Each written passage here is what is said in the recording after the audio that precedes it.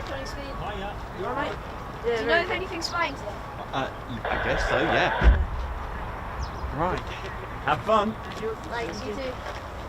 Last is 846, pretty low level. Okay, fly low level. Well, you got F-15s taxiing now, so there you go.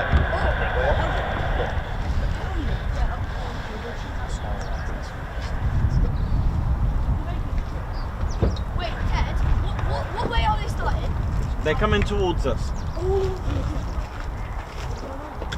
Okay, right. Should we go here? Wait, what if we go so that we can get the things? And also, we can get beside them. Guys, I know the perfect spot. How we doing, ladies, gents, and teddy bears? Welcome to a bit of a drizzly RAF Lakenheath. Hope we're all good and well. A little bit grim out here at the moment. There's a few showers coming towards us.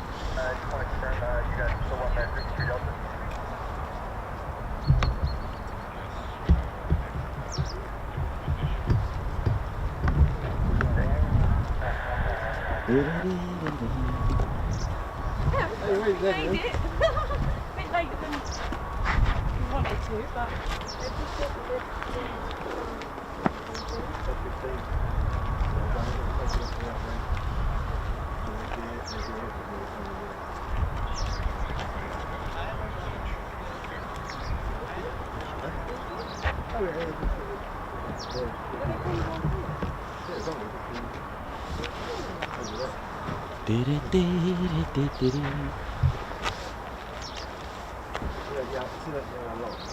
How much the old paint job cost you? That's all good. Yeah. Very interesting. How we doing, ladies, gents, teddy bears? Welcome to a very wet RAF Lakenheath, and we're going to try and stay dry in this if we can, if it's possible. It's time to get the old rain cover out, that type of thing. It's very, very grim at the moment. And here we go.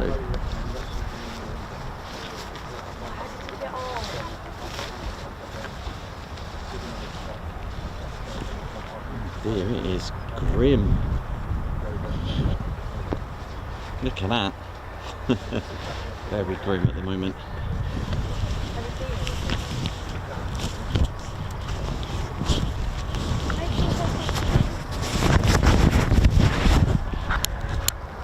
Okay, we're going to start to lose a bit of sight.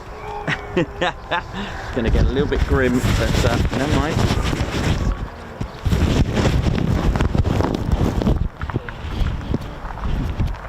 Oh gosh, it is.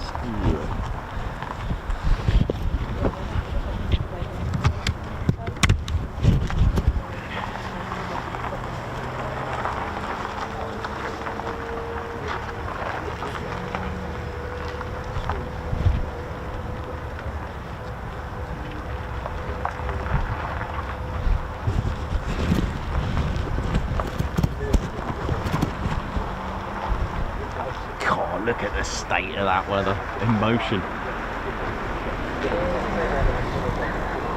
It's so loud. Some people find it annoying. Leaves the ground.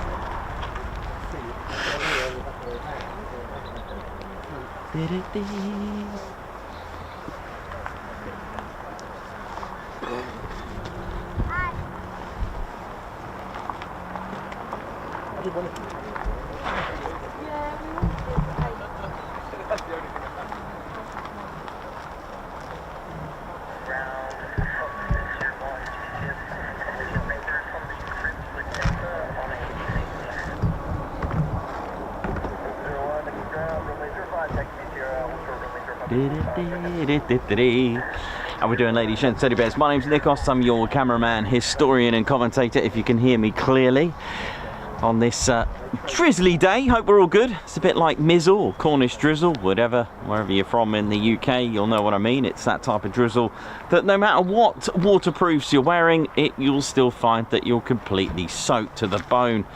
Welcome to the show. Welcome to a very popular station where, for some of you, it's one of your favourite. It is indeed the one and only RAF Lakenheath, home of the 48 Fighter Wing, with our 4 combat-ready fighter squadrons. The 492nd Fighter Squadron, nicknamed the Mad Hatters, locally known and lovingly known as the Bowlers, guns up.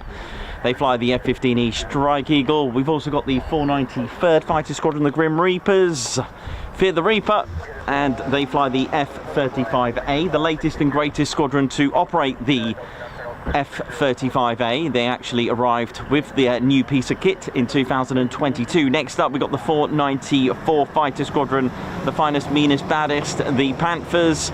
Bleed red, they fly the F-15E Strike Eagle, and last but not least, making history, in fact the longest of being inactive of the 4 squadrons. They were initially part of the famous 4 of the 48th Bombardment Group Light back in 1941.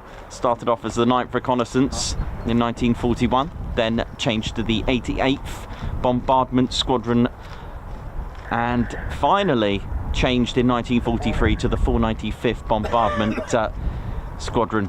But they also had another name, the Fighter Bomb Squadron, as well. But coming back to modern times, 15th of December in 2021, they made not only the United States Air Force in Europe, pronounced USAF, the very first unit to operate the F-35A amongst the USAF force. That's the 3rd Air Force, and they are indeed voted as the most popular choice to be renamed the Valkyries. That's right, the 495th Fighter Squadron. Sounds like we've got quite a few down there at the minute. Let's see if I can have a little visual, see what we got down there. That's a bit better, isn't it? Looking a bit better over there. Let's see what we've got. Got the old waterproofs on. You know how it is, like we're going swimming or something. There we go, F-15E Strike Eagles there on the EOR. Runway 5 in use, so they're coming towards us due to the wind direction. Departures and arrivals, of course, the runway in use is governed by the wind direction.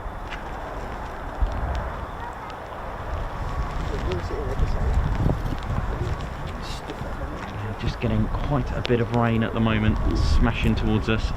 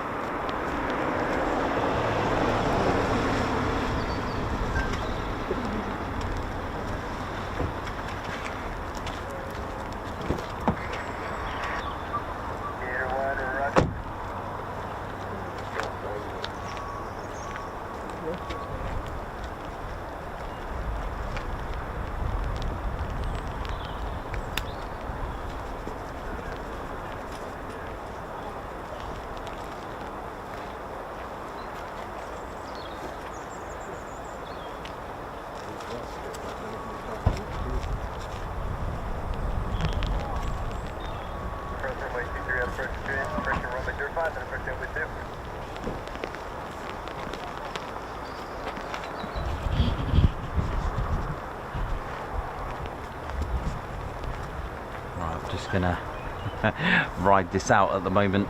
Bit of emotion, as you can see there. Look at the state of that. Shocking, isn't it? Look at that. Absolutely horrendous.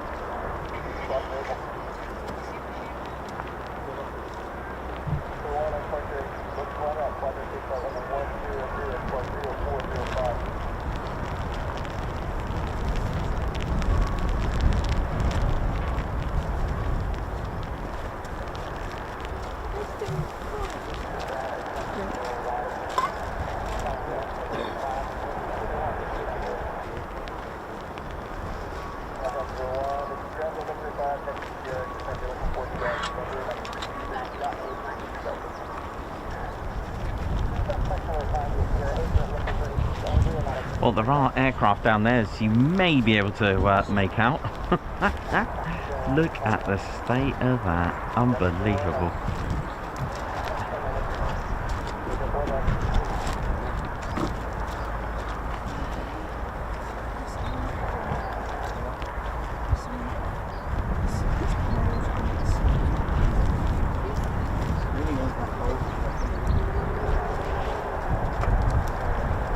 Well, I think something's taken off, who knows.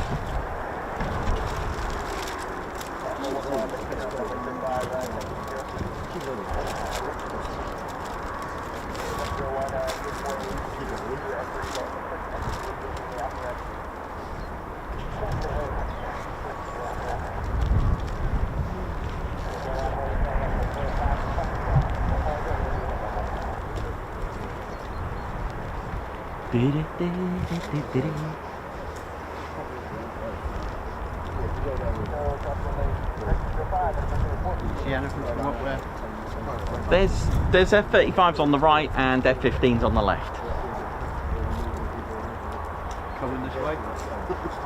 Hopefully.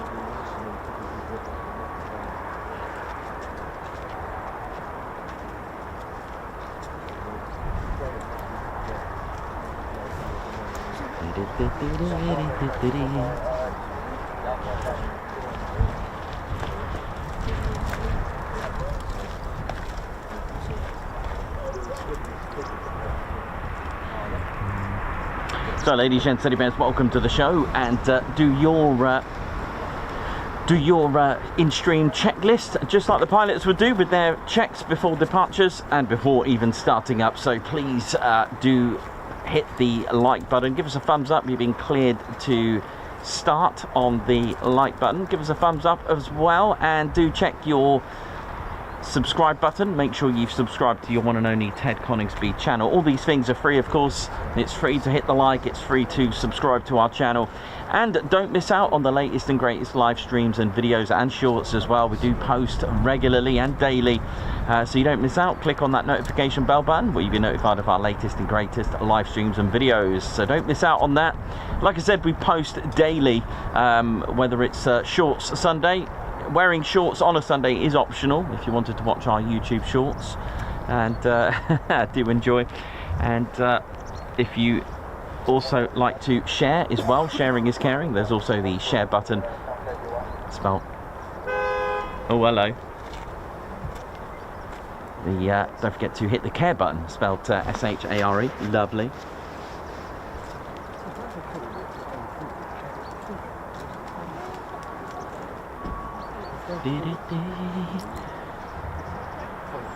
So runway 05 in use does make a nice change as well.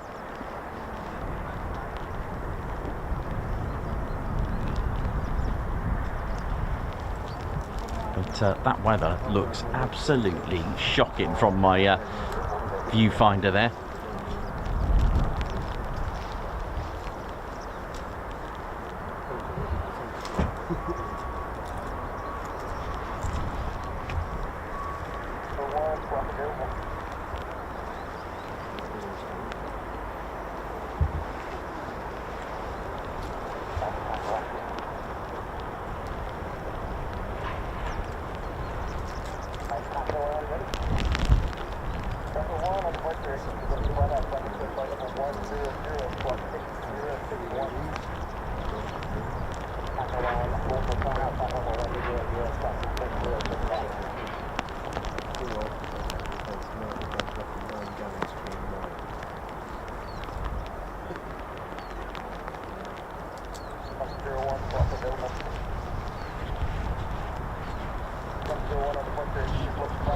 Goodness me, it is extremely bad, isn't it?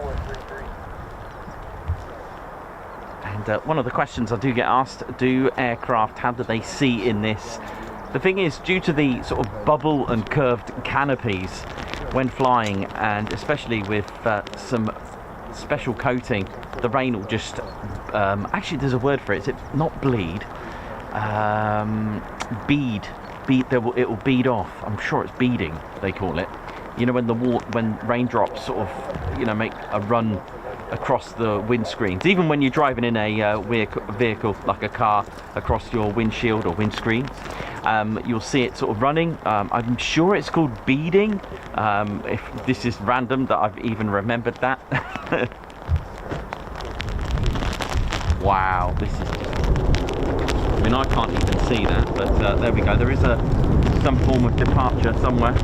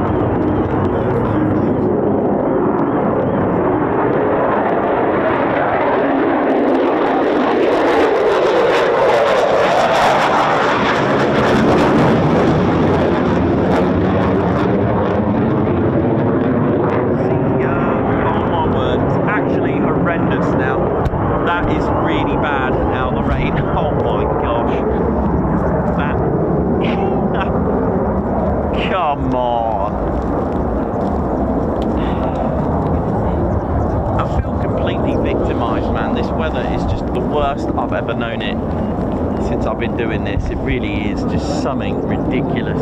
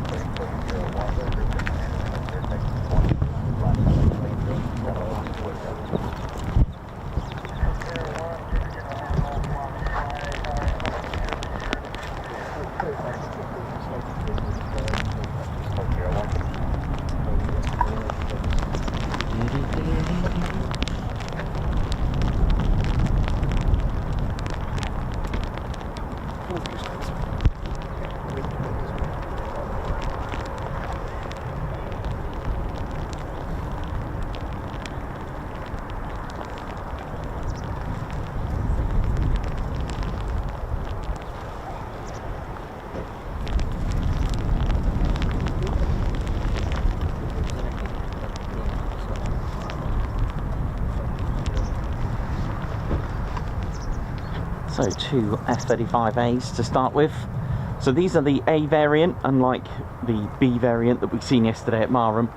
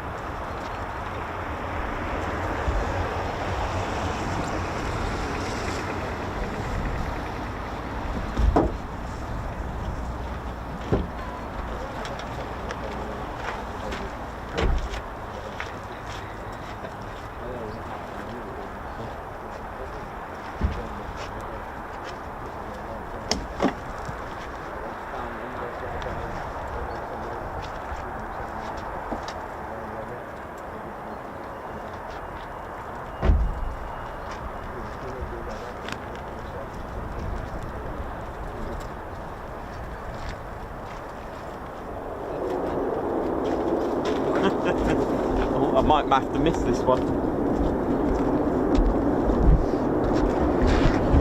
I might miss this one, I'm afraid. Just doing a few adjustments, so I'm really sorry about this. But I might get it on time. Here we go.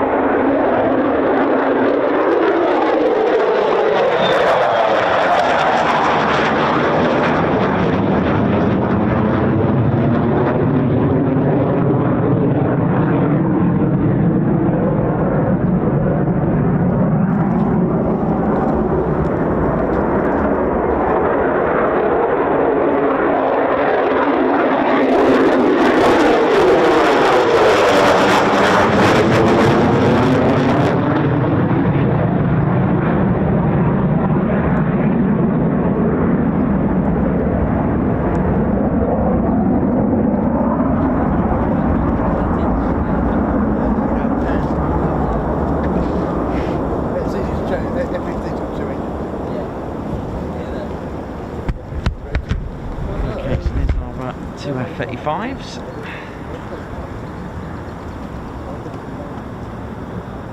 Okay, it's clearing up a little bit. Let's have a look. I don't think we've got any more.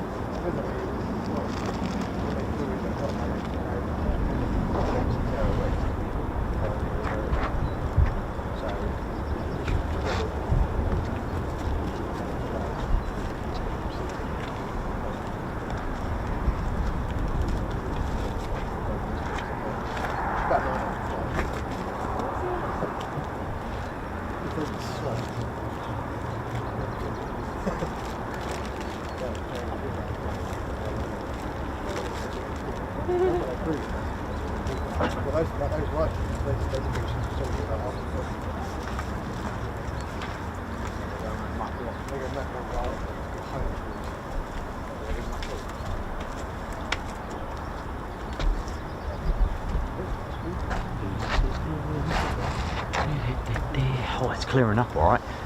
That's better, isn't it?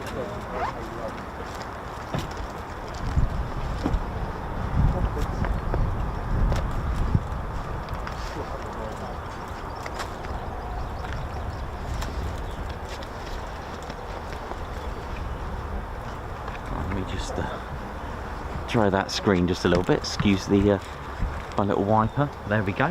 That's better, isn't it? Actually see something now.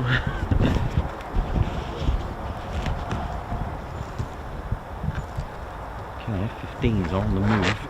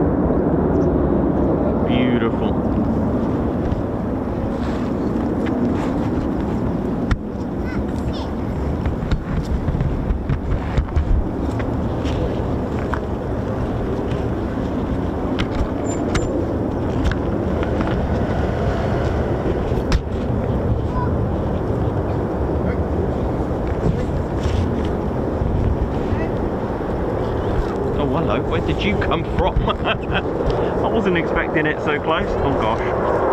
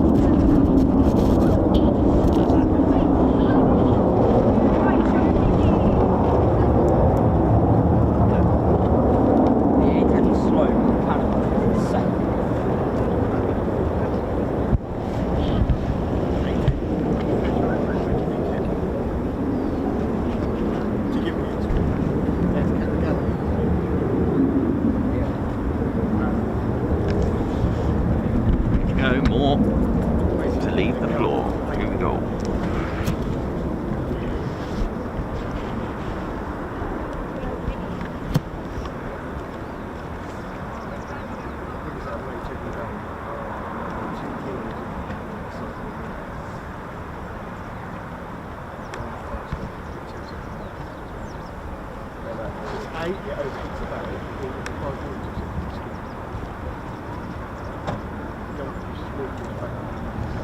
welcome to a very soggy RAF Lakenheath.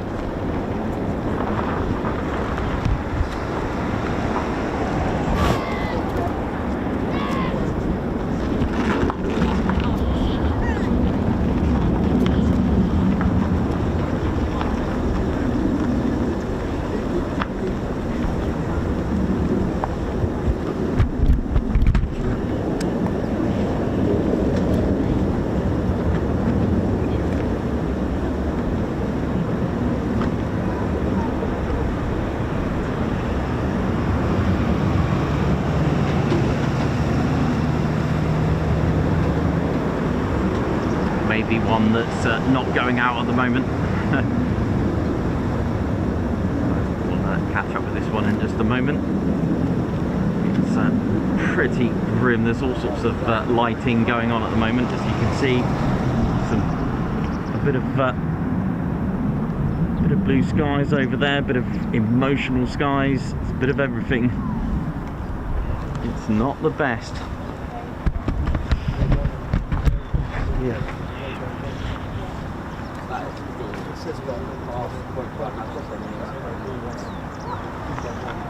Exactly, that's crazy. A few minutes, total like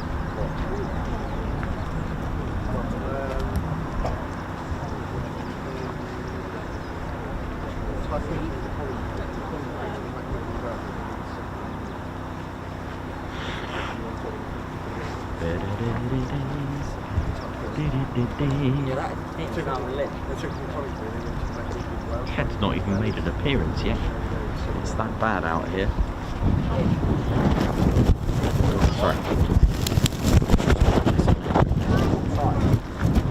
Better for me.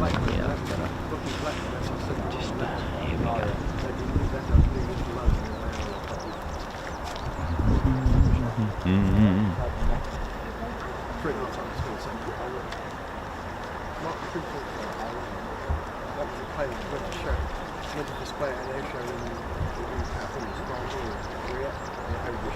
That is the thing that just took off like 5 minutes ago.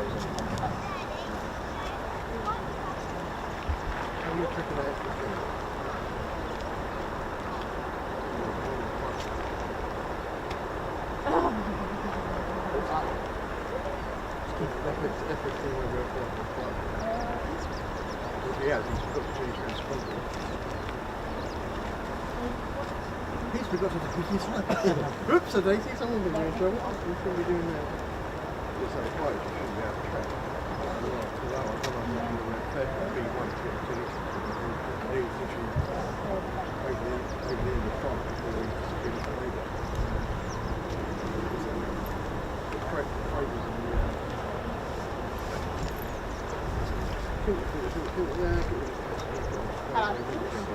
How you doing? All right there? Good. How we doing, ladies, gents, teddy bears? Welcome to the show. Hope we're all good and well. Yeah, absolutely. Thanks a lot for answering that. You have all aircraft have to have their transponders on. They don't fly without their transponders on. If they do that, they'll be in serious trouble and potentially could cause a serious incident in the sky. The reason why you can't see them on your flight radar or ADSB or any flight tracking system, a few reasons. One, there are several modes that they can use, and also their data on ADSB out can be turned off. Okay, so that's why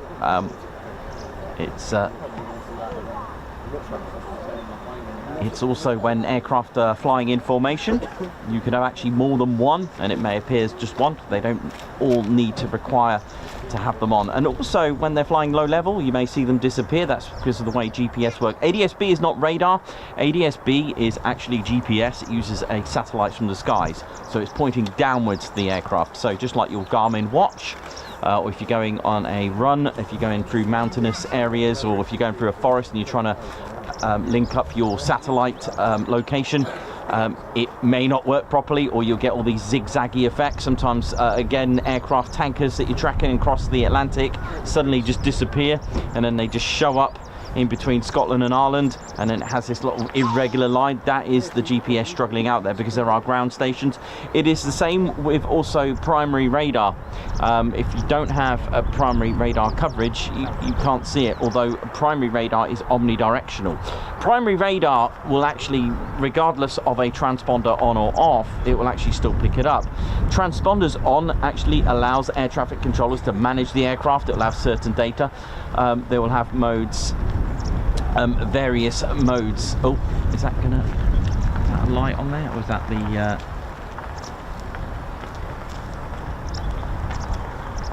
yeah, there are various modes such as mode A and mode S as well. Mode S has all the data, so if mode S isn't on, then they won't get a lot out of it. Mode S will have altitude, speed, but ADSB will have a lot more data. It's quite recent.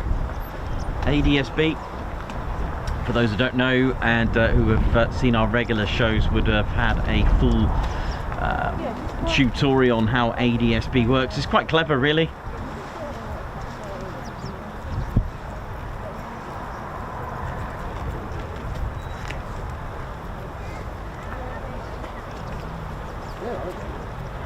When the rain stops, I will show you an ADSB diagram if I get a chance.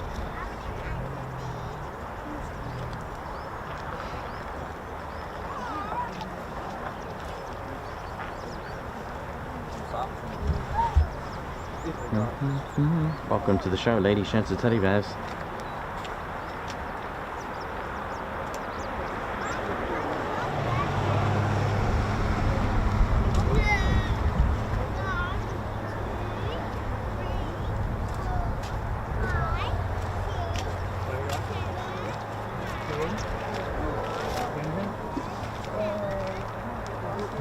PAR approach, well, that stands for Precision Approach Radar.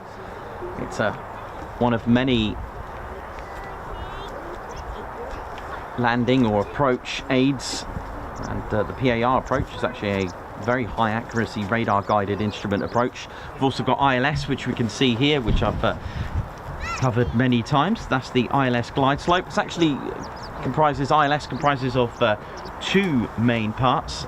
ILS, instrument landing system, and you've also got the, may have heard on your radios, a local, or unless you're a pilot as well, you would have heard localizer. The localizer's over here.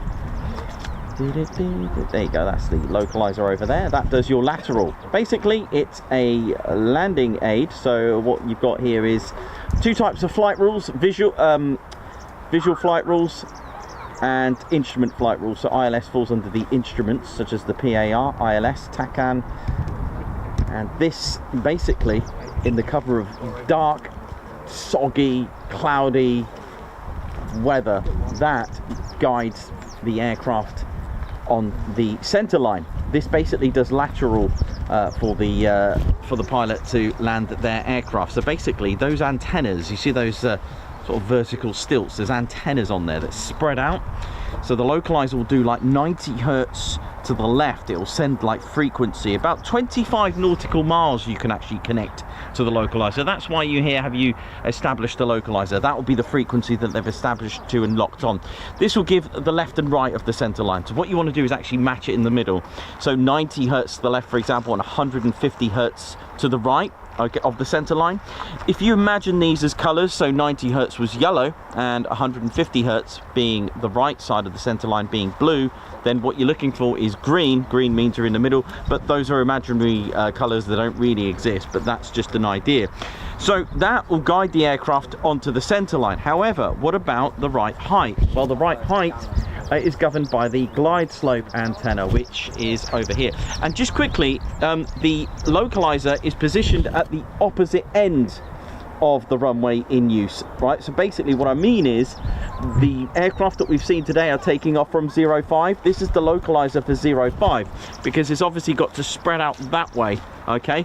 So the localizer for this runway here, runway 23, will be positioned all the way down the other end, all the way down there. So the glide slope antenna though is positioned at the literally at the glide slope, and it's set to a particular degree.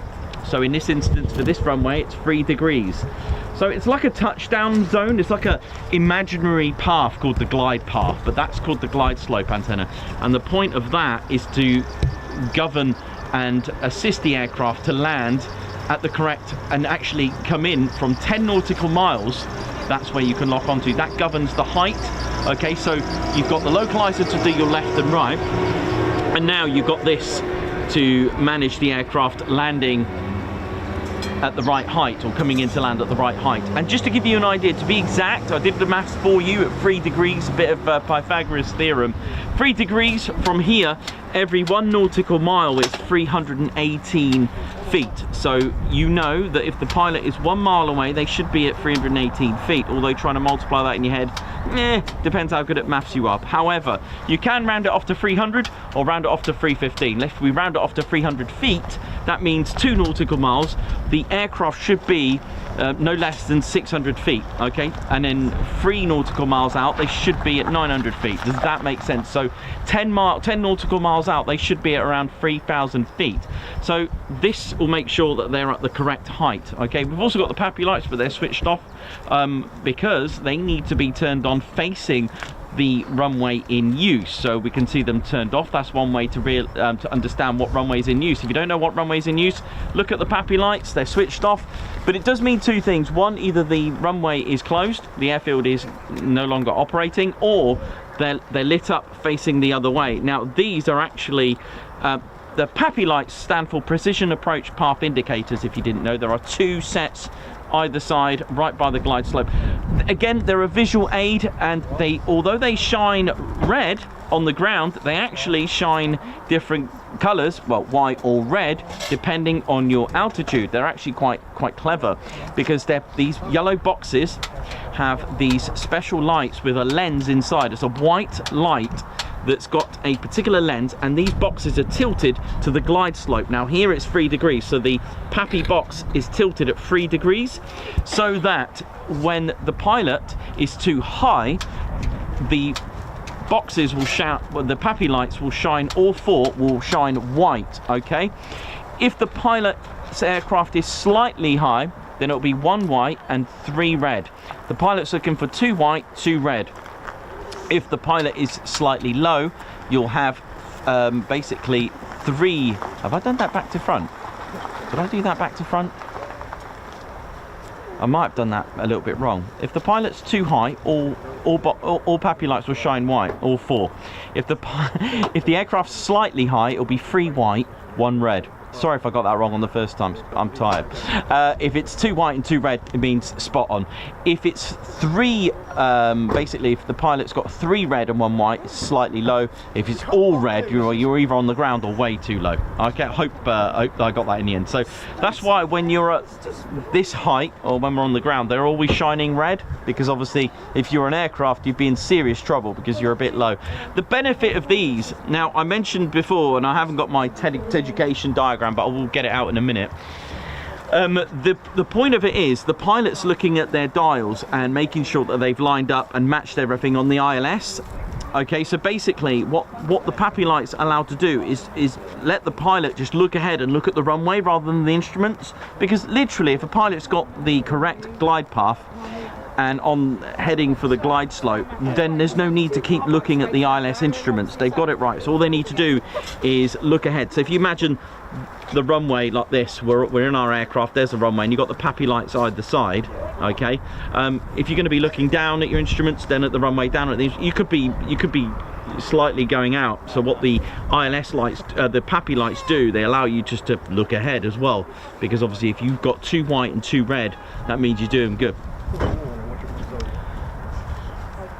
Right, hopefully that rain has stopped.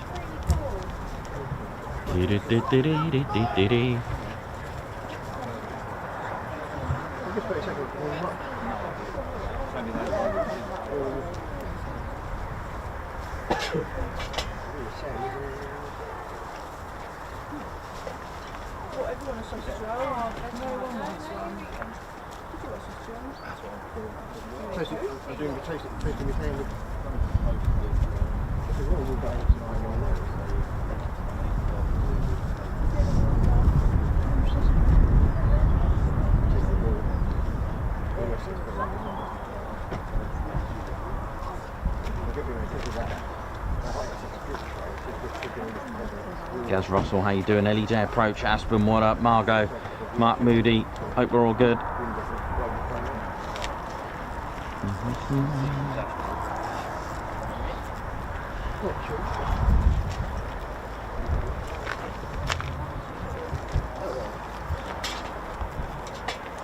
Oh, I think it's safe for Ted to make an appearance.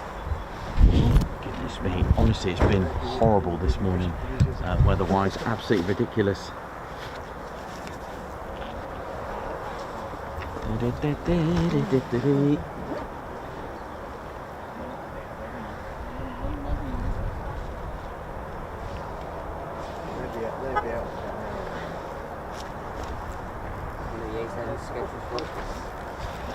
My name's Nikos, I'm your cameraman, historian and commentator. This is our squadron leader Ted Coningsby on the controls. Welcome to the show everyone, and a very warm welcome. I hope you enjoyed yesterday's sunset vertical landings from the F-35Bs at Marham. Wasn't that just great? And out of the 3 landing pads, it was pad 1 that I was hoping for both of them, because you don't always get that. It was a flight of 2, but one waited, one did a circuit, so that they could both use pad 1, which was amazing, which gave us a lovely, wonderful view of the F-35B's 2 vertical landings, which was amazing, wasn't it, Ted? I hope you enjoyed that as well. So been trying to get you a nice mixture this week, and wasn't actually going to come here today, but due to popular demand and all that, but we were going to go to have a little surprise for you today. But hey, you never know, the day's still young, isn't it, Ted? Yeah. Off he goes. Off he goes. So interesting about the ILS as well, that each, because of frequencies, and especially with Mildenhall being just 5 miles in the direction of the backwards crow flying, yes, they kind of overlap each other. In fact, they're probably less than 5 miles in the direction of the backwards crow flying, because they have what's called a CMAT. So normally you've got a MAT, so military air traffic zone. Well, because they're so close together and combined, they are managed by they are managed by Lakenheath Tower. Okay, so both Mildenhall and Lakenheath traffic is actually managed by Lakenheath Tower. That's called RAPCON, part of the 48th Operations Support Squadron. Now, that's called a combined military air traffic zone. Okay, so basically Mildenhall is 24 hours, and with the 2 runways with different numbers, although they're quite close together, they form a CMATs, and it's controlled by RAPCON. RAPCON stands for Radar Approach Control. You have an approach controller, and they will deal with all the approach, but you've also got the management of all traffic here as well. Now that's not to say Mildenhall's tower is not manned. It is, because you're going to need a ground frequency for engine runs, startups, and that kind of thing as well. Actually, this forms part of a tri-base, because there are actually 3 stations quite close together. So we've established Mildenhall. Mildenhall was built in 1934. We mentioned yesterday, 99 Squadron were the first to operate there. They were operating the Handley Page Hayford, who today they're operating the C-17. Now, that was in 34. In 1936, RAF Feltwell, which is at my 5 o'clock, again the same sort of distance, Feltwell was operating their first aircraft, the Handley Page Harrow, in 1937, and eventually in 1938 the Wellington, along with everyone else. Mildenhall and oh, looks like we've got an arrival already.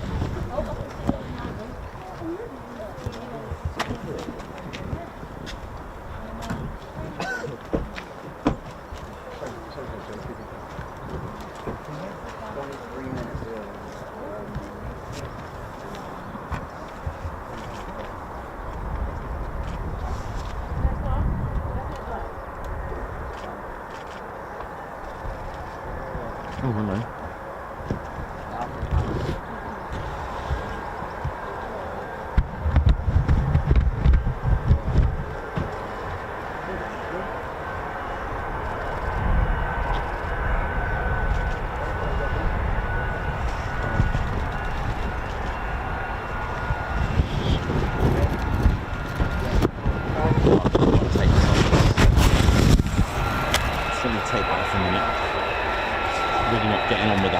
Sometimes I have good days with it, sometimes I don't.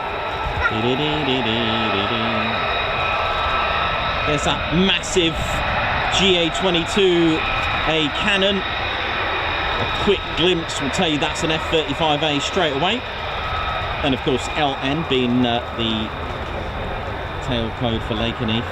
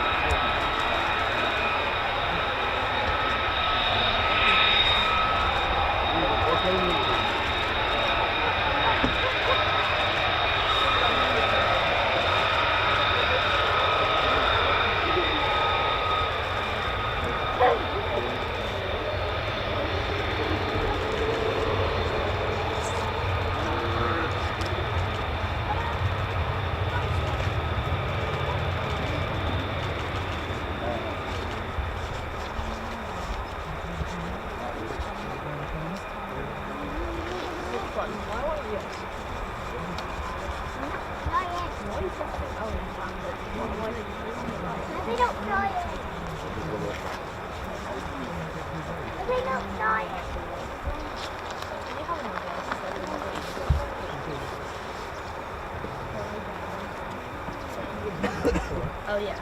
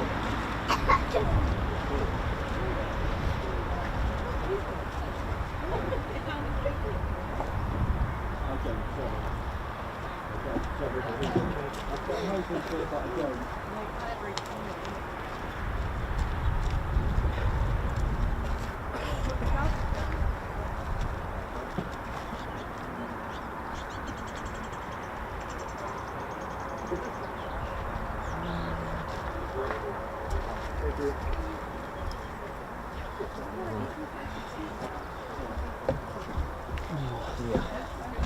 that's it. Hello. Yeah, it's fine. Do you want to just bring it even closer? It's up to you. I'm not going anywhere, so. No, that's all right. I drove in to try and get a better space. It's fine. It's fine. I'm not going anywhere. Leave it there then. Just fine. It's fine with me. Yep, it's fine with me. No problem at all. It's £10 a minute. Just kidding. £10 a minute, we want your signature. No, I'm only joking.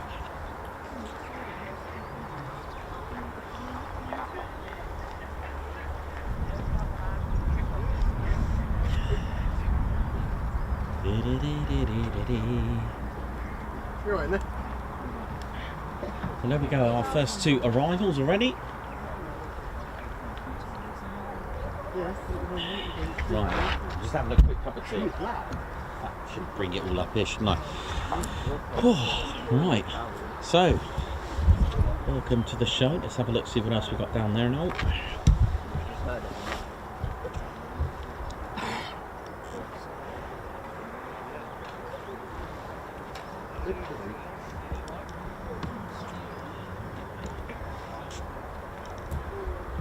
Yeah, welcome, ladies, gents, and teddy bears. Of course, a big shout out to RAPCON, as we just mentioned them briefly there. 48th RAPCON. There they are, the Operations Support Squadron and the Communication Squadron. How are they all doing up there? Don't forget, 48th Fighter Wing comprises of many trades, of course, from the 48th Medical. Big shout out to them. Tommy, how you doing, man? Tommy used to be here. We do miss you, Tommy. You know who you are. And of course we've got the 48th Operations Support Squadron, Communications, there's so many. The Fighter Generation Squadrons, of course the Fighter Squadrons, but the actual flying component is actually the Operations Group, the 48th Operations Group as well. So there we go. And for those who don't know, the 48th Operations Support Squadron's Radar Approach Control, RAPCON, they're here, inside there. Big shout out to them, who there behind the scenes in front of, or behind the 15-degree angled tinted air traffic control tower. Question from you from the RAF. Hello. Oh, hello.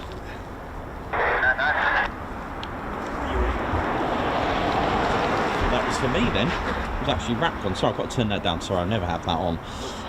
But yes, welcome. And basically, they will manage the aircraft of here and other civilian and military aircraft alike. Now they basically assist aircraft to take off literally from surface to 20,000 feet in a radius of 60 nautical miles, and we're talking about literally helping a pilot take to the skies literally from windows blacked out all the way to 20,000 feet.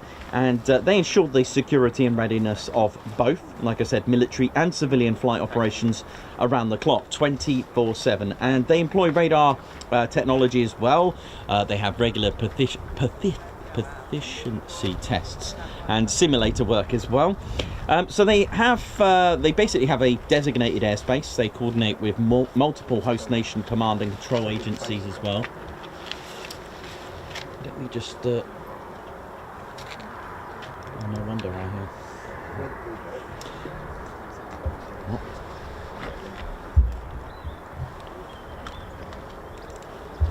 I can hear sort of aircraft. I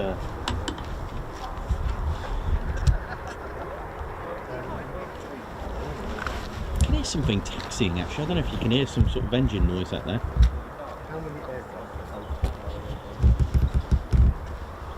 Sorry, just excuse. Oh, hello. What's that down there? Oh, it's an F-35.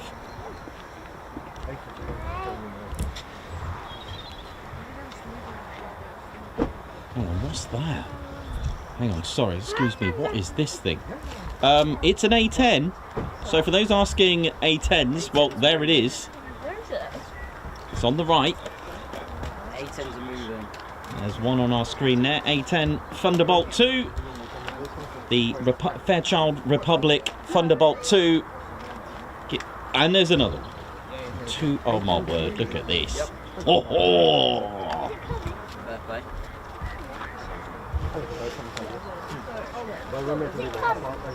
That looks pretty cool. So just quickly, the RAPCON, they'll be assisting these aircraft right here. They have an assist controller and an approach controller. The approach controller is talking to the aircraft, and the assist controller is writing down their altitude as well. There's a lot of collaboration between RAPCON and the pilots, and that, for me, you know, hang on a minute, are they going out straight away? Nikos, hang on a minute. Just passing. See that grey thing moving? Here we go, A-10. Yeah, A-10's moving out. Thunderbolt 2, here we go, let's ride. Down there. See that grey thing moving across from right to left?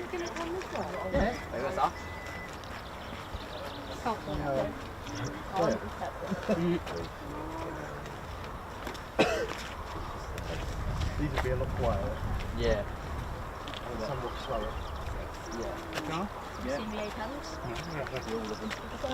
Three of them catching out.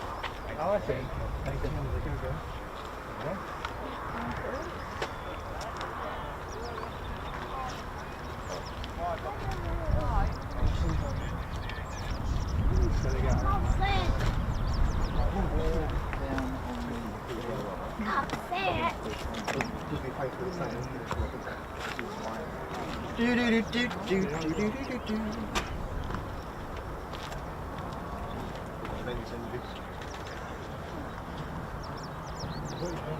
Yeah, exactly. So it's not the size of your lens, what you do with it. I think people with big lenses would compensate as well. Not the size of the ship, it's the length of the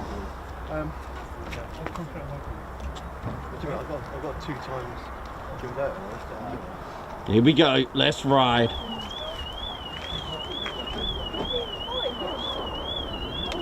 One.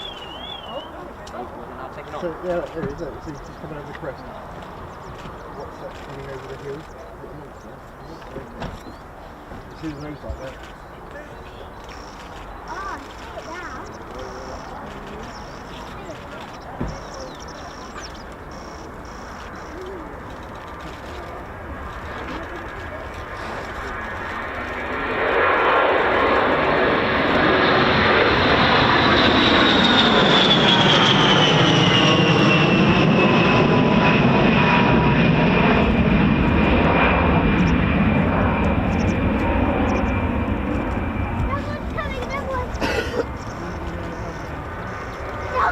Keeping it low for the show.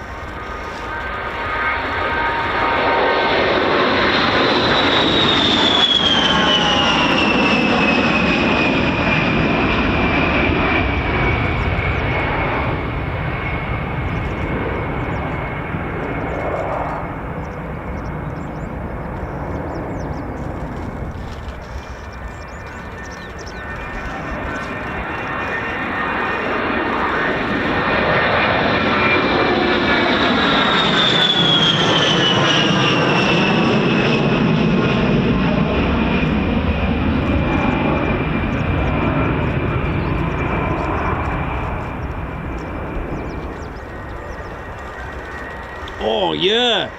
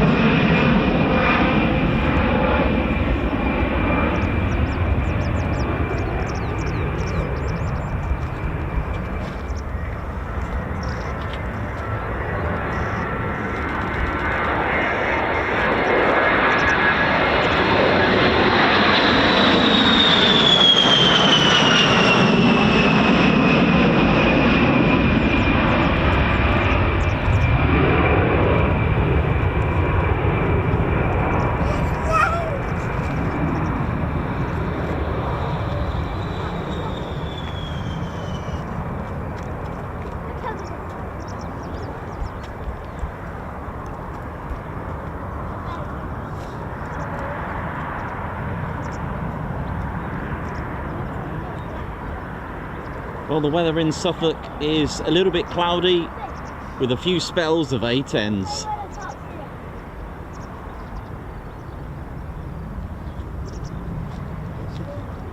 Beautiful.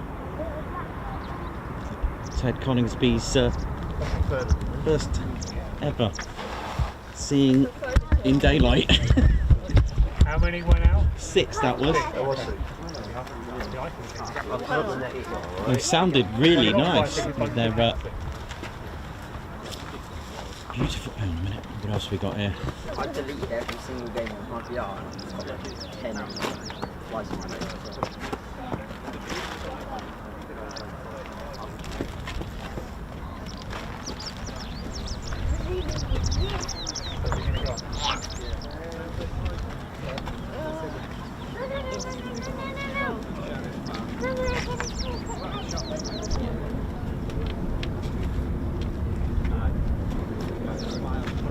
They won't come back here, will they? I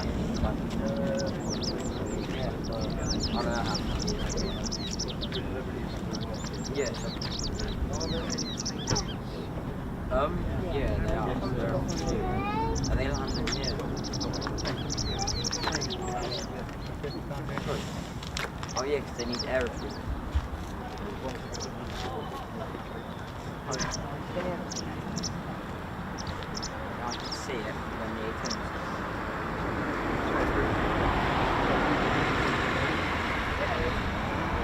Well, that was a lovely surprise. Yeah. Here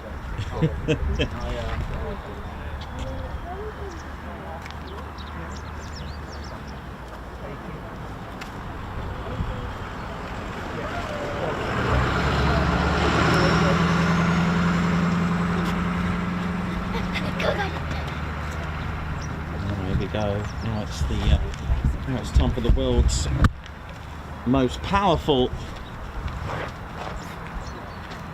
fighter jet engine, the Pratt & Whitney's F-135 PW100. Here we go. Apply to the F-35A. It's time to ride.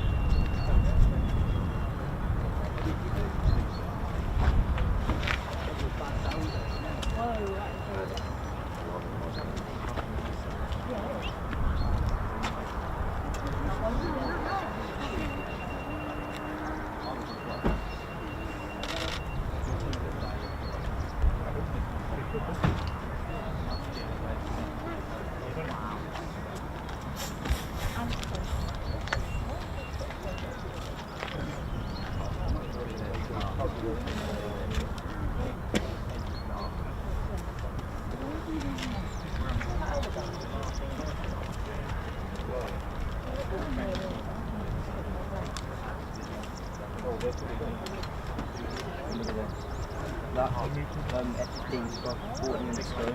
It's now there.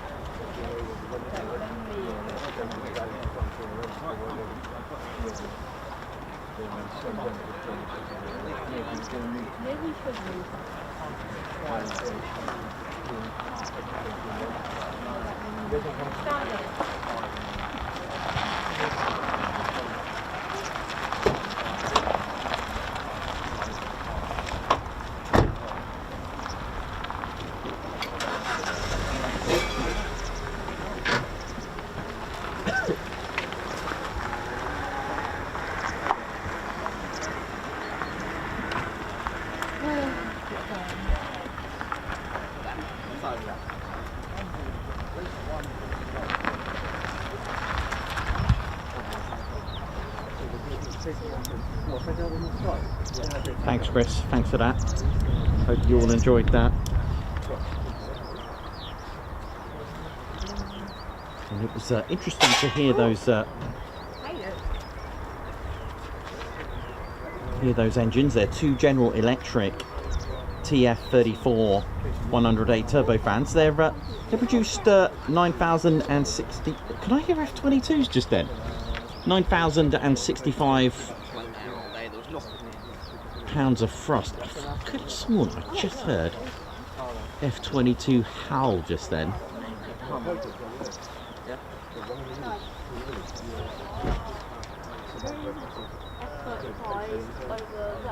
So max thrust combined just over 18,000 pounds, the Thunderbolt, but of course that, just like its predecessor, oh here we go, 43,000 pounds of Pratt & Whitney coming at us right now, here we go.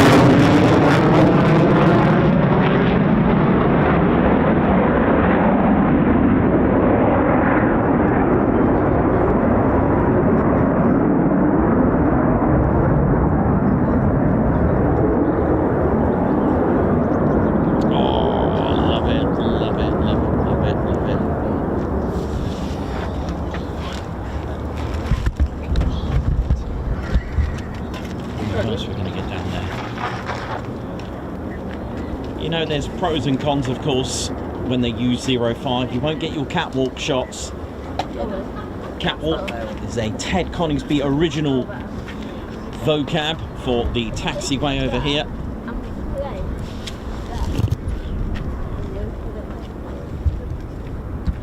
There we go, that's what I first started out. Lots of different Ted Coningsby vocab, like the bingo cards from inspired by Bryce Norton. I come up with that because it was like, you know, like models, they strut their stuff. Well, we've had more models than George Armani down there. And then over here we've named this the Warrior Walk, named after the Lakenheath Warrior that was excavated.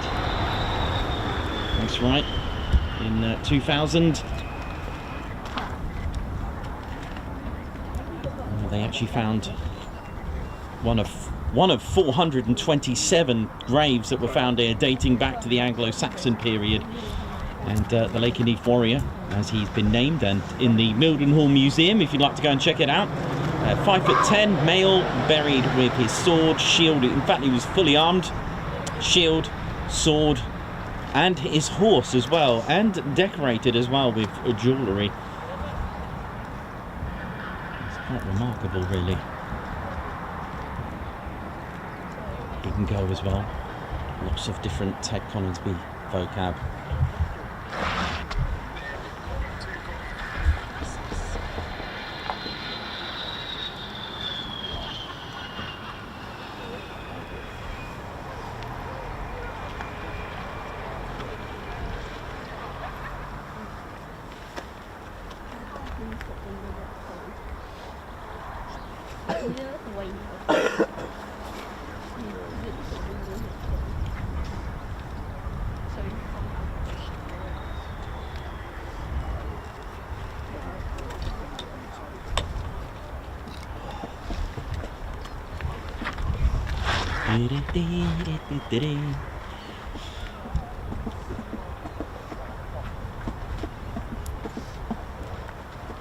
So yes, where are we? Rapcon. How are we doing, Rapcon? Sorry I had to leave you there. Hope you had a good intro anyway of what Rapcon do. Again, air traffic control is very important part of any aerodrome and airport. Everything does not move.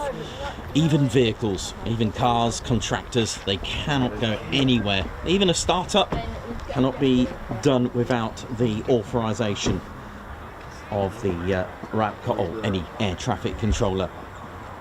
So for those that don't know, just a quick one, RAPCON stands for Radar Approach Control. They're part of the operations 48th Operations Support Squadron and their communication squadron.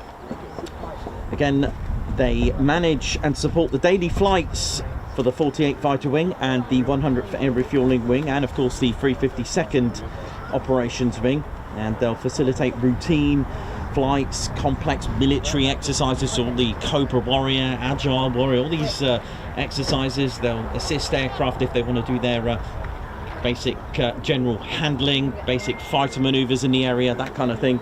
They have an assist controller and an approach controller. The approach controller is the one that you may hear talking to the aircraft, and the assist controller is writing down, just like they do in the movies, where they write down the aircraft and then slide it in on a board. And there's, again, constant collaboration between the RAPCON team and the pilots. That, of course, is without doubt absolutely crucial.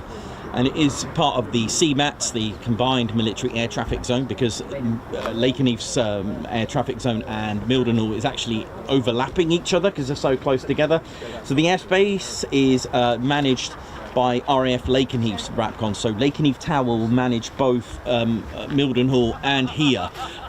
They are close together, and Mildenhall being 24 hours, it makes sense to have one dedicated to it as well. So it can become congested, especially during large force exercises as well, and in filthy conditions sometimes, like we've seen today. So they will undergo continuous extensive training as well.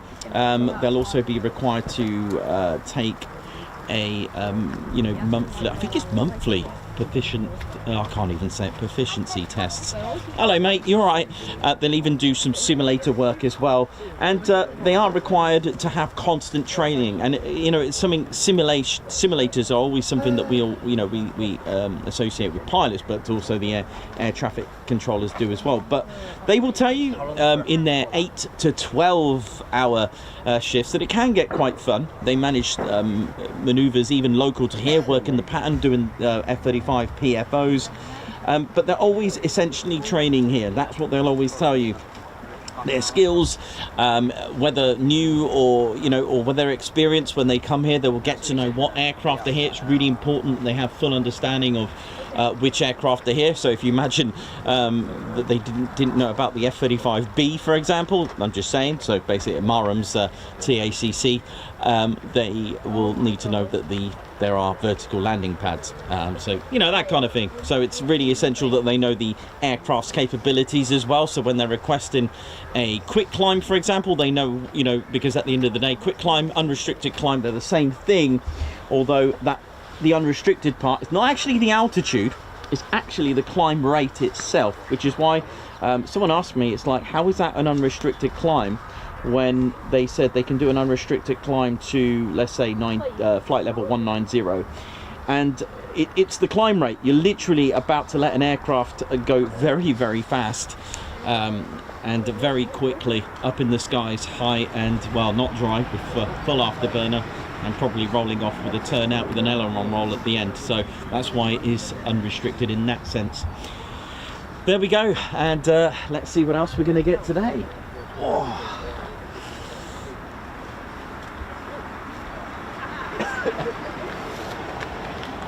Big shout out to all roles, the LE, the SF, OSI, again a security component of the 48th here. Big shout out to them, doing a wonderful job. And again, we are in the official aircraft viewing area, although it's lovingly known as the bird watching area.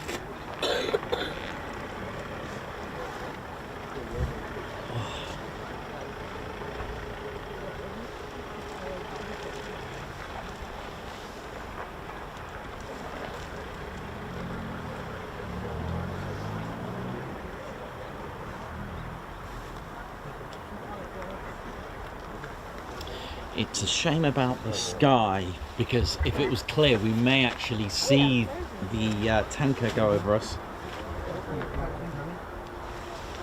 Do have an aircraft just coming into land, if I can be quick enough to catch that for you. There we go.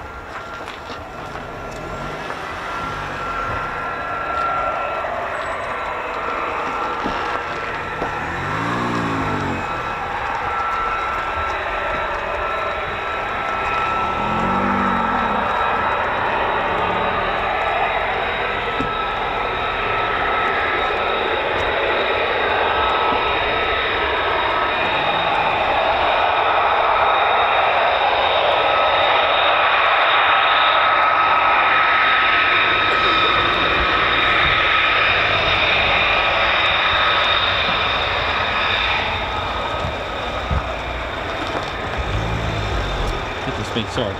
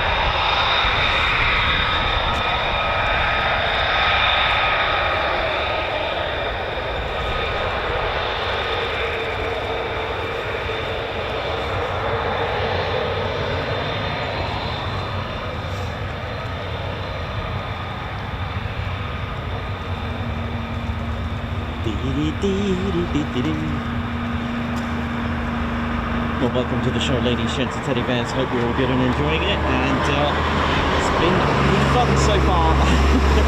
I know I had a bit of a late one last night being at Malvern. It was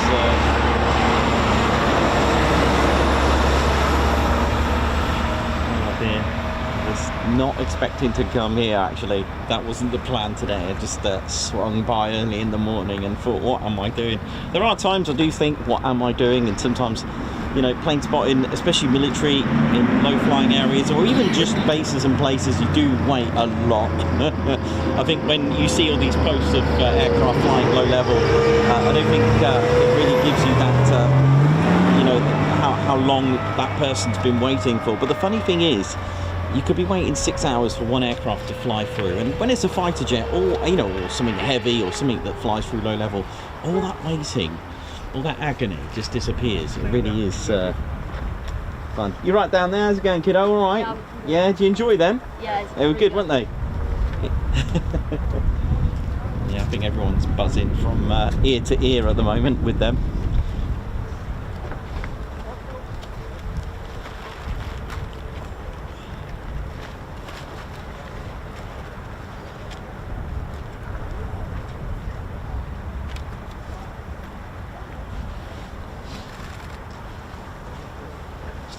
Oh,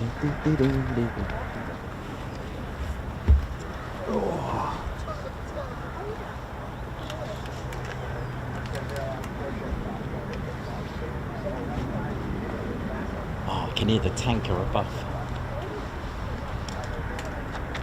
If it was blue skies, we may... What on earth is that over there? Bit of smoke over there, isn't it? Hope everything's all right over there. Someone's obviously burnt the sausages over there. Sorry. It's all in good faith. It's all in good faith.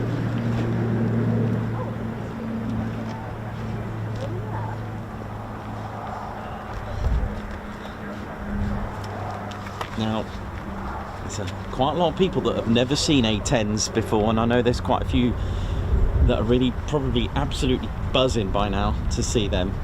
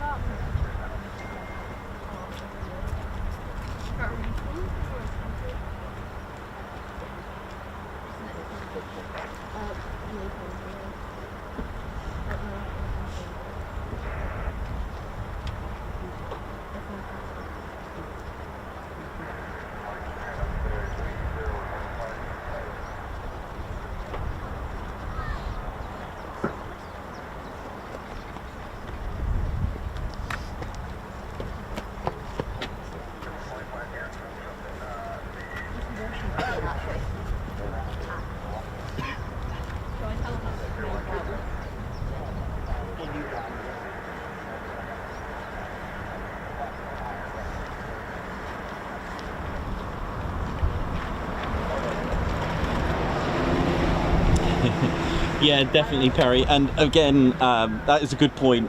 And for those that have seen them before, would have seen them at Bentwaters, Alconbury, Woodbridge, and I'm sure there's going to be quite a bit of nostalgia for you all, definitely.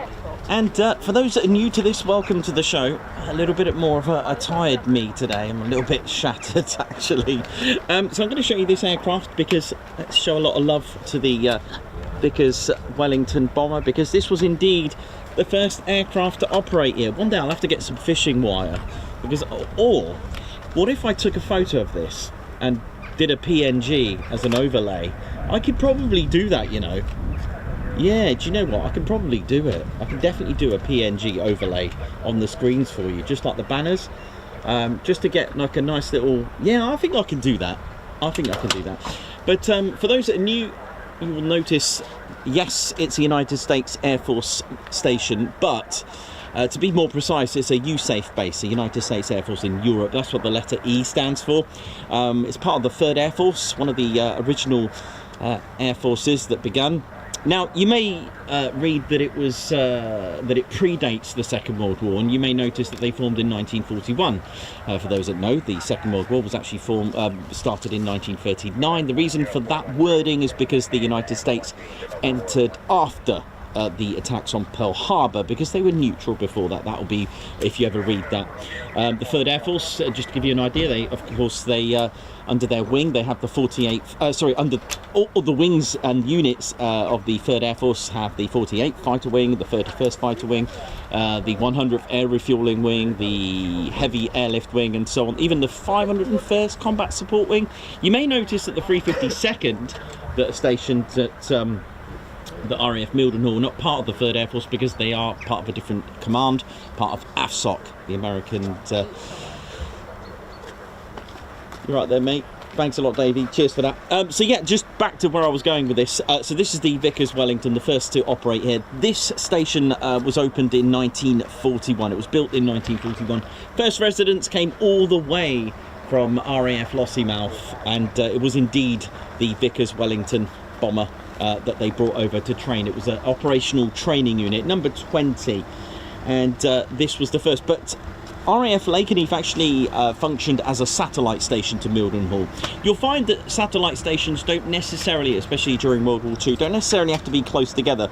If you look at Barkston Heath at Cranwell, that's one of them. You've also got the various satellite stations. So for example, Coningsby, yes, it's close to Woodhall Spa, but for Mildenhall they had 3 satellite stations, so Lakenheath, Tuddenham and Newmarket Heath. Faltwell was its own functioning station. Okay, so that'll be a little bit of history for you. But it carries the name Royal Air Force, but it's operated, and it's been operating for the United States Air Force since 1948. The 48th Fighter Wing actually arrived here same year as the Beatles formed, on the 15th of January of 1960. But our Vickers Wellington here had a very successful, for me, it was the most produced Royal Air Force bomber of the Second World War for the Royal Air Force, with 11,460 or so that were built. You can see the geodetic airframe that you can see here, a bit like the lattice on this fence, the chain link. You can see the examples here. It was done that way. It was designed by Sir Barnes Wallis, and he did that so that the aircraft itself can take battle damage, easy to repair. But although it looked complex, he provided diagrams for for companies and manufacturers to actually build them, and they could take a lot of battle damage, and the rest of it was covered in like Irish linen, I believe it was, as well. Geodetic was the name he gave, although it is also known as geodesic airframe. But a little fact for you: any Vickers aircraft beginning with W featured the geodetic airframe. And like I said, it can take a lot of battle damage as well. And first of all, the first Marks was powered by the Bristol Pegasus engines, 1,000 horsepower, but that improved. On the Mark IIs, quite rare, they had featured Merlin engines, and then Mark III onwards they provided the twin engine bomber with the Bristol Hercules engines, a good 1,500 horsepower punchy engines, and through the Marks it went up and up. It was made in 16 different variants and served with various air forces, such as the Royal Canadian Air Forces as well. A beautiful aircraft for me, and could take 4,500 pounds of payload. Like I said, it had a very successful history. Of all the 11,461, there is one fully complete airframe, and that of fully complete Vickers Wellington, and that's at Brooklands. The one at Cosford isn't quite complete. I think they're still working on it.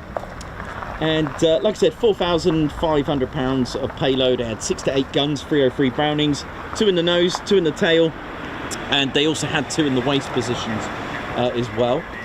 Max speed, that improved. It started around 235 onwards to about 250 at a push, I think it was, when the later models come out as well. Had a good range of way over 2,500 miles, which really took it on to become one of the most sort of happy serving. It wasn't a 4-engine heavy bomber or anything, 4,500 pounds of payload wasn't severe, but with its crew of 5 or 6 and a wingspan of 86 feet 2 inches, it served well. Had a length of 64 feet and 7 inches as well. Empty weight is 18,556. I love my empty weight facts as well. So the squadrons that were based at Mildenhall, one of them first of all arrived here as well in 1941 as well. That was 149 squadron, and eventually 199 eventually moved here. And by 1943, both Lakenheath was actually functioning as an independent station. But if we roll back a bit, in 1942 they converted to the first ever 4-engine monoplane heavy bomber, which was indeed the short Stirling bomber. And during 1942 in November, Lakenheath was subject to become a Victoria Cross station. Wow, look at that up there. It's quite cool, isn't it? If I can hurry up and get it.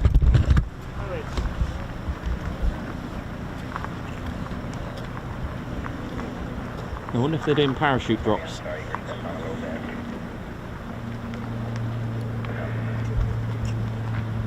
Nice and quiet, wasn't it? Lovely.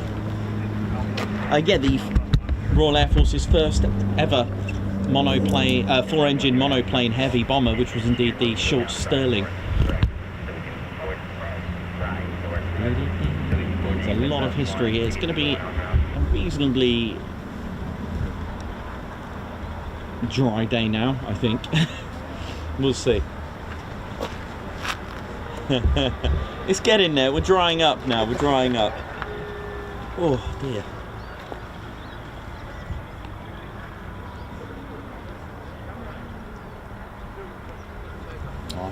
big shout out to Sunny D. Hope you're well, man. Hope you're all good. And well, thank you very much.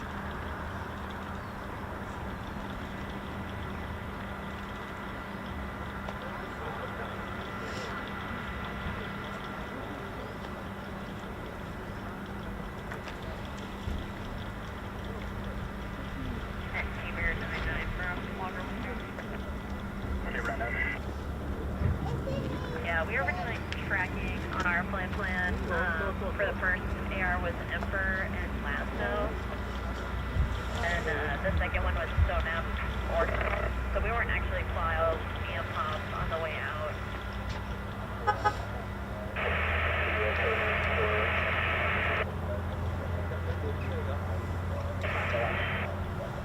Lilo Doublefly, how you doing? Hope you're good.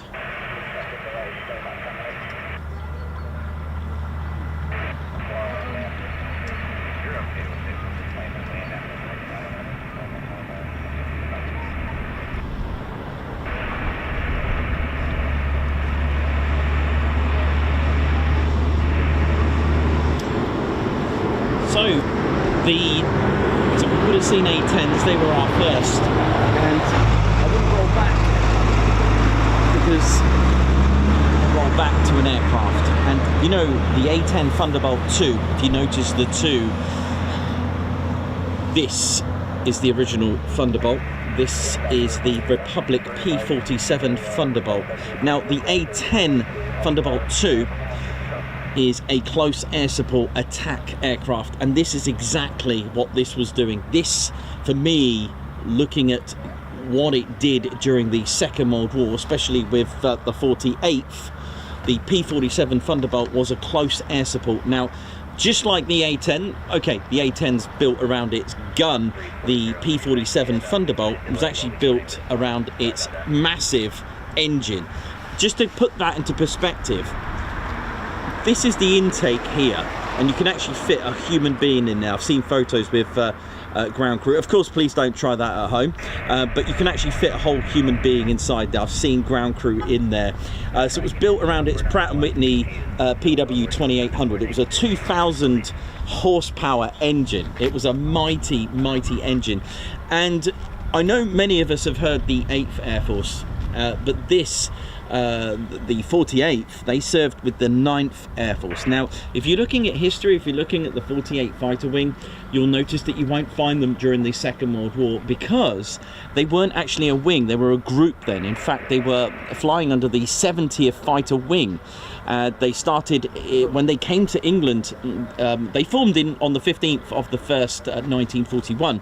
But when they moved to England, so a lot of the men would have set sail on the Ile-de-France and the Queen Mary. They would have set sail and to Scotland, and then got a 2-day train journey, and they found themselves at RAF Ibsley. It's near Bournemouth, down the south, and it was a tactical command, and the 9th Tactical Air Force, and they, like I said, you would have probably heard of the 8th Air Force. I don't know many that haven't heard of the mighty 8th. They took care of attacks on ground, you know, literally strategic targets such as aircraft factories, the bombing. But don't forget, the 8th Air Force also had fighter groups as well, so a lot more escorting the bombers to their safety, and aerial combat was their thing.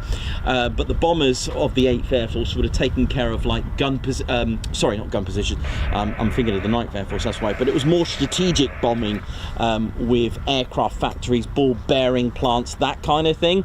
Whereas the 9th Air Force, they literally supported the ground. Okay, they supported the army on the ground, the 9th Army, and also they took care of close air supports as well. So when they needed to, actually it was more like a GR4. Okay, they'll take care of taking out light vehicles, trains, locomotives, gun positions, there we go. But they were subject to a lot of anti-aircraft fire, a lot of the flag. You know, they had to be literally luck of the draw. So they were literally taking care of anything on the ground, whether attacking it or looking after it. So looking after the army. So how do you do that? So the army are pressing forward, so especially after the Normandy campaign. In fact, just to let you know, they took part in about 2,000 sorties of the 14,000 sorties of that Normandy campaign with the Allies. They were awarded plenty of awards. There was one in Belgium as well that they got as well. And so how do you do that? So as the army press on, you may have seen it in the movies where the army is stuck. There's a bridge in the way, sorry, excuse me.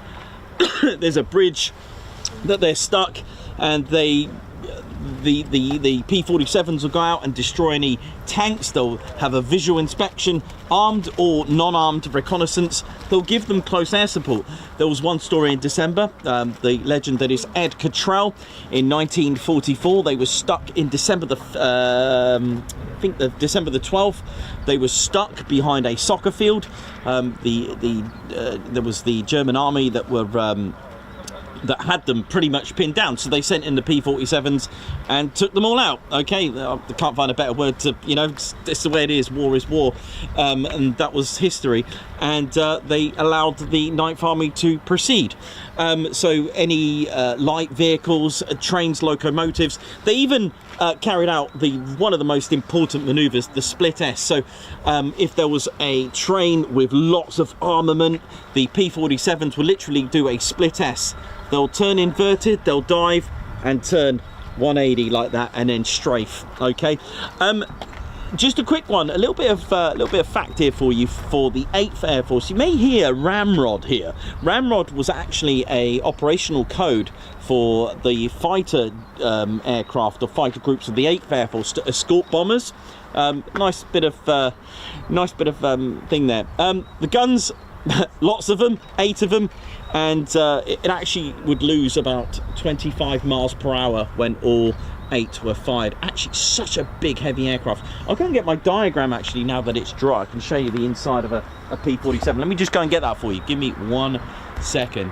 But actually, do you know what? Just before I do that, what I was getting at was actually the close air support that the P-47 did, and its successor is why the A-10 Thunderbolt 2 was given that name, because it was literally, this is what inspired and pioneered close air support. This would be sent just like the A-10 does today, and close air support is one of the most important things to any troops on the ground. Boots on the ground, you need. Well, World War II would have been the P-47 Thunderbolt. The Hawker Typhoon actually played a similar role as well, for those that didn't know. Drop tanks, yes, it had a drop tank as well. If you were involved in aerial combat, you would literally drop your drop tanks, and many inexperienced Luftwaffe pilots found out the hard way in an attack towards the closing stages of the war, when I remember a story at Control. Do you know what? If someone said, do you want to, if you could meet anyone for you know, have, you know when they say arrange a dinner party, you can have three people past and present, he's going to be one of them. I would have endless amounts. This is the Razorback version as well. The Razorback was deemed as more aerodynamic, although the bubble canopy offered a sort of like a more 360 view. What else can I tell you about it? It can take a lot of battle damage. It was huge. In fact, I'm going to show you a Spitfire of how small the Spitfire is compared to a P-47 Thunderbolt. It wouldn't be fair to put this in a fighter because it was in its own league. It was nicknamed the Jugs. It looked like a milk jug. One of the things with the P-47 Thunderbolt was its 18-cylinder air-cooled engine. Now, air-cooled is really cool because you can take a lot of battle damage in here. You can lose cylinders. In fact, Ed Cottrell came back with about 9 cylinders. The rest of them were blown to pieces, and he still managed to land. Cool. Thank you very much for the info there. Yeah. But they're not very aerodynamic because you obviously got your inline, okay, your inline like V12 engine, but you've also got this non-aerodynamic front here. Pros and cons. So let's say for the Spitfire inline engine, the problem is you get shot around here. They were liquid cooled, and the problems with that, you start interfering with your radiator coolant system, you are in serious trouble. It's pretty much game over. But with air cooled, as you're going through the sky, as you're going through the air, you're going to cool down your engine. It doesn't matter if you get shot. One thing I didn't tell you is that the P-47 Thunderbolt also had a bit of well, we may have seen the film Fast and Furious, you know, with NOS. Well, the P-47 didn't quite have NOS, but it did have a water and alcohol mixture, which would give a 300 horsepower boost. I mean, how cool is that, right? They'd use that on rough weather or in when they were diving for attacks. So this is the problem with the P-47, not the problem for it as in a problem of the aircraft, but when they were strafing down for attacks, it was this bit. As soon as you pulled up and you were attacked at that moment, you were in a bit of trouble. You got no speed. And I remember one of the stories that Cottrell was actually attacked during one of his missions, and he was in serious trouble. And the story goes that he was too low to bail out, and he was struggling. In fact, all the oil spluttered into his canopy, and he opened the pulled back the canopy, he said, and there was 2 109s either side of him, and he was like, oh dear. But they actually saluted him and let him go. They must have thought he was going to literally hit the ground, or he would have had to crash land. But he actually made it back. He got hold of his commander back at radioed in, and he managed to do it. But what a beaut, right? It is an absolute legend, which is why the A-10 is the successor. And I think what a lovely aircraft to base it on. It is amazing. Intercooler, supercharger, the impeller, the air that goes in all the way at the back, and it gets cooled down, and that air is fed to the exhaust rings in there. Amazing. So I'm going on one because I love the P-47, you know me. But I would love to show you the diagram of the inside of one of these, which I've drawn. I can't remember if we've still got F-15s. I'm sure we've still got F-15s still out there. So there we go.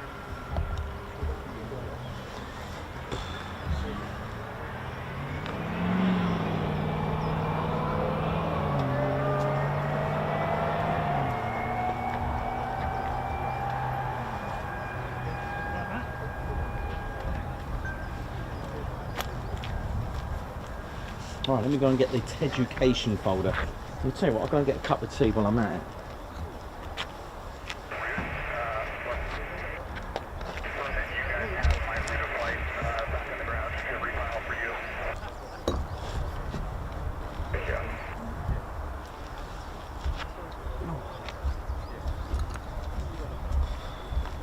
You're routing now.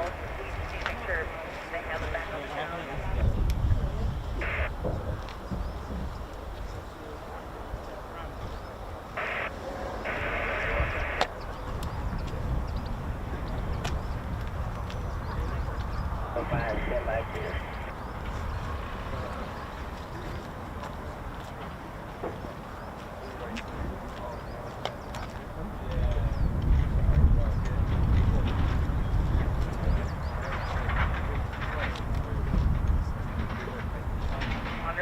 I'll request EMP does that through from your flight plan. They should have the product for the fighter.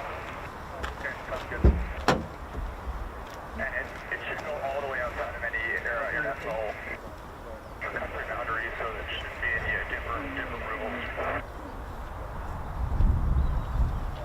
10, it seems like our flight plan dropped out.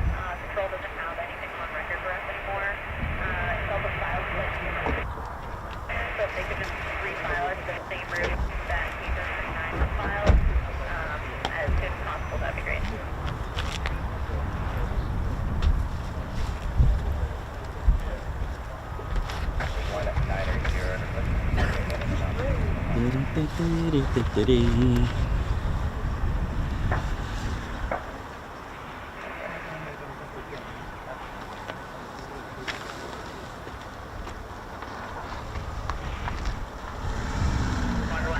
Neither of our flight plans are going outside, are going into that airspace, so I'm not sure what the problem was.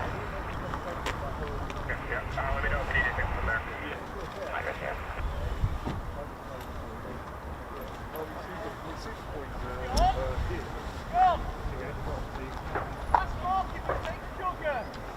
How we doing, ladies and steady bears? So yeah, the P-47, I'm going to show you the diagram now. It could also take 2,500 pound of bombs as well, and its 850 cal M2 Browning machine guns had 425 rounds on each gun. That's 3,400 rounds. It is said that that's where the the saying the whole 9 yards come from, because the amount of ammo was literally 9 yards long. So that's quite an interesting fact. I'm going to show you, there's our diagram of our P-47. So the A-10's amazing amazing cannon, and let me just grab this quickly. It's amazing cannon. Well, this had 3,400 rounds. I mean, that is quite impressive, although it was indeed built around its its massive engine. It had a length of 36 feet and it's about 11.02 meters. Wingspan was 40 feet and 9 inches. It's about 12.43 meters. It stood at a height of 14 feet and 8 inches. That's 4.4 meters. That's quite high. Here we go. We've got a aircraft just coming into land quickly. 426 miles per hour as well, max speed. And when it fired all its guns, it would lose about 25 miles per hour. So we've got a, looks like an F-35, is it? Yep. Look, a crosswind there you can see, look. Bit of crabbing going on. We'll be unable to take your hand over. Just let us know the progress you can get this 535 in the air.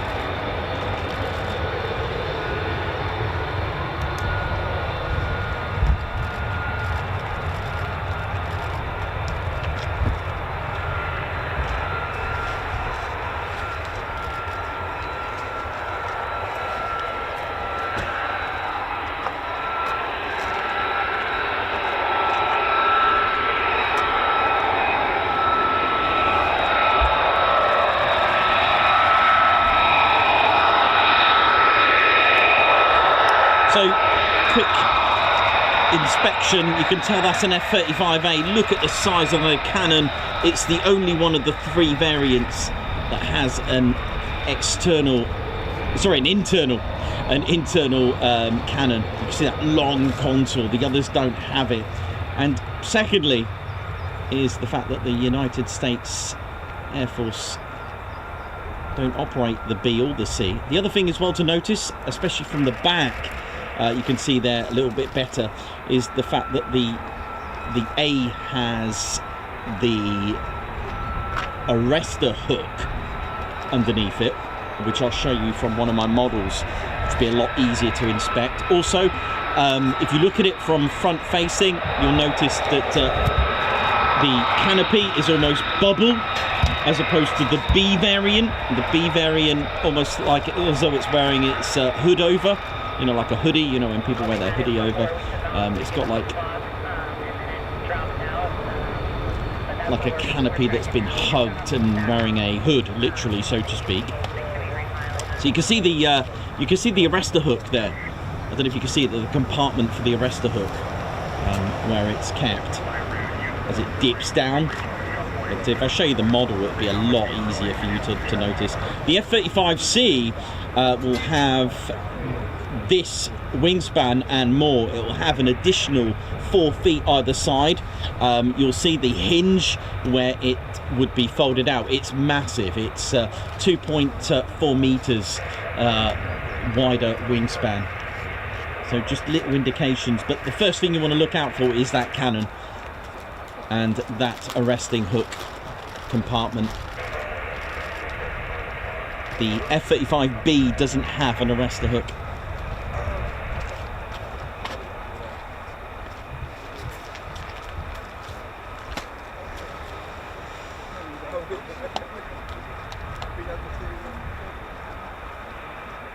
So the F-35A, as well as lots of aircraft, they have an arrestor hook for emergency landings.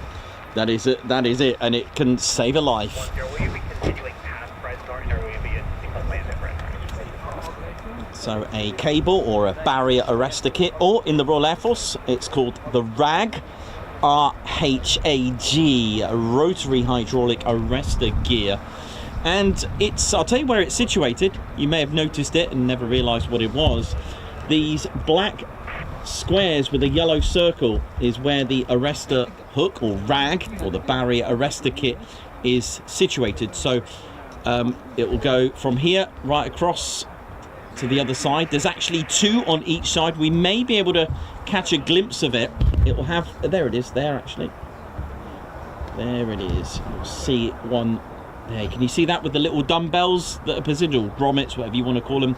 They're tiny little weights that are spaced out to keep it taut and stop it from sort of swaying everywhere. Let me just zoom out. This red and white checkered box, you can see almost like half a wheel in there. That is where it's all tensed. That's the tensioner. But this one looks like it's been put away. It's been lowered. Okay, so it's oh, there it is. There's one here. There you go.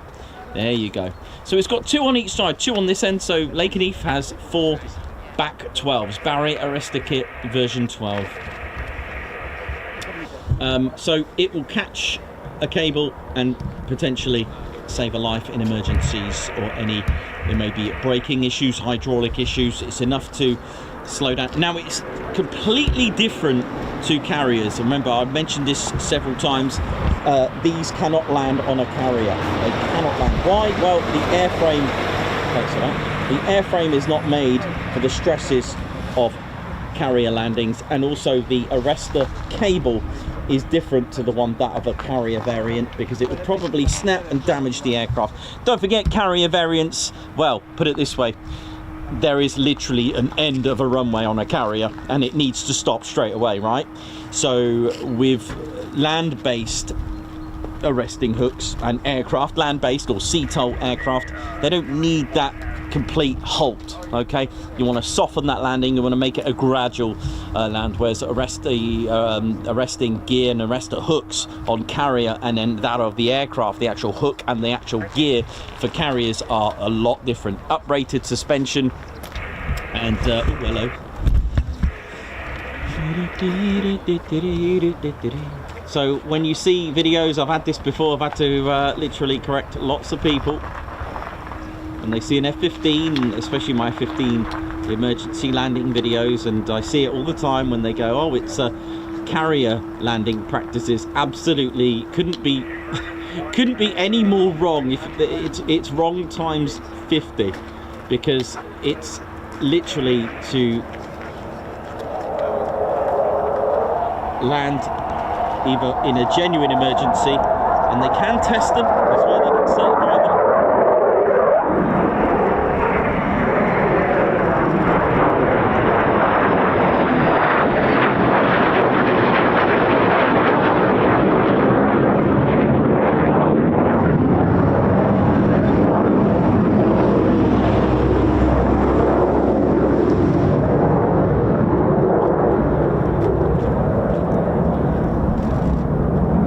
Tornado look about it then. for a little bit. The twin stabilisers give it away that it's not, but hey, there you go.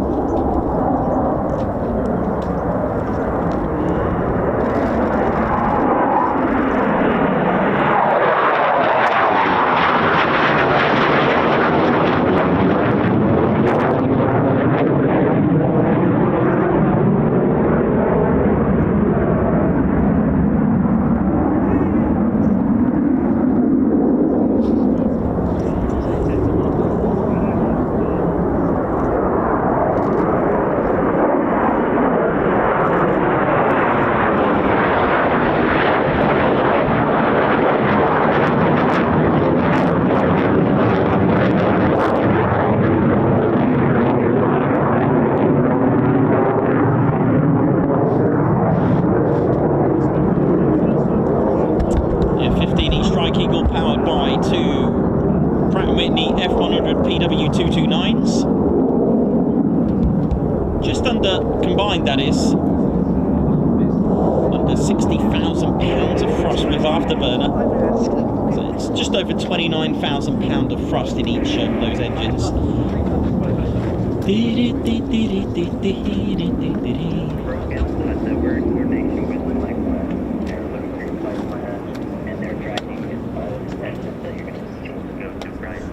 Reload Doublefly, thank you so much for that. I've just seen your 20 gifted memberships, thank you so much.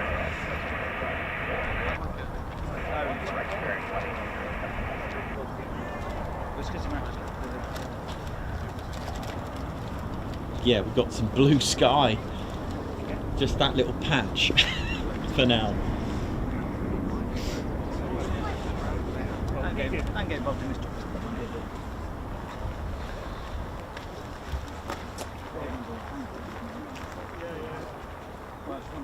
So if I go over to the Arrestor, so is it?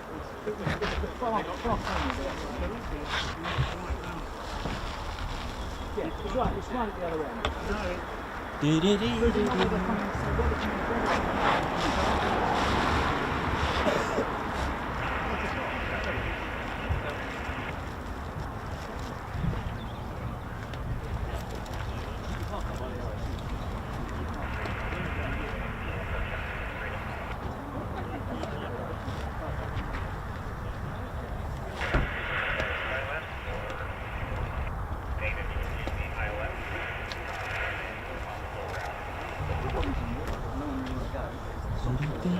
Welcome to the show, ladies, gents, teddy bears. Welcome to your Ted Coningsby channel. Don't forget to support our channel. If you haven't done so already, you've been cleared. Touch and go on the like button. Give us a thumbs up. And do give the subscribe button a low approach in case you haven't done so already. It does help.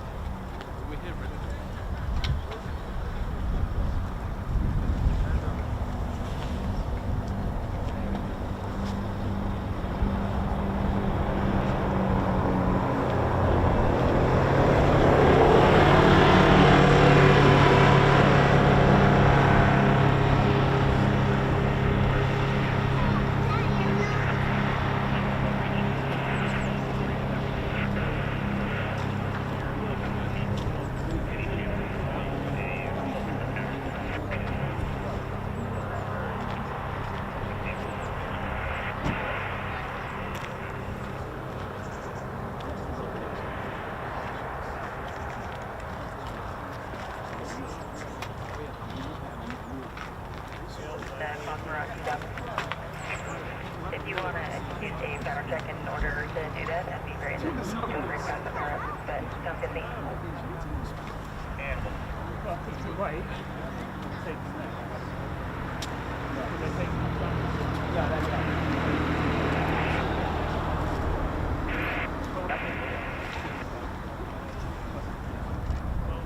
Anybody knows 1-8 there? It's all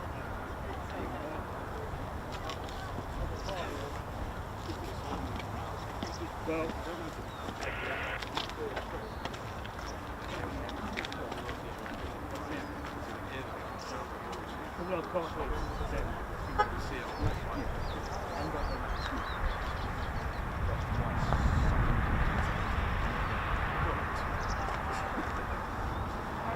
waiting on a call back. They gave us the last floor.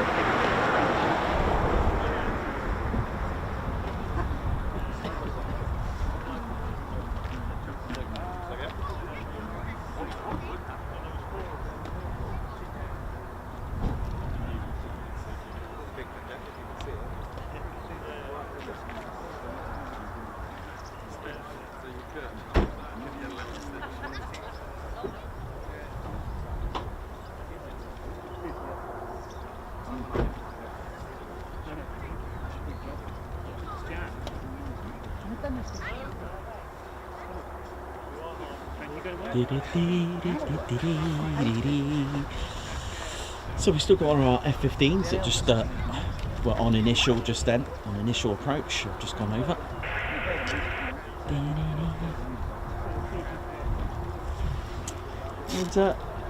And it's broke.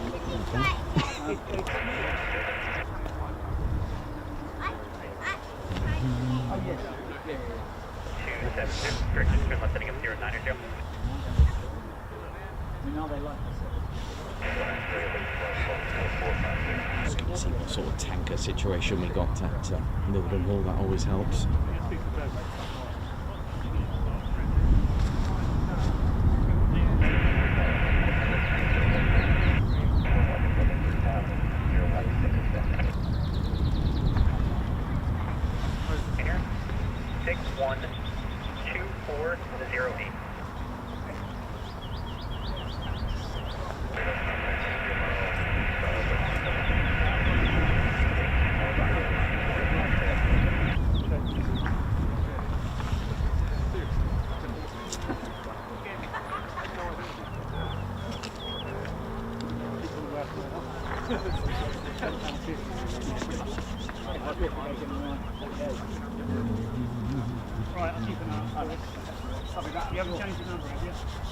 Getting that handover now over to the Sonic Unit Squawka 3310.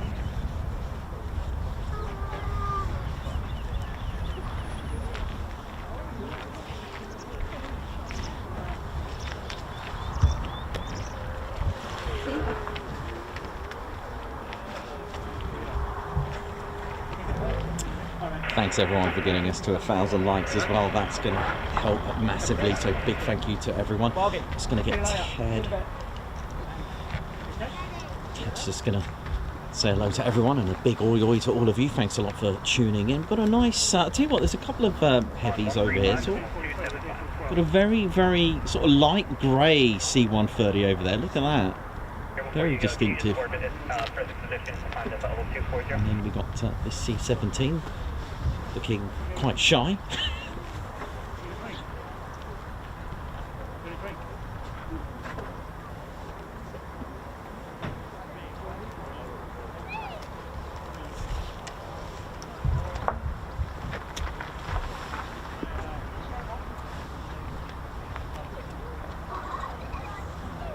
So Ted and I this Sunday we're actually filming and actually taking part in a memorial on Easter Sunday. And it's to remember the crew of Miss Ida.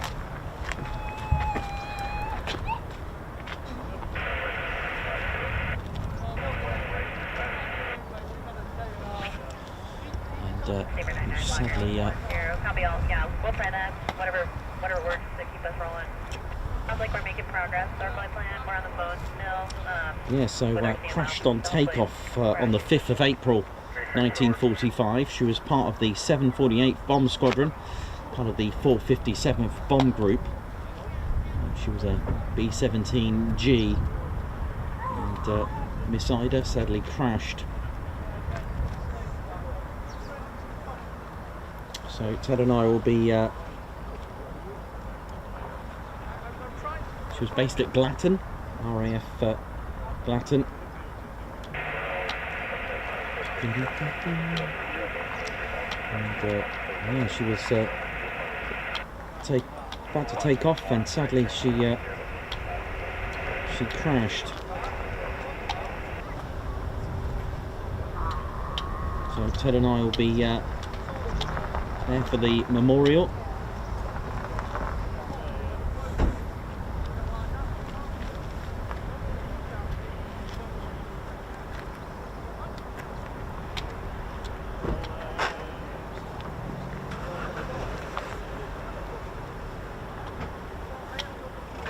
And Lieutenant William J. Meng Jr., the lead navigator, actually survived. He was the only survivor of the incident, and the rest of the crew perished. A crew that, like many other brave men,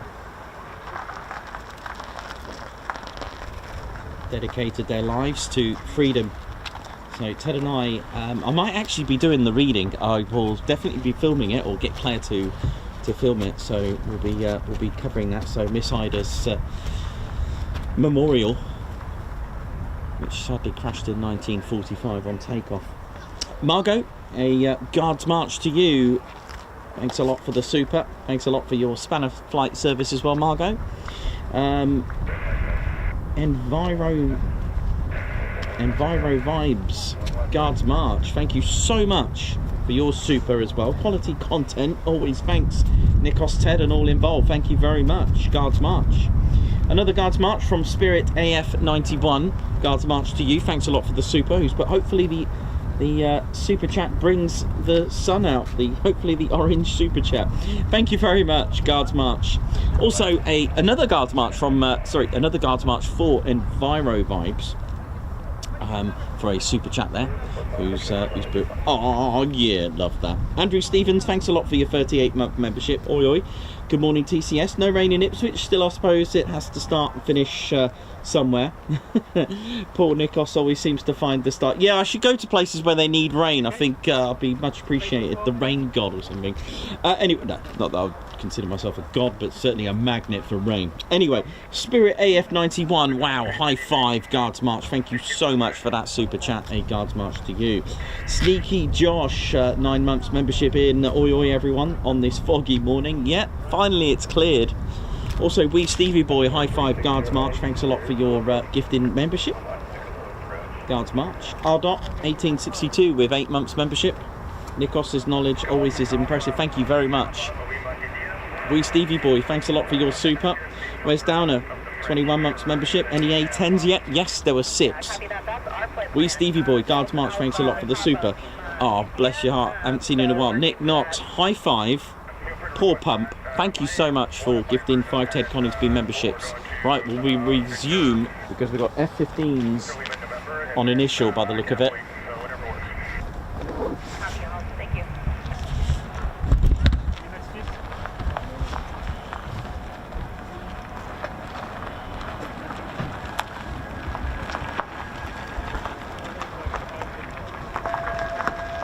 Oh, no. It looked like they were on initial then, but clear to land.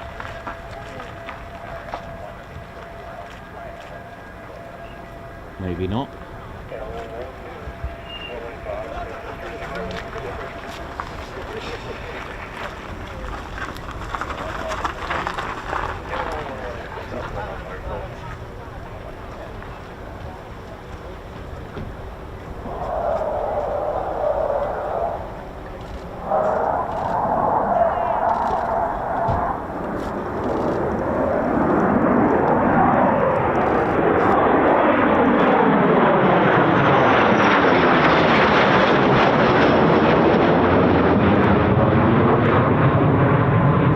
Chilled out approach, isn't it? Considering what they normally they're capable of going for it. Looks like I've got another one doing the same thing.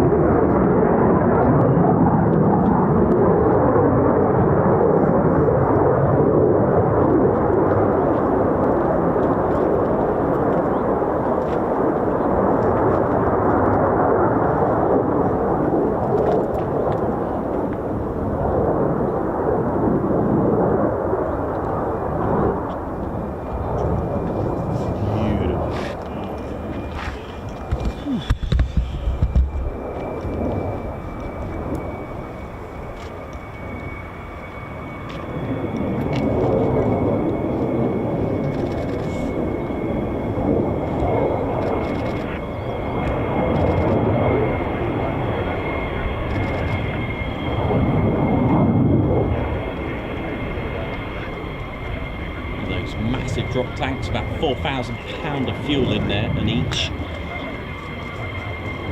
Underneath you've got the so port side you've got the sniper pod,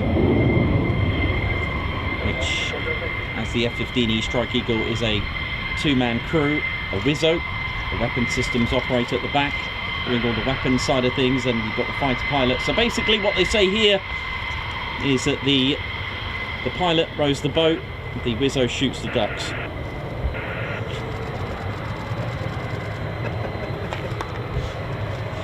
It's true. That's all they say. 48 fighter wing, innit? Bless. That's the crew chief and the ground crew there. Without them, nothing would fly. Haven't seen this in ages. Nice to see.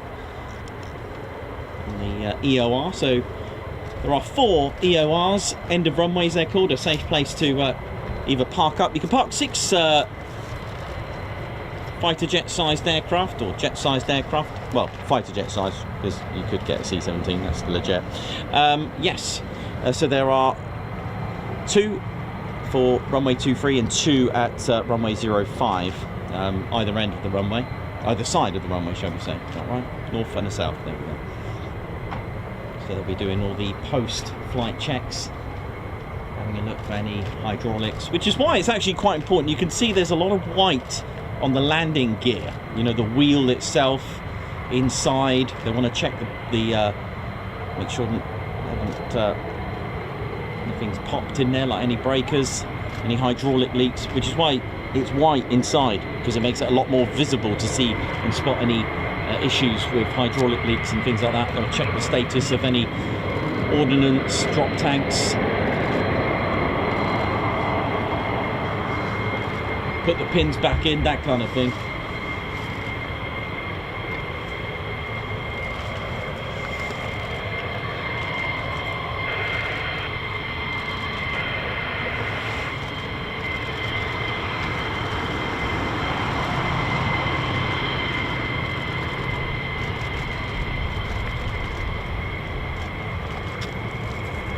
Hey, how you doing? All right, man? What time did you get here today? I don't know, mate. I'm still asleep. Yeah, right. Yeah, no, I will take a day off tomorrow, I think. Yeah, I'm going to take a well-earned day off. That'll do. Yeah, you too, man. You too.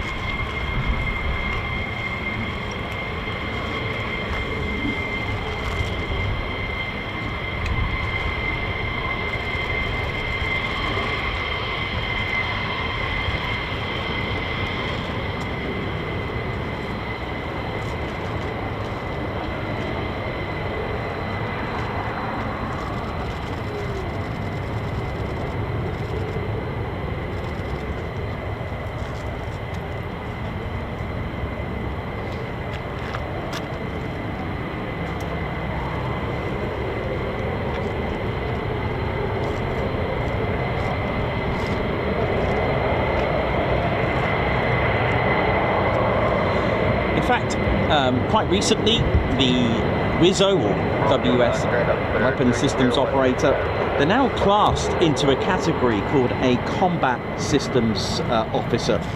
It's not a role itself, but it's a rated officer and aviator who acts as a mission commander, managing weapon systems, electronic warfare and navigation. So boom operators, Wizzos, Wizzo is short for weapon system operator because the abbreviation is WSO, that kind of thing. So it's actually a key aspect of the United States Air Force. It's a CISO, I guess, would that be right? A CISO? CSO, Combat Systems Operator. The role and mission, they specialise in centre operation and weapon delivery and combat navigation, crucial for managing the battle space in aircraft like this, the F-15E Strike Eagle. Training as well, that actually occurs at the 479th Flying Training Group at NAS Pensacola, Florida, combining advanced simulation and tactical training as well. There are requirements. Candidates must use US citizens, general under 30 with exceptions, meet some physical qualifications as well. The reason why I mention that is because I've got a nice brand new spanking new box to show off my US Air Force wings, and they are very, very old. And I will show, well, actually, a couple of them are new. I'll show you. I'll be right back. 1 second.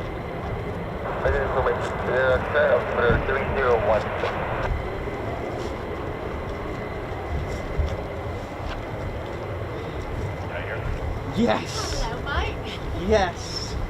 How are you? Come on, yourself. How you doing? Ah. Look at that. I even did a TED look. I lost my beret. It's fine. How are you? All right? Yeah. You good? Yeah. Wet? Dried up? I don't think it was going to rain this year. And I just No, no, no. Was it planned to rain? Was it? Yeah. Oh, okay.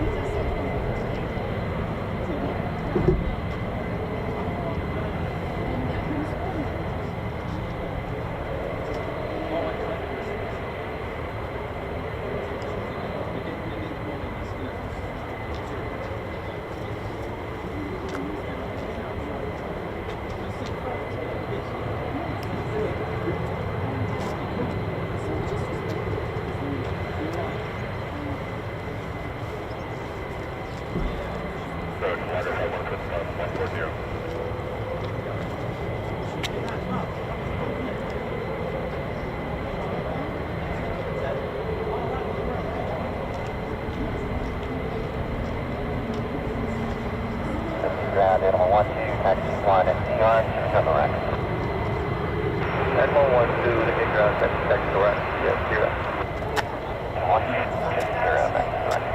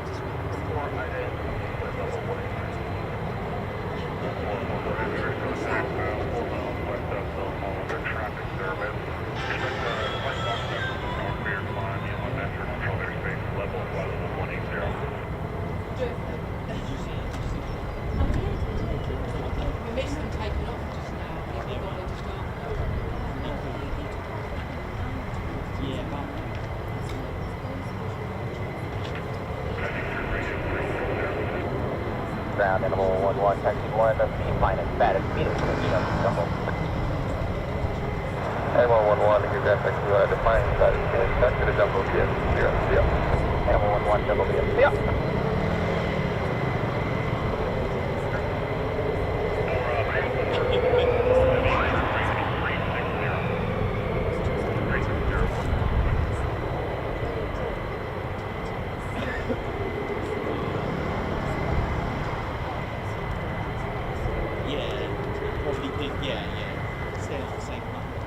Yes, an F-15. I do have F-35 as well, but I swap them around.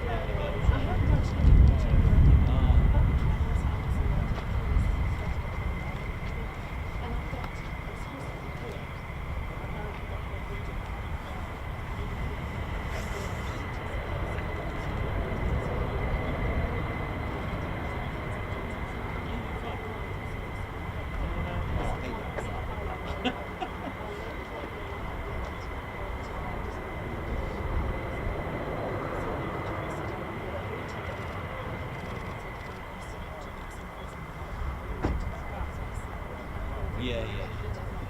So, Cool. it must be quite a surprise. Have you been coming every Friday? I missed one Friday. I went to the lakes. So F-35's going through from Lake and he can't start nice. It's been different. I think with all the extra stuff, it's been different. It's very different. Very different. Still supporting, still going, still flying. So good. Yeah.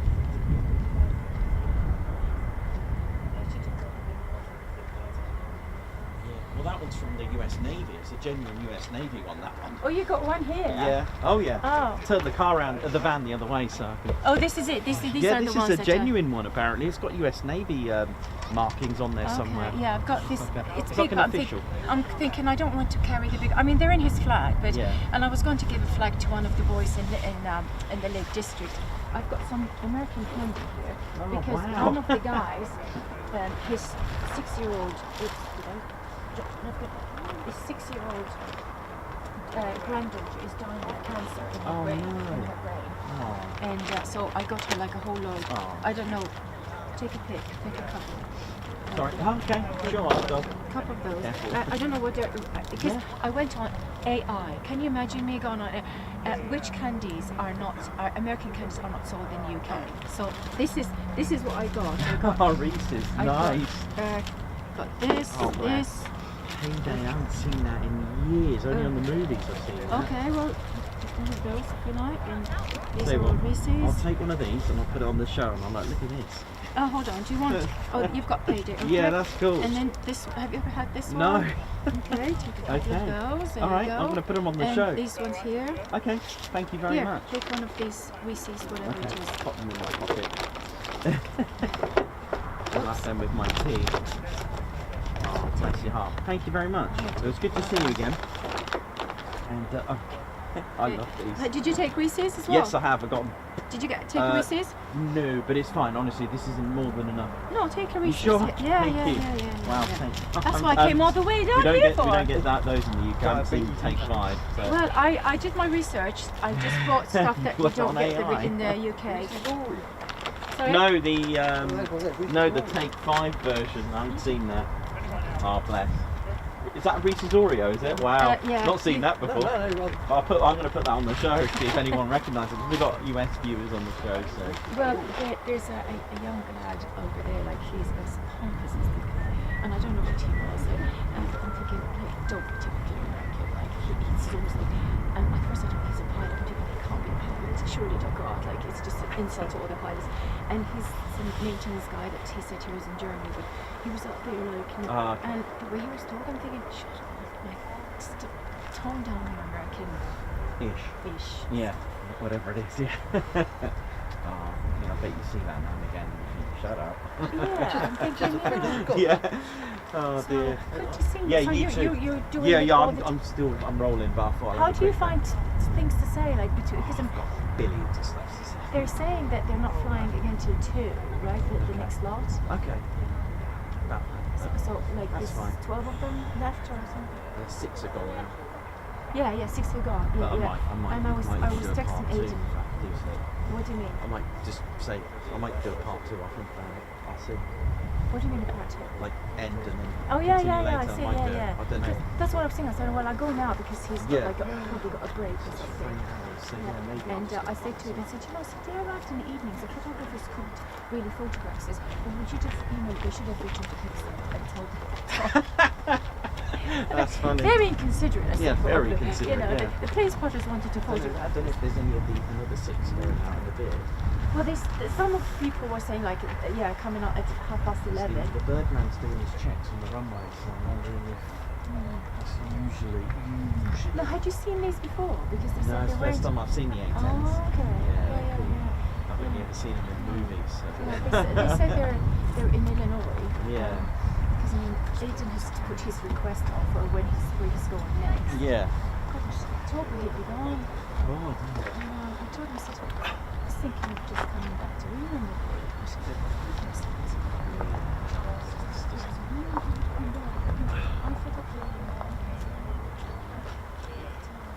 you like Malta, Oh, right, okay. No, I've just been there for 3 weeks. So I didn't know. I wouldn't mind it, but of course, Yeah. I mean, I'm used to here. I mean, I lived here for some 15 years. Yeah. Yes, 15, 18 years.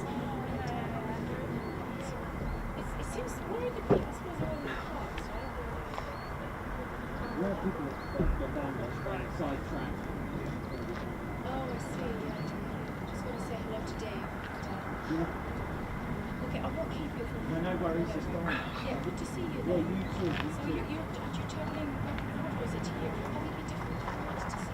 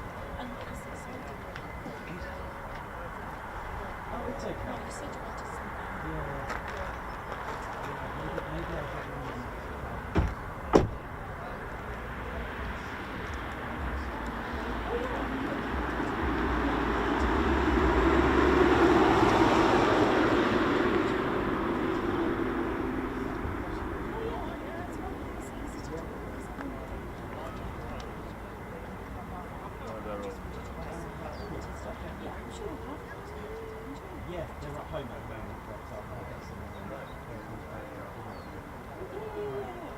that's fine. Yeah. When I would Oh, that'd be great, yeah. Yeah, Cool. Oh, that's thank you. fine. No, but you also talked about making a nice documentary. And he looked at it and he said, what does he want me to check? Because this is what he said. What do you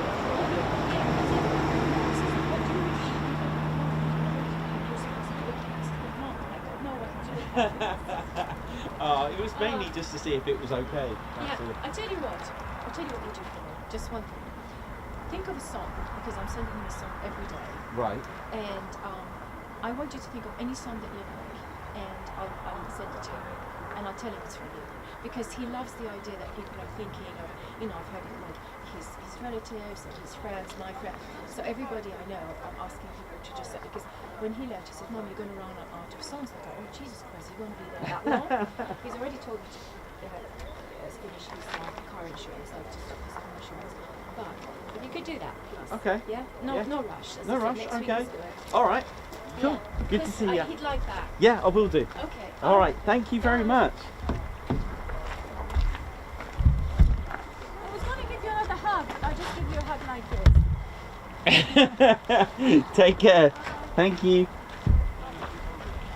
How we doing, ladies, gents and teddy bears? I'm still here, and I've got a...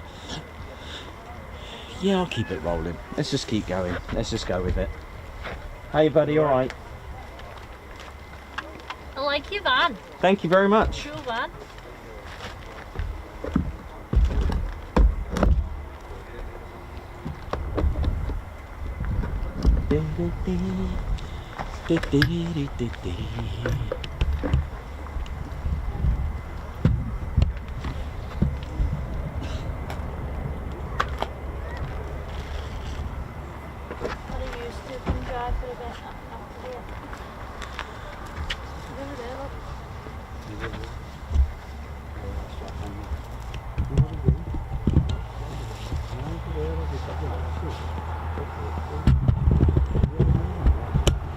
Right, ladies, gents and teddy bears, I've got something for you in a minute. One sec.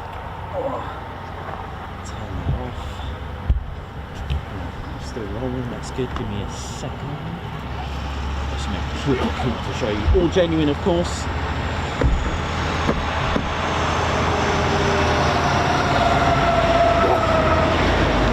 Right, you ready for this? This will manage to get them all nice. Oi! Managed to get these all nicely done. Look at these. I know Aspen, I don't know if you've seen them all boxed like this, but I've managed to, these are genuine, these are fully genuine, verified, genuine wings of the United States Air Force. This one is, it's very close to either World War II or definitely these three are Cold War. These are aviator wings. And this one here for pilot. You've also got a navigator as well on this one. So sorry about that. Actually, I probably didn't even get that on the screen there. There's our pilot. So again, very late 40s, early 50s, 60s. This one here. You've also got a navigator here. This is the pilot surgeon. And look at this one. Massive. And this one is a commander. Oh, that's quite a top ranking. But let's have a look. So this one, this is a modern CSO, so Wizzos will have this, okay? Navigators, anyone involving with weapon systems will have the CSO wings. Look at that, beautiful. But the Second World War version, just down here, look at this, beautiful, right? Look at that, let's have a little close-up if I can get there. Beautiful. Now that's it. That would have been a navigator at the time. This would have been a genuine wings. That's the pilot surgeon. And then modern day. And then high ranking commander, pilot or aviator. Look at that. I managed to get them in a nice little box there for you to put on display. Isn't that nice, right? All genuine, of course. Wow. Oh, you wanted to see it? I'll come down. You can have a look. There you go. Actually, I'll show you. Let me just I can't bring this down anyway.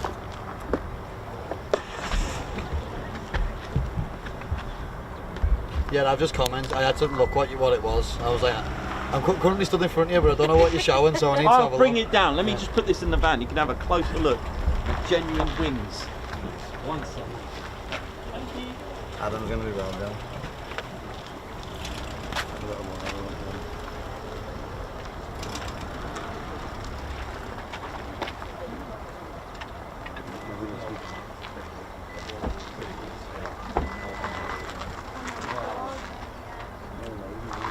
Pretty cool, right? Yeah, they're well cool. Yeah, pretty good. Yeah, of course, Gary.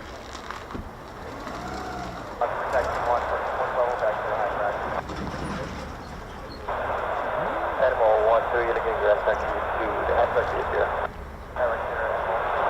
Pretty cool, isn't it? Yeah? Nice, no worries.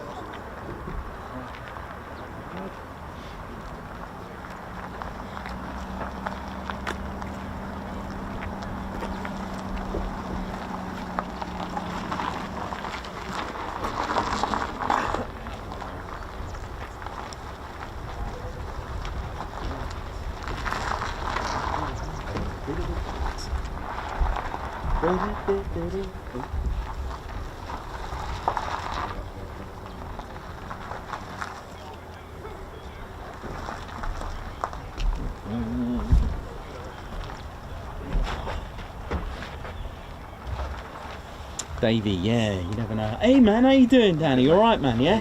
You good? What are you doing here? I was watching the stream I haven't seen earlier. you for a while. You've been okay? You've been on the other side? Been working. Oh, I was watching the A-10 job. Oh, did you see him? Yeah, well, saw him. Oh, you saw him on the show. Cool, cool. Yeah, I was gagging to get down. There's there. another wave later. Is there? Yeah, of those. Well, fingers crossed, but when though is the other Yeah, that's matter. it. So that's a lottery, isn't it? But Yeah.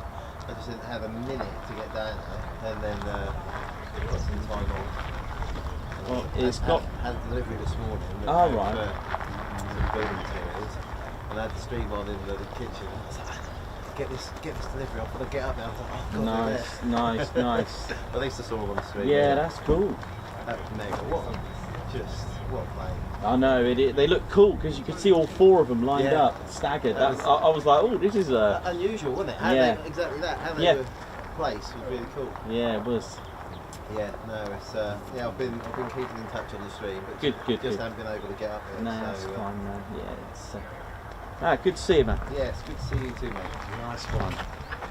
Right, how we doing, ladies, gents, teddy bears? Hope we're all good and well. And I'll just get on the show, carry on with the guards marches. Hope we're all good. Right, what we got? Let's have a look.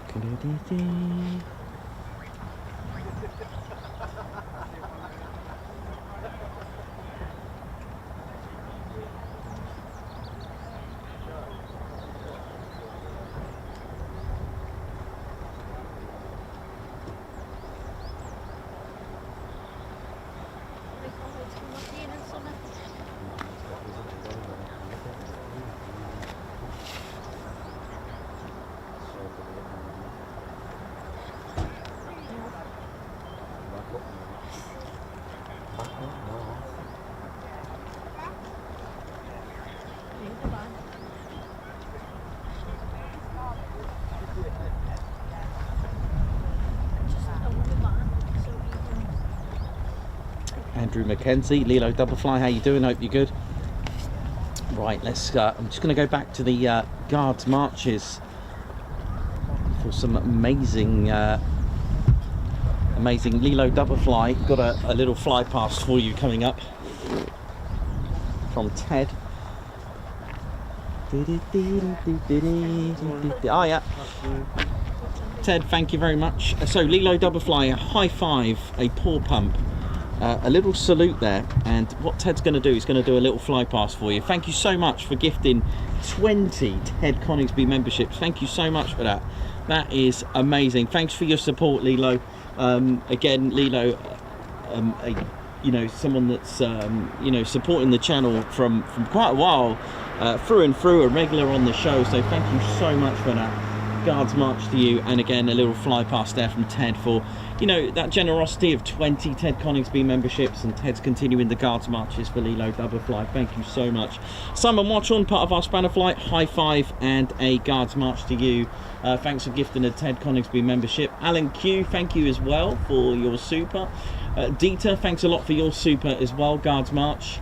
Karen Glenn, thanks for your 34 months membership. Oh, I love the channel so much, thank you very much, love you back. Gary, thank you very much for the super. My AS Mark, thank you very much. Guards March, high five, thank you for gifting a, sorry, thank you for joining the Ted Coningsby Squadron. EP65, high five to you, thanks a lot, and a Guards March, thanks for joining the Ted Coningsby Squadron. And hope we're all good and well. There's Ted there, doing his thing.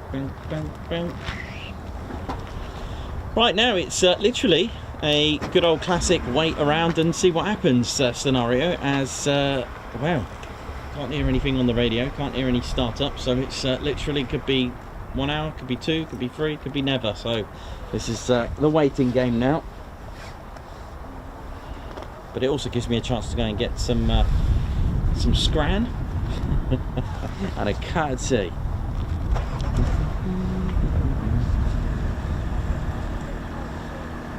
And of course I'm here if you've got any questions about the aircraft, bit of history. Oh, that doesn't work. Why doesn't that work?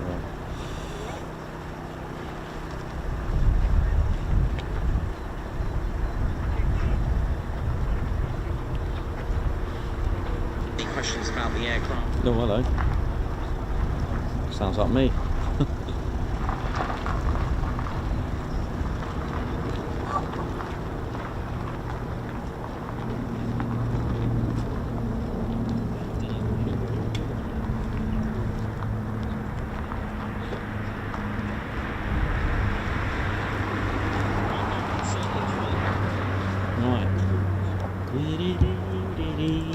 bit too cloudy for that C-130 to catch on the show.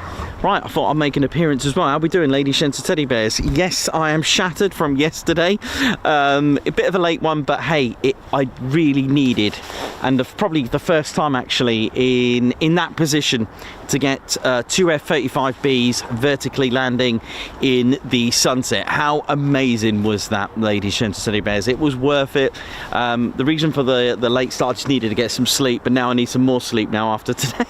But hey, it was worth it, because the plan wasn't actually to come here today. I'm not going to tell you where, because I'm going to keep that as a surprise. I was supposed to be somewhere else today, but A-10s though, innit? That's all I'm going to say, just A-10.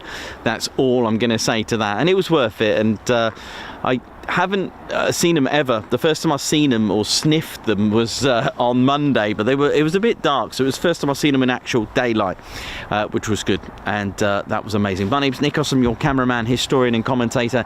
Anything you'd like to know about the 48th, do go on the streams, and I'll be able to assist you with the history. But what I'm going to do right now, I'm going to just take a little break. The camera's rolling, so don't worry. It's not going to do a part 2. I think I'll just leave it rolling, I guess. You know, what we're going to do, we're going to wait till 1400 local. That's 1300 GMT. Don't forget, Zulu is 1 hour behind now. It matches with GMT. Not Greek maybe time, just Greenwich Mean Time for those yesterday that tuned in. But yeah, going to go and take a quick break. I might as well leave it rolling if it's going to be the sake of just waiting till 2. But yeah, we'll see what happens. Anyone would want to know anything about the... Goodness me, I just realised how many cars are over there. Goodness me, that's quite a lot of cars. Wow, that's the power of the A-10. But yeah, anything... I'll tell you what, this is what I got given by our good friend. For our American viewers, you may know some of these. I've never seen that one before. Look at that. There's another one. Where is it? I love that with my tea, actually. This Payday. Aspen, do you have this? Do you recognise this? There's some good old American candy. Look at this.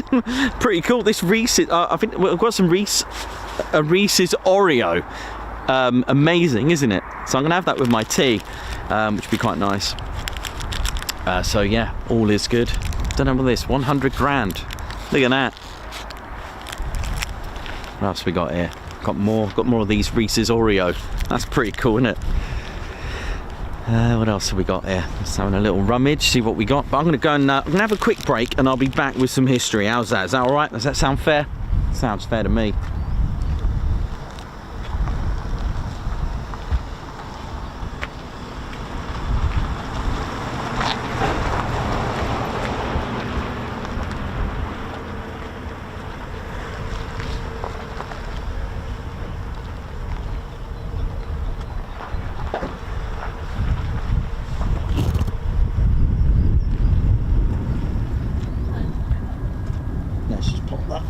Right, I'll be right back. See ya. A quick cup of tea and a little break with some Reese's candy.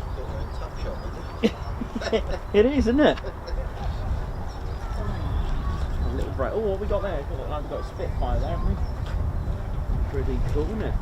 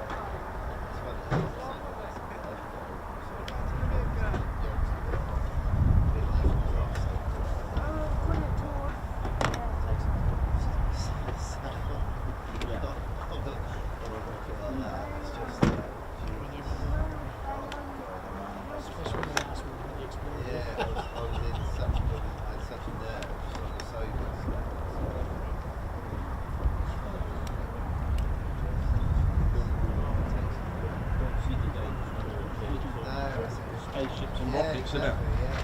It's all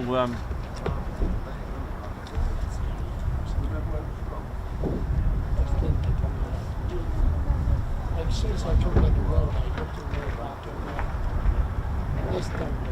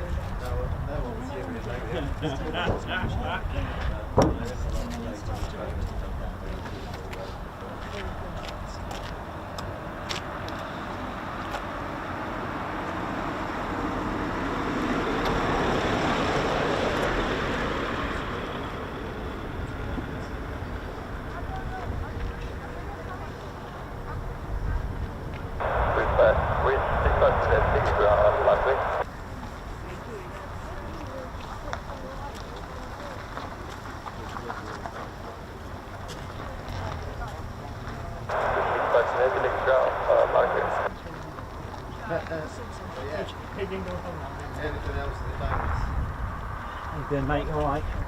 You okay? Yeah,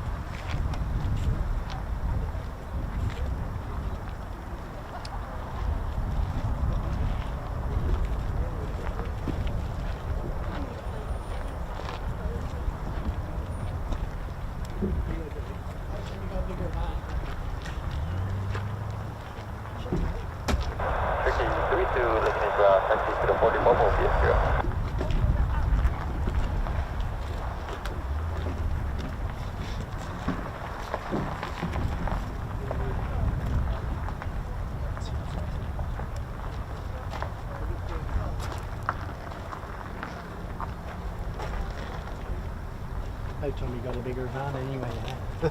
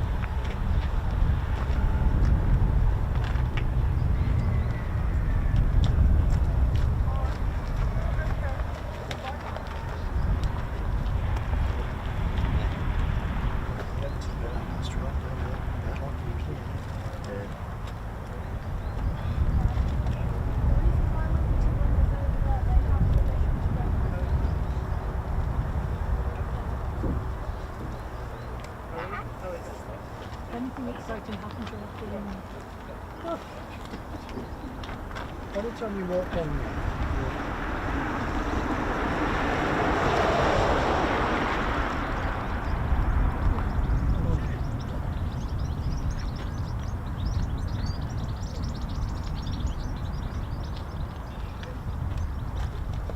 it's like one of the options ready for the other one.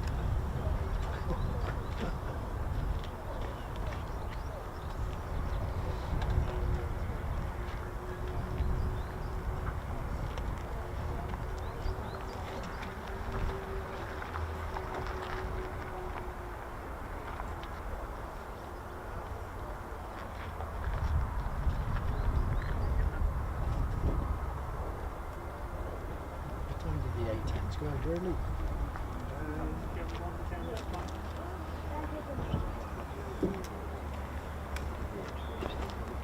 It's all right, don't worry.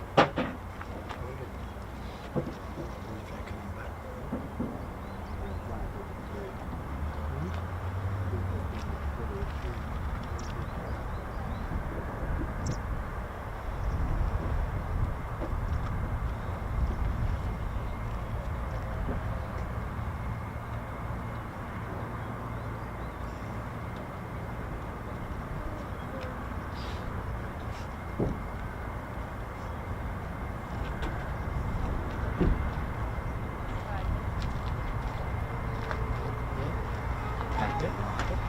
You have to get a bigger van, mate. Thanks. There's a big battery on it.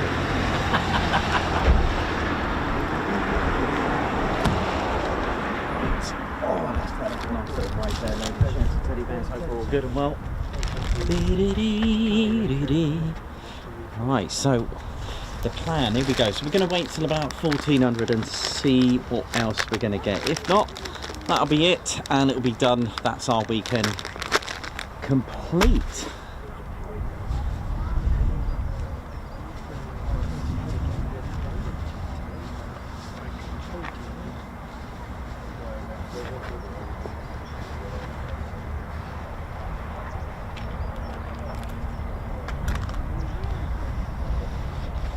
Right.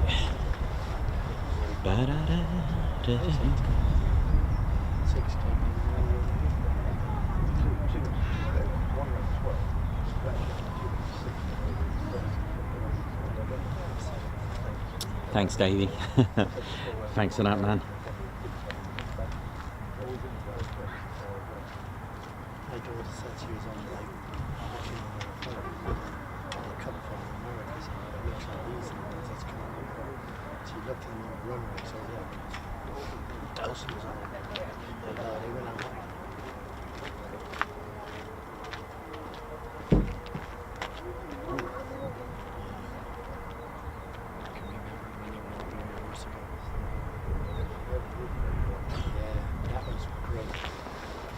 Especially when we used to use that for our training. My son used to get in and dive up the walls, watch him down in the low grass.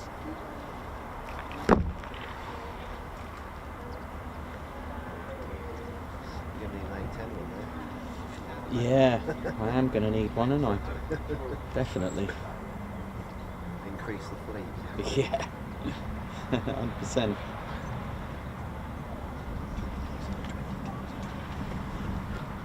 Alright, let's see what we got here. How we doing, ladies and steady bears? My name's Nikos, I'm your cameraman, historian and commentator. How we all doing? Hope we're all good and well. Welcome to the show.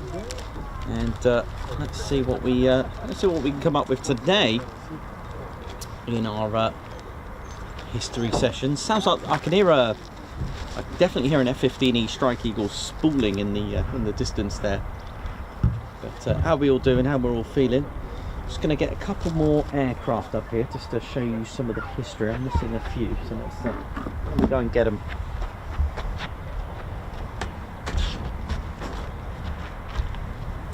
See what we got.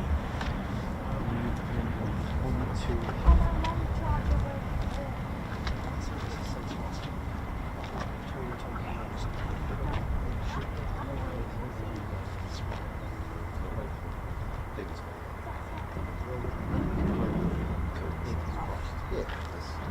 That's my max time. I'm going to stay till then. Yeah. That's it. It's class phase one is fishing. It is no different, mate. No different. I like to go about and if I catch anything then it's a bonus. Yeah, exactly. That's the right attitude, isn't it? Absolutely.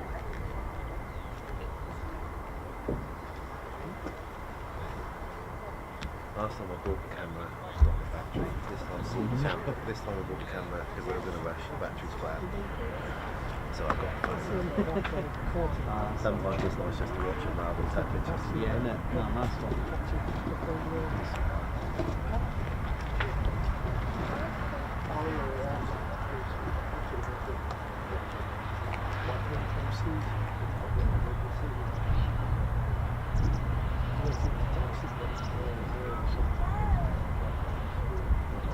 I love the flag. Yeah, man. Yeah. Mega. Oh, yeah. Feels good. 652 Heavy, looking to have your departure instruction. Have I ready, copy?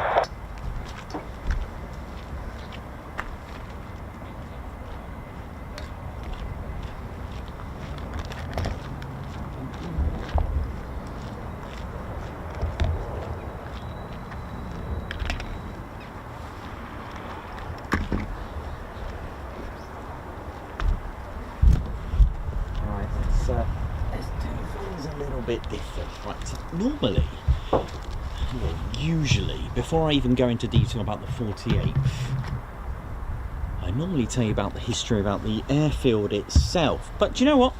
Now, for we're mixing it up, I'm going to go straight to the 48th. I'm going to go straight to their history. How are we all doing? What's going on? Let me just sort that out there.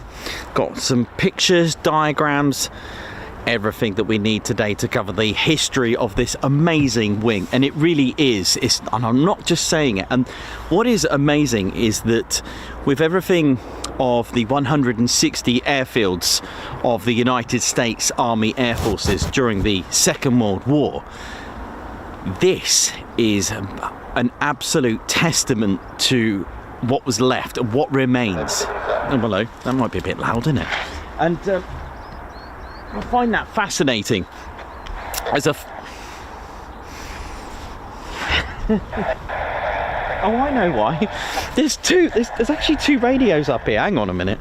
I don't need two. Well, you can tell they're hot fitting. There we go. Yeah, so it's a true testament, you know, to the likes of all the fighter stations, such as there's one near here, Bottisham, for example, even King's Cliff as well, the most westerly, I think, the most northwesterly of fighter stations, which I've covered before. But what is amazing is that Fighter Town is still here, it still remains, and it does have a wing that has had absolute saturated, if that is even applicable.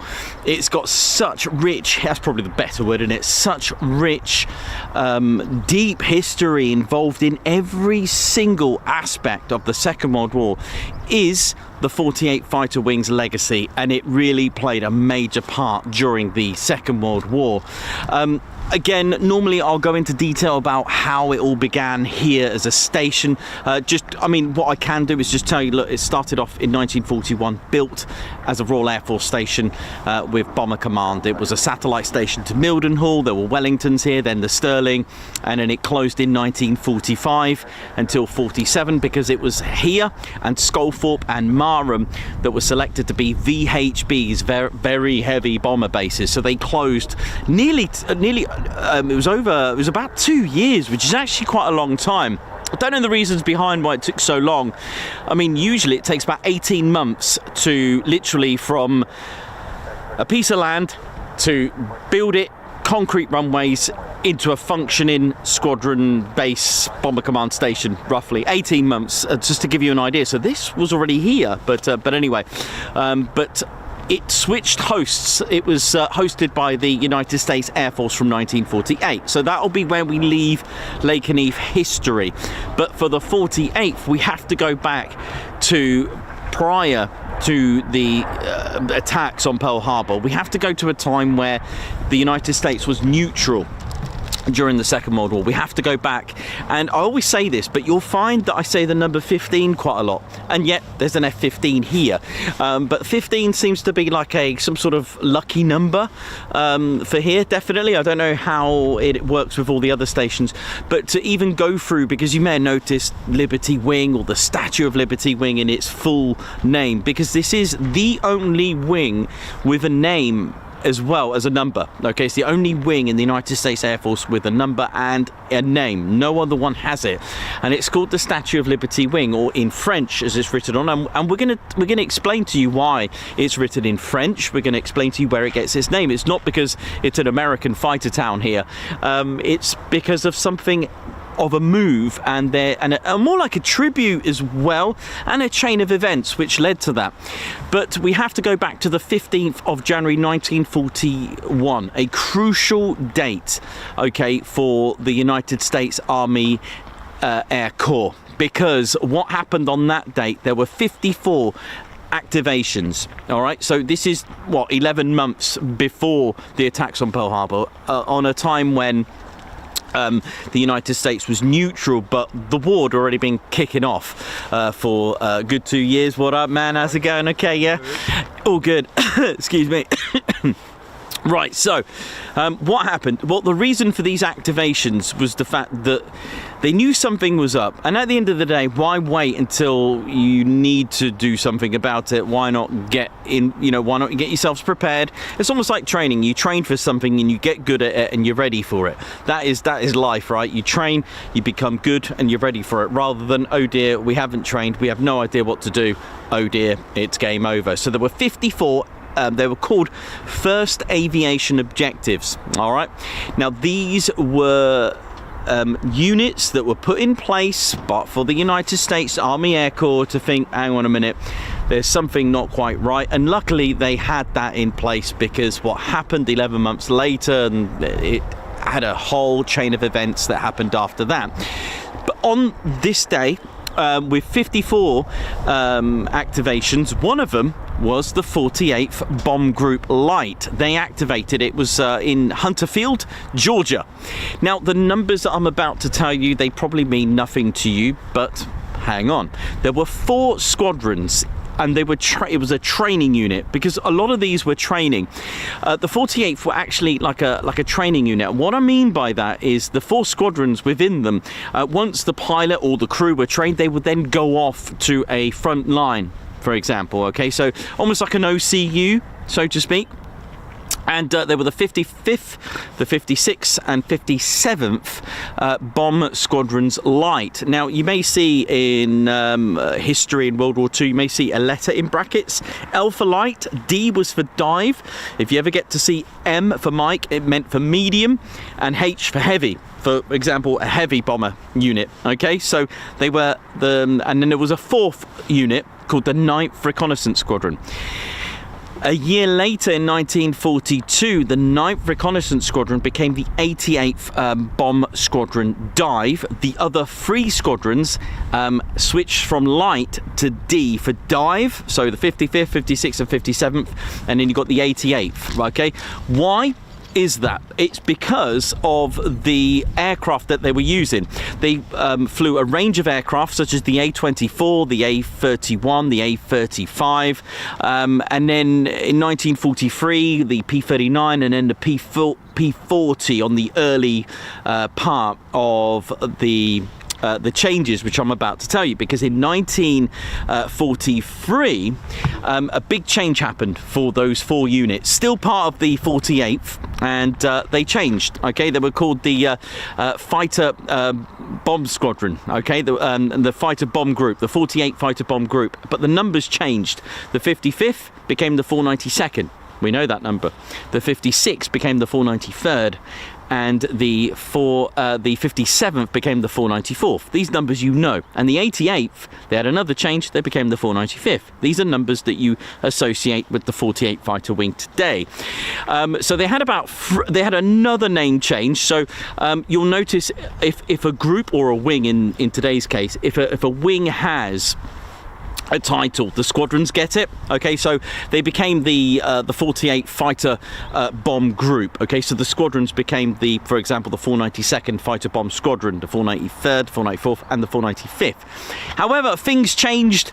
There was a lot more organisation, a lot more thinking. You started to have in 1941 the tail markings when getting into formation, colour coordination, squadron markings, that kind of thing, and what I think happened in 1944, a very full-scale organisation happened for fighter groups. They would have usually 3 fighter squadrons. Well, we mentioned 4.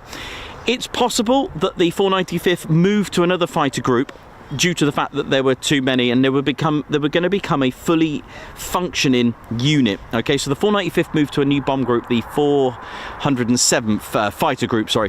But sadly for them, the group itself became inactive, and that was the end of the 495th at that time. So by April the 1st, 1944, they became inactive.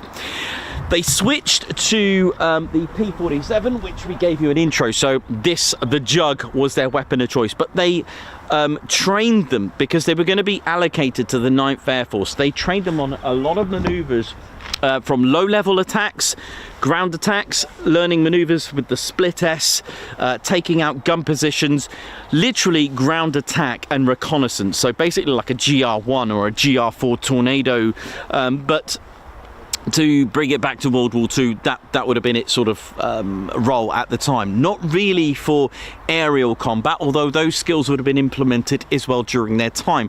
But they focused on training them to do fighter sweeps as well, but to really concentrate on taking out gun positions and close air support. That was their thing with this beautiful 850 caliber machine guns with over 3,400 rounds. Is just something ridiculous, right? In those 8 guns, amazing. About 426 miles per hour, and it weighed quite a bit as well, the Jug. So that was their weapon of choice, and this was the aircraft that would take them into the legacy of the Second World War. It really is, with their Pratt & Whitney 2800 2,000 horsepower engine with a 300 horsepower boost. This Jug was the way forward for the 48th Fighter Group, because they changed and they became a fighter group. So the squadrons, actually it's quite ironic because there was about 3 changes before they became the fighter squadrons, okay, which is what we have today, interestingly enough. So the 492nd, 493rd and 494th, they set sail, some of them on the Ile de France and the Queen Mary. They set sail, and I don't know how many days it would have taken to go from New York, I think it was, all the way to Scotland. Can't remember where they docked. Begins with a P. It's not Prestwick, but it began with a P. And then they took a 2-day train journey all the way to RAF Ibsley, okay, near Bournemouth. And they were allocated to the 70th Fighter Wing, and they were part of the 9th Air Force. Again, just really quickly, because I did touch in on this, We're all familiar with the 8th, the mighty 8th and the 8th Air Force. The 9th Air Force literally took care of looking after the army on the ground, taking out gun positions, strategic targets on the ground where there was lots of anti-aircraft. Sorry, they were exposed to anti-aircraft fire, but taking out tanks, just literally assisting and close air support. Exactly what the A-10 does today, close air support, taking out vehicles. They were carrying out low-level attacks. So anything that would be useful for an attack mission and literally to take out the gun positions and to help also be used in like an observing role as well, because obviously if you were met with Tiger tanks and you were on the ground, that could be a pretty bad day for you. So the idea would be to send the P-47s to do a sweep on the ground to see if there was any Tiger tanks, that kind of thing. Okay, so that was the role of the 9th Air Force, which you'll find surprising because the aerial victories for a 9th Air Force wouldn't have been as high as an 8th Air Force, because the 8th Air Force would really be escorting bombers, and they'll be more into carrying out a lot more aerial combat because of their role, because of the way they would escort bombers. For example, the 492nd had, I'm just trying to think off the top of my head, I think they had about 3 aerial victories. The 493rd had 8.5, and the 494th had 8 aerial victories thereabouts. So not as high as you would imagine, but there we go. So yeah, they carried out a rigorous training program while they were over there, and they were designed to train them on their future important role, which was literally dive bombing, close air support, even night flying as well, and even glide bombing as well, low level. You may need some oil on those brakes, reconnaissance and patrol. And like I said, in May of 1944, the title bomber dropped and they became a fighter group. They took part in D-Day. All that training that they learnt, they put into action. In fact, they bombed bridges, gun positions, destroyed vehicles, railway lines, visual reconnaissance and close air support to support the army. Of the 14,000 sorties the Allies did for the Normandy campaign, 2,000 of those were purely to the 48th. That is an absolute testament. As the Allies gained ground, so did the 48th. They moved to France. They moved to Dujamou. That was in June of 1944. The 48th, in July, they carried out strikes to help the First Army break through the German positions. They ended up in Saint-Lô in France. They took out guns, gun positions and tanks. And on the 29th of August of 1944, they moved to Coningsby and then eventually moved to Belgium's 10,000-foot runway at Saint-Trond. The following month. On the 17th of September, they did take part in Operation Market Garden. On December the 6th, 1944, troops of the 9th Army, this is a brilliant example, they were pinned down in Jülich in Germany. So it just goes to show, by literally the end of 1944, the Allies had already pressed into Germany. They were stuck by a soccer field. And it was, that day was a real, you got to imagine, it's December, thick of it, it's freezing conditions, freezing clouds, and in foggy conditions, icy conditions, and the P-47s of the 48th were actually one of the crew was literally Second Lieutenant Ed Cottrell, who actually took 65 missions. Actually, in his video, he did say of the 65 missions he did 1 escorting mission. That's how little of escorting they did.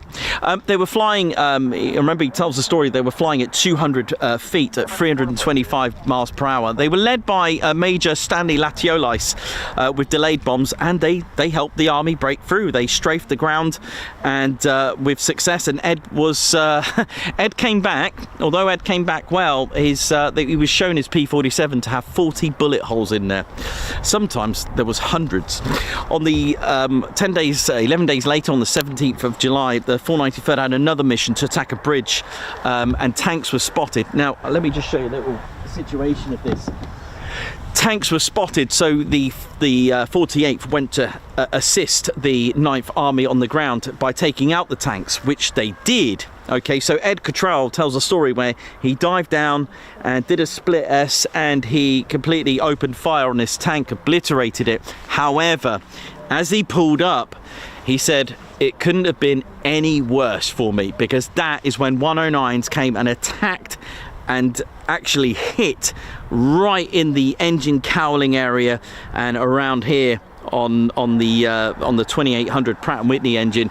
But the worst thing about it was when he pulled up. The worst time you can ever attack a P-47, or if you're an attacker, the best time to do it. All right, the best time. So as he pulled up, there's no speed, and it was absolutely obliterated. And in fact, he lost 9 cylinders, but it still kept going. It was chugging away, and there was oil that had just splurted all over the canopy. So he pulled back the canopy, he says, and tried to wipe the oil from his face. It was quite obviously hot oil, and he could just about see these 2 109s behind him, and he was like, oh dear. And he was too low to bail out, but to his, like, the Luftwaffe must have thought, well, he's going down anyway.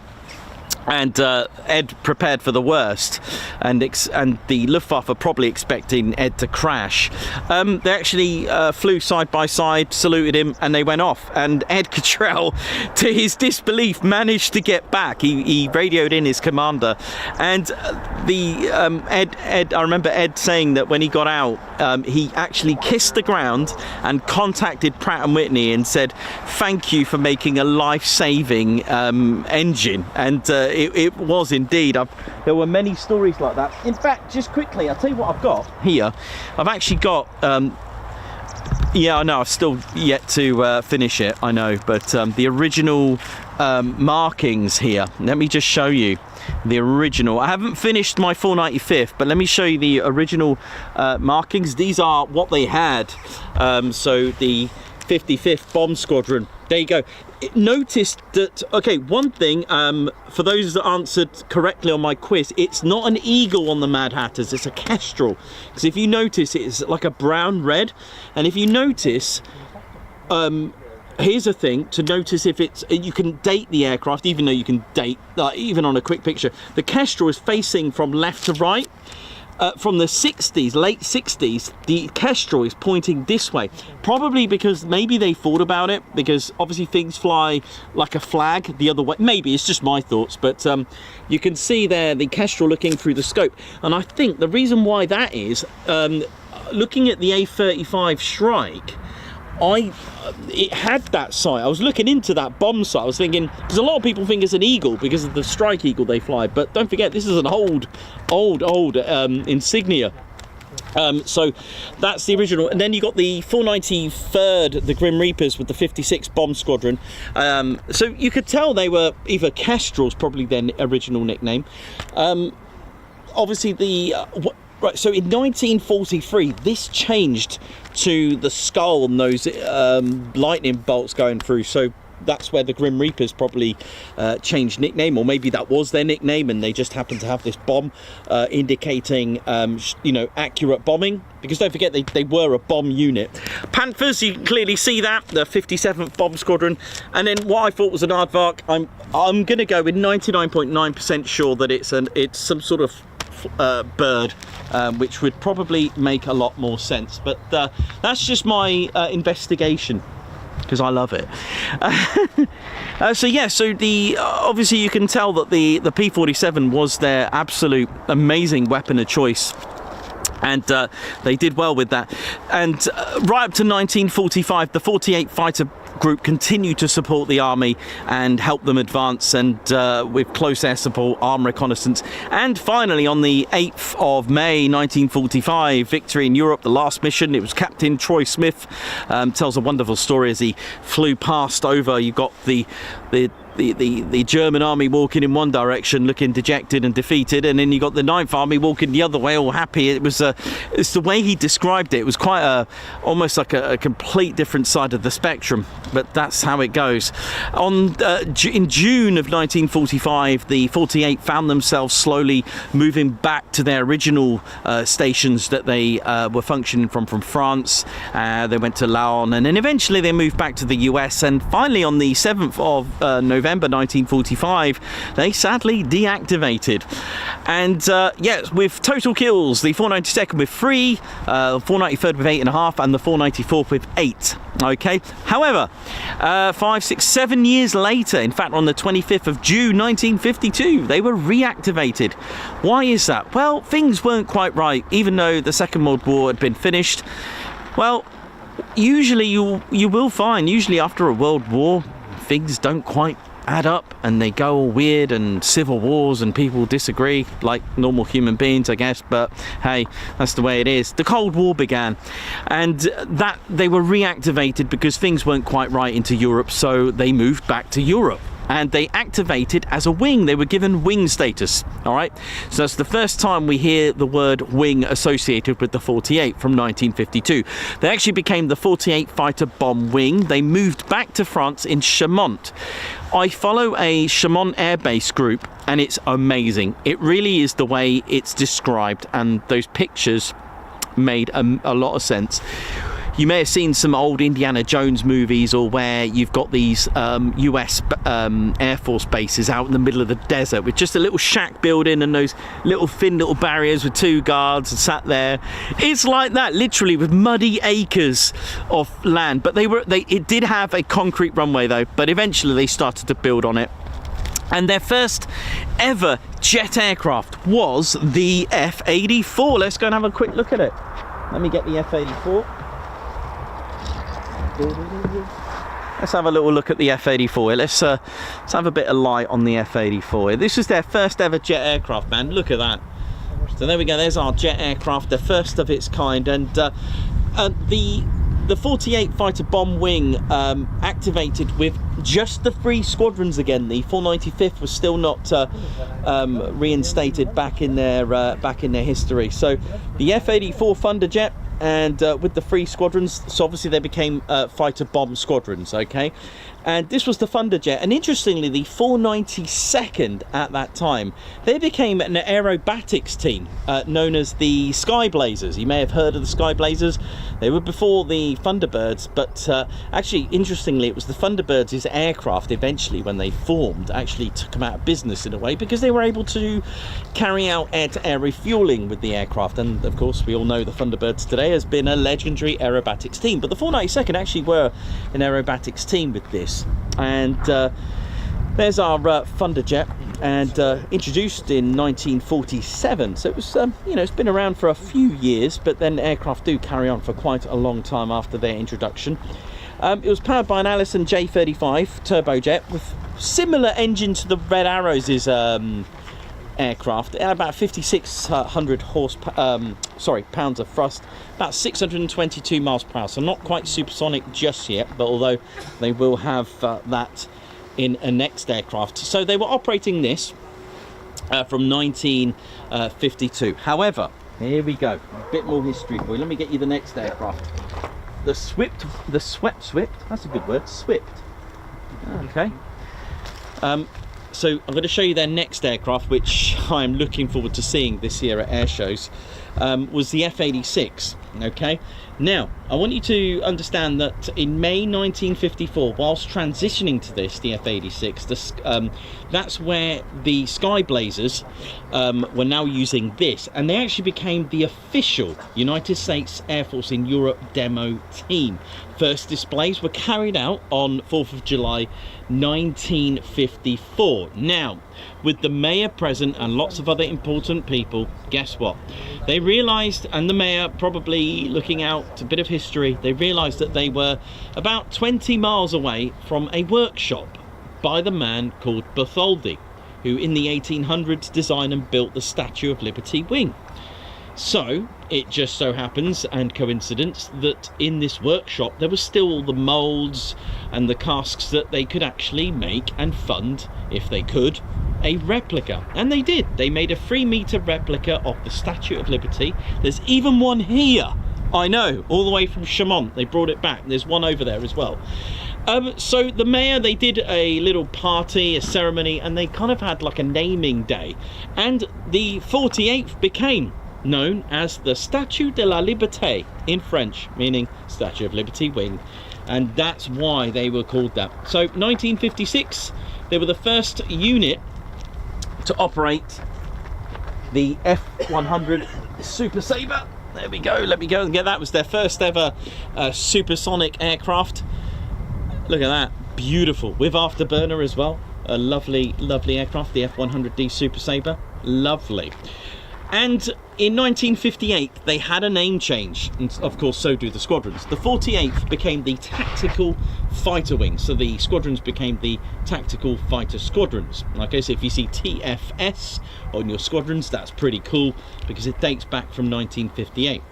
However, things weren't looking too great. Things turned a little bit sour, and yeah, I won't go into too much detail, but on the 15th of January 1960, the same year as the Beatles were formed, the 48th arrived here to Lakenheath. They had a different tail code marking system. They had LR, LS and LT. What on earth does that mean? Well, L was for Lakenheath, and they had a second letter to denominate the squadron. LR for 492nd, LS for the 493rd, and LT for the 494th. They did come with camo. It was camo Super Sabres. The livery was camo, but it changed to bare metal later, probably around about 1969. Then came another aircraft, which I know there's quite a lot. Thanks, Davey. Davey's just showed me a photo. Ex-Vietnam War Phantoms arrived. Now, this is pretty cool because you can actually see a little bit of history in a moment. Okay, 1 second. The light is not that great, is it, actually? Let's have a look. Ah, that's better. There we go.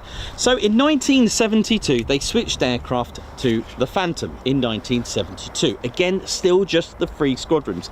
Now, here's something really cool, okay?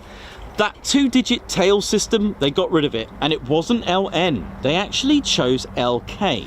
Why did they choose LK? Well, let's have a look over here. I'm going to show you something. Over here is the tower, right? Brilliant. Okay, what am I getting at? Well, guess what? That's not the original tower. The original tower is actually over this side. Over there. And over there was the original World War II air traffic control tower. And next to it had the airfield markings. And the markings, and you can see it on Google Earth, it was LK. However, bit of a problem having LK because Little Rock were using it in America, or at least I believe that would have been the original digits for Little Rock. So the Phantoms were added with LK just for 1 year. In fact, it wasn't a full 12 months, but in 1973 they got rid of the LK, left it with Little Rock, who have their aircraft with LK. I think they fly C-130s. I could be wrong, but I think they've got C-130s over there. So they changed it to today's LN. Ladies, gents and teddy bears, they fly the LN. This was powered by the J79s. Oh yeah. But there we go, look at that. Quite nice, isn't it? Let's have a look underneath. Let's have a look at you. Look at that. I love that. Got a lovely photo of a Phantom, the Royal Air Force one, over Weston-super-Mare. That's quite nice. Probably looking for cider. Just kidding. Yeah, well, not that we don't have cider in Somerset, but there we go. No. There we go. How are we doing? Hope we're all good. So yes, that's a little story, and you can actually see. I think one of you, maybe one of the spanners, probably put a what? What is that on the move? There's a massive aircraft heading this way.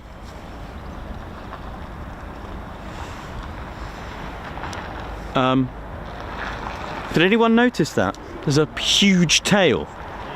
It looks like a KC-135 from here. Huh? There is, yeah, it looked like it. Well, it was definitely moving. Unless they've just moved it.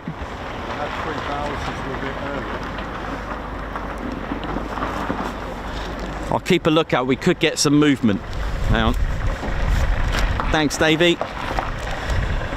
There we go. So yes, so they were operating the Phantom until 1977. Now a little bit of a change for Lakenheath in 1977, because in 1977 they were reunited with their original 4th Squadron. That's right, the 495th came back, and not only did they come back, right, Davey might get a little bit excited about this one. He loves it. Yep, that's right. The F-111 Aardvark. Yeah, that's the escorting truck, isn't it? Hang on. We may get... hang on. We'll continue the history in just a mo. I think... Oh no, that can't be the escorting vehicle because it's heading this way.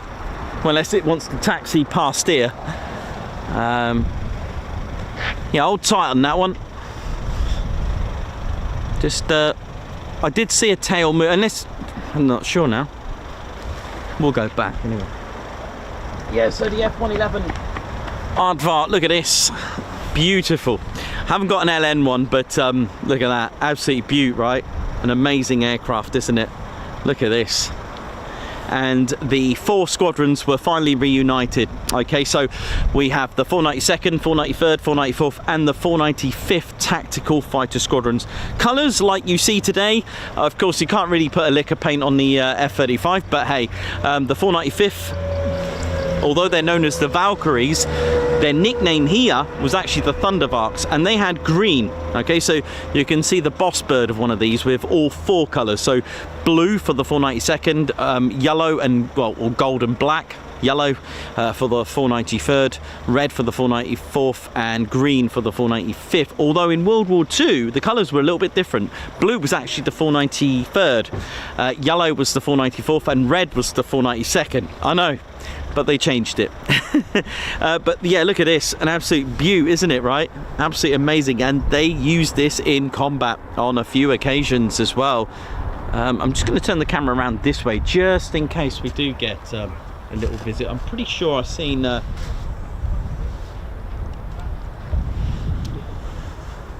well, maybe they just moved it. It is possible for them just to move aircraft. Oh yeah, you're right there.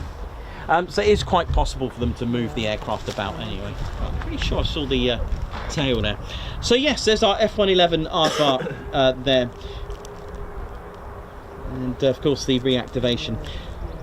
And it's nearly, what are we on, 40, it's nearly 40 years anniversary.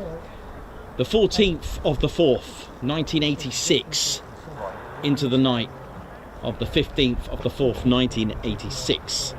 The Libyan raids, 24 F-111s of the 48th Tactical Fighter Wing took part in what's called Operation El Dorado Canyon. And also, just to include the US Navy with their F-14 Tomcats, A-7s, A-6s and Hawkeyes. Also Upper Heyford's EF-111s and of course KC-10s, KC-135s, Mildenhall, Fairford all took part in a very careful 14-hour flight. Due to flight restrictions, they had to do a 14-hour endurance. And I'm telling you now, if you've ever seen the photos of the crew getting out of these, they had to be dragged out, covered in absolute sweat. They were so fatigued. They were absolutely... Hiya, you're right. Hiya, how you doing? You good, thank you. Sweating. Yeah, they were absolutely sweating, and they had to pull them out. So they took part in El Dorado Canyon. So the 14-hour flight, despite the success, Karma 5-2 sadly was lost. Now, in September the 8th of 1986, a very special award, it was the Navy Meritorious Unit Commendation. It was awarded to the 48th by the US Navy Secretary John Lemon, and they are the only US Air Force unit to receive this. I saw them taking off. When I was driving past it, I saw them going over, and I was like, I don't know what that means. So, in 1991, another change for the 48th, the 495th became inactive, and the F-111 started to be retired. And after all they'd been through, even with the Desert Storm, it was time for the 48th to drop the title Tactical.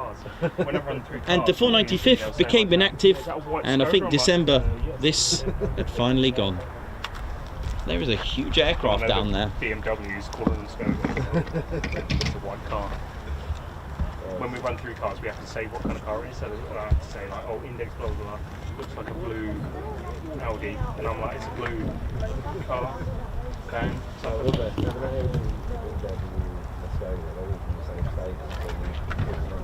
yeah,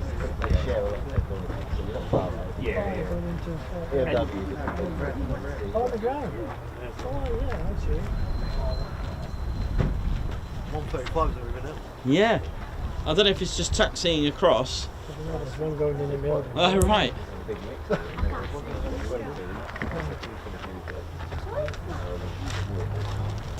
There we go. So, the 495th became inactive, and eventually the 493rd as well, the Grim Reapers, became inactive as well. In 1992, the 492nd and the 494th were about to change platform, and they received the F-15E Strike Eagle. 2 years later, in 94, the 49... Is that actually going to take off? Or is that going to be... Is that... I was going through, there was a... That might be... Is it backtracking? I don't know, I'm going to get ready for this, but it's... Hang on a minute. Lined up, isn't it? You alright? Yeah, they did. So these guys will know far better than I do. It looks like the tanker's about to go out as well. I wonder if that's backtracking. So I'll always take off into the wind. What is that playing out there? Yeah. Here comes the tanker. So I think that's... I'm going to stop talking to you guys. Thank you. KC-135. And this looks... Right now looks like a scene out of Top Gear. Yeah, that's taken off all right. Here we go. Do you know what? I had a moment. I just realised runway 05's in use, isn't it?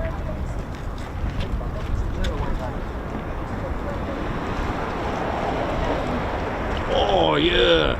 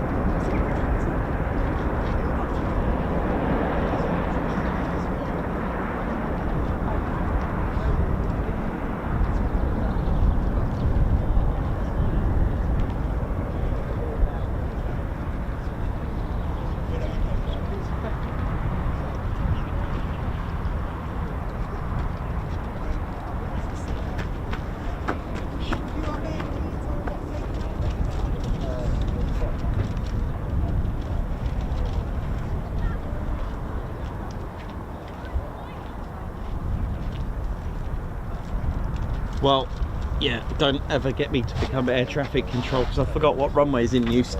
It is indeed runway 05, not 23. I'm so used to 23. But we do have F-15s just at the other end. So this looks good.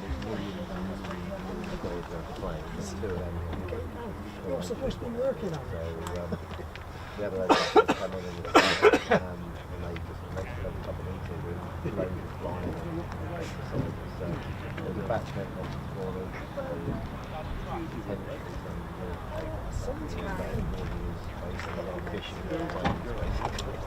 Look at that, so still got... So this looks good.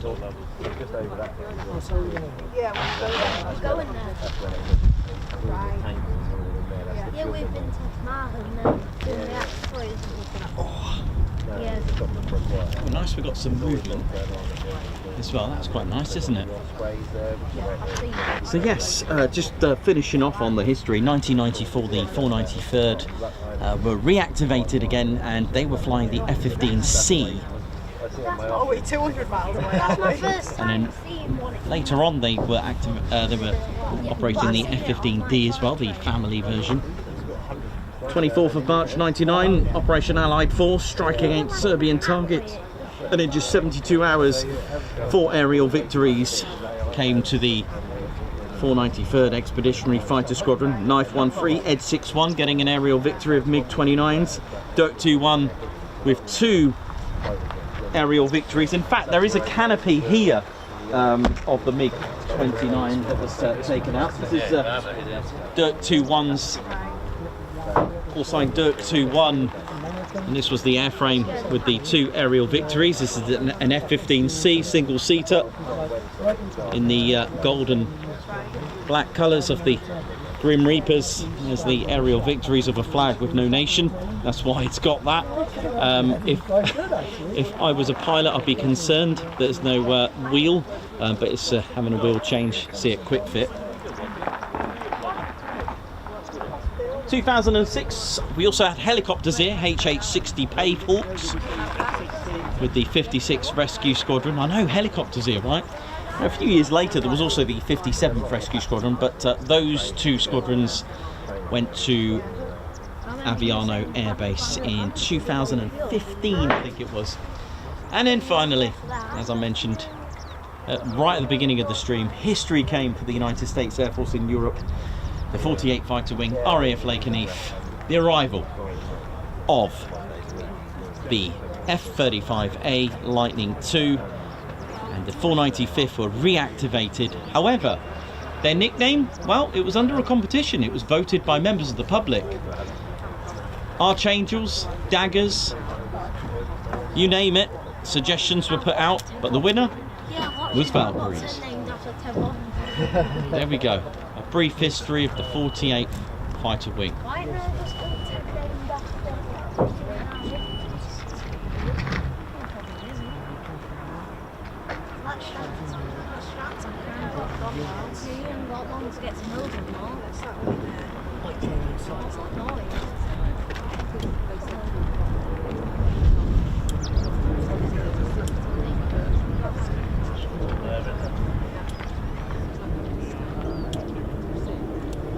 Thanks a lot there. Oh, thanks Perry for all the info there. Just seen some lovely info.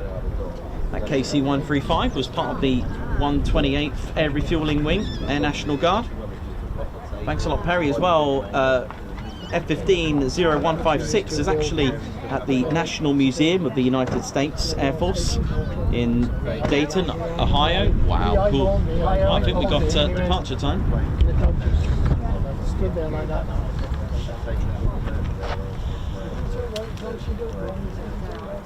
Wait, that's what Daddy's got.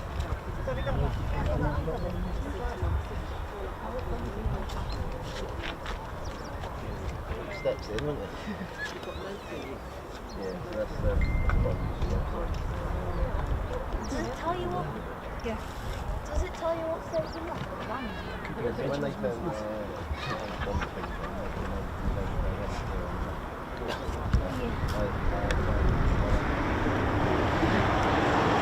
Here we go.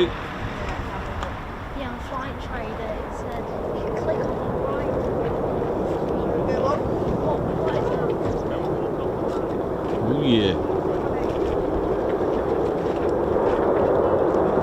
This looks good.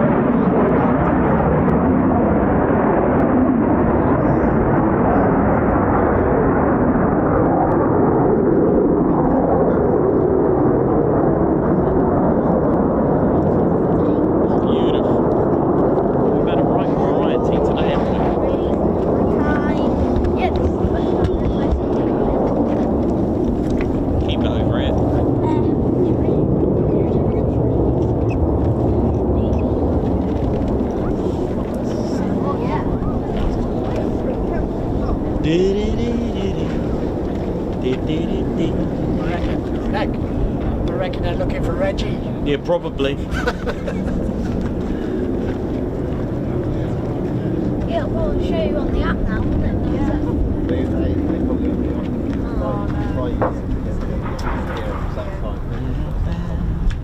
That's what he did, a flame out when he's off the boat. I got it on camera. So welcome to the Ted Coningsby channel. So we just got another probably about 90 minutes before we finish up for the day. It's been an amazing few days, hasn't it? It's been a great week. Not wasn't really what I had in mind today, but thought I'll give it a go.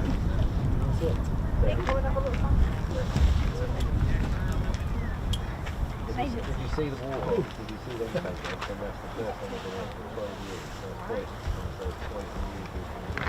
Did you see the 6 this morning? I saw on the stream. I had a delivery with rather than building materials at home. I was sleeping on in the kitchen. And I said, I was trying to get out of the floor. I do it. I'm impressed with that photo.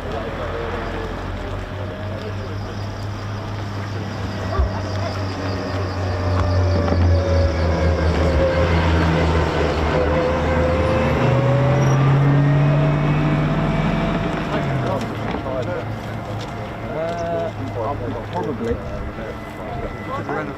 Yeah, it does show up. I'll do Lady Shin's teddy bears, just a little quick sketch I did the other day, just with a little pen, rack them up. Not bad, is it, with a little bit of a pen? What did we see over there? Oh, the sun is blazing nicely now. I didn't even see it. You couldn't even see it on the camera. Not sure I was doing dinner. You staying over here, No, we're actually heading towards north, to north.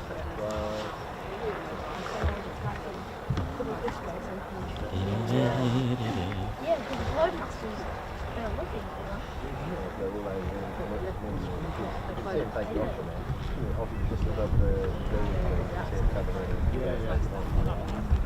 They can't see them from here. You can, yeah, but So they're rude. So is Mildenhall and Lakenheath just the American bases? Is that all just American planes? Well, let me get rid of some of these. Yeah.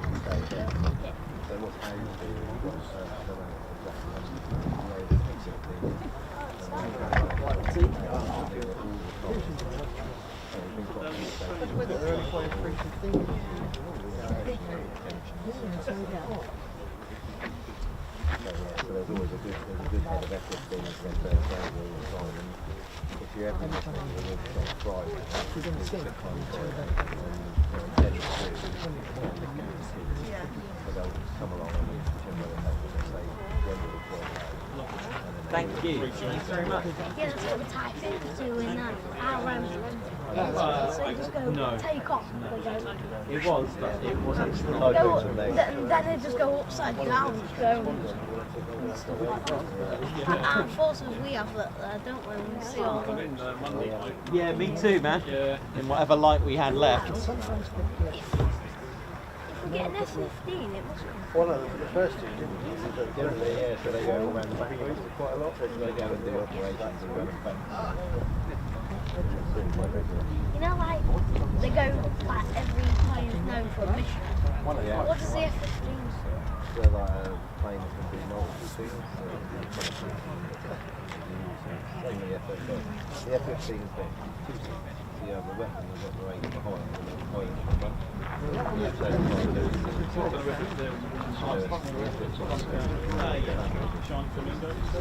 No, I didn't see that. No, I didn't see the giant flamingo. We've got a giant flamingo that's about the size to be fair, I watched it one day. I wish we could try and get a photo on the way back. Looks like Type 35 might be out soon. The F-35 today. well, so again, the first goals are just a very very fine plane. The whole thing is starting up. We're not going to do anything in the middle. They're not very good at but there could be both engines.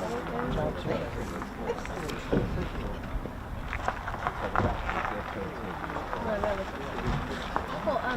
I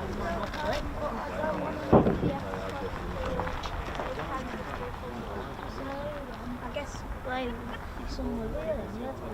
So the RAF things, they're not based here in America. They language where they came from, and then they on a stop over here to get to the Middle East. Yeah. Yeah. It's they get them over here, and then they send the tanks. So how did you do it? They watch the tanks, they see the tanks, and then just realise they're going to get some to get them over here. So that's when they start following them. They're like, oh, they're up to something. Yeah. Jump in and stuff. That's something they've done.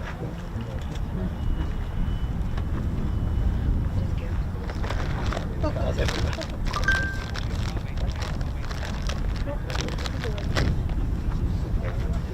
Keep everyone safe. That's what they're doing.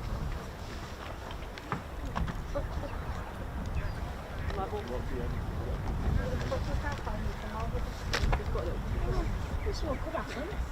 Can't miss it. Can never miss a good idea. Yeah, I'm a bit.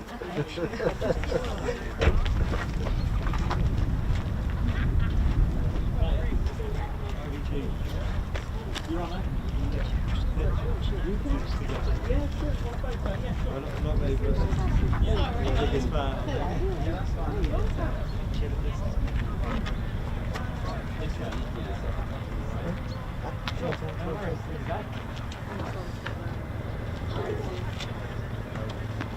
Alright, no problem at all. Enjoy your day. Turning out to be a nice day.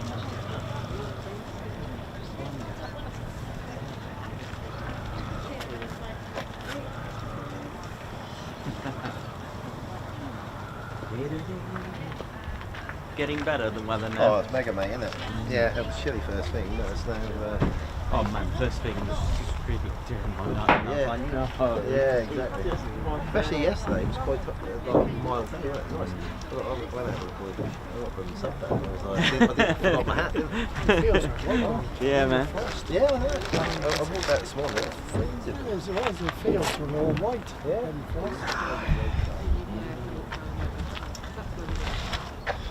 How we're doing, ladies and steady bears? Yeah, tomorrow. So we're gonna have a rest day tomorrow, and we'll catch up with you next Tuesday, as we'll take Monday off, naturally, being a bank holiday, Easter Monday, and we'll be back on Tuesday next week. But of course, still got just over an hour to go before we finish up for the day.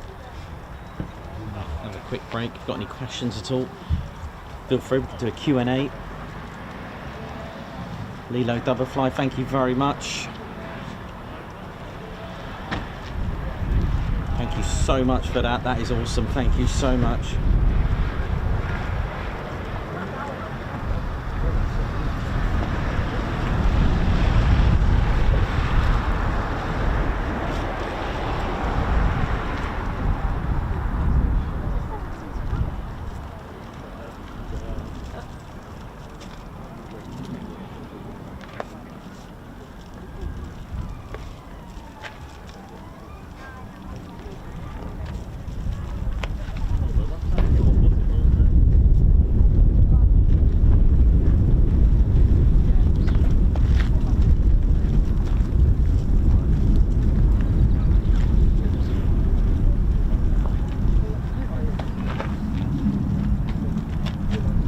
So if you just joined us lately, we've just had 3 F-15E Strike Eagles and 1 KC-135.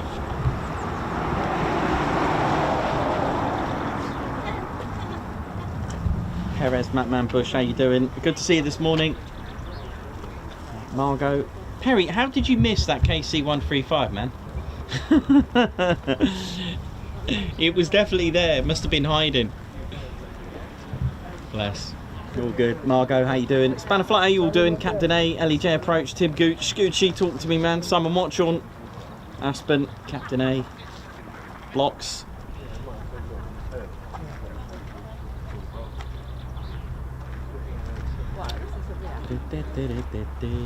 Stuart Skeggs, it depends on the aircraft. Now remember, the if I remember, on average, I think it's about, let me have a think, because I remember watching a video. I think the Tornado, for example, would take 6 times, whereas the Typhoon would need 3 times refuel, I think, to get to the States. So we're looking at around about maybe 3 times on most modern fighters. I would have thought the same with the F-35A, possibly around 3 times, I think.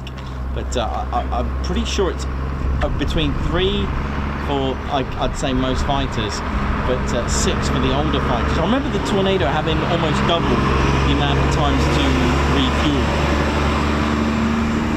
But that said, ultimately it does depend on the aircraft.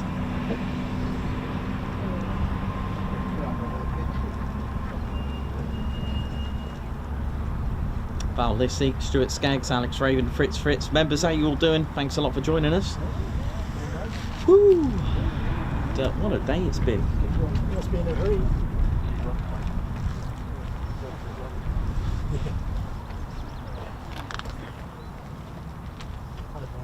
There's a giant bear in there. I love the bear. Oh, Ginger Bailey, hope you're all good, man. Missing you, mate. Hope you're all well.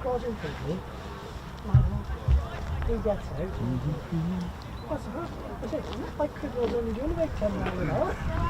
Yeah, sorry mate, he said you want to stop you, you want him, that's who's behind you.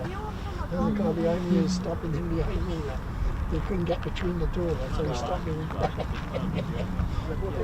I go like 4 years, mate, about my day. Stopped on the road there, doing about 10 miles an hour. Lilo double flight, high five, Paul Pump, a salute, and a fly pass. Thank you so much for that generous super chat there. And who's put mods, you are awesome. Thank you for all you do. Guards March, thank you very much for that. Ginger Bailey, thank you as well for your super. And Anne Hartley as well, thanks a lot for your 22 months. Hope we're all well. Also got Simon Watch on, high five, Guards March. Thanks for gifting a Ted Coningsby membership. Alan Q as well, thank you as well. Also, just some news from us as well. If you'd like to know what air shows we will be at, I've got some news for you that I've been given. Once again, the Ted Coningsby channel will be covering officially the Cosford Air Show this year. I know, been given the go-ahead, so looking forward to that. So that's right, the Ted Coningsby channel will be bringing you the Cosford Air Show live officially. Oh yeah. So thank you to all the organisers for that, for giving me again a wonderful opportunity. That is big news for the channel. Really is huge news when I get stuff like that as well. There are a few others, but they're in the pipeline. I've just got to get authorization and confirmation as well. But for now, that will do. Cosford Air Show, that's a good one. The other one, will I be doing the Armed Forces Day? Haven't seen any official dates yet on the, especially the Cleethorpes. I haven't seen any dates yet, so I can't really, you know, send an email out across. So I'm just waiting for the go ahead as well for that one. But we'll see until we get some dates.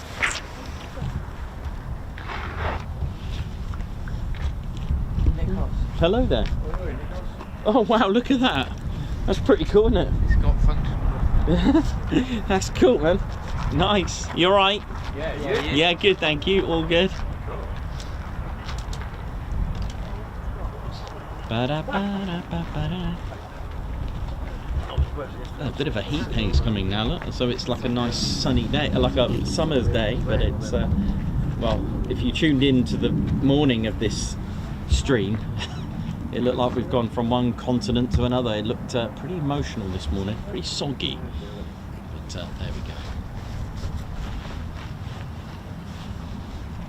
We've just gone over this. It's quite 11,500 feet. We've gone up 7,000 feet.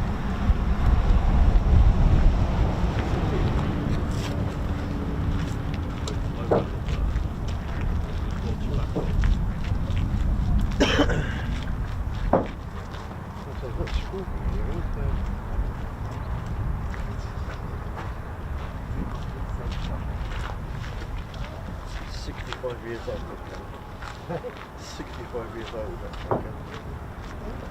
65 years old.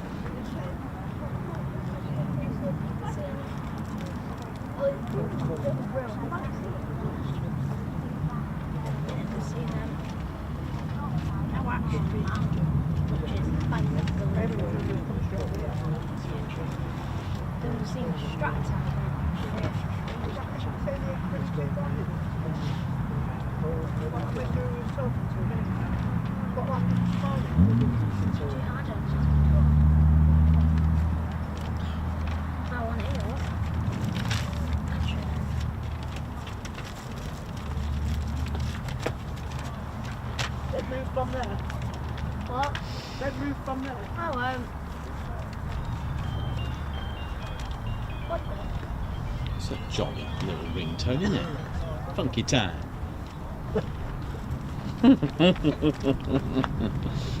Alright, let's have another look into it.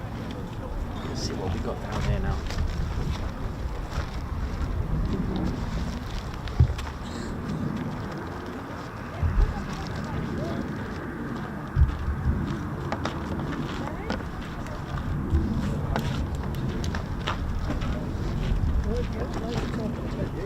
Take care. Let's see again in the house sometime. You said that she said that did you say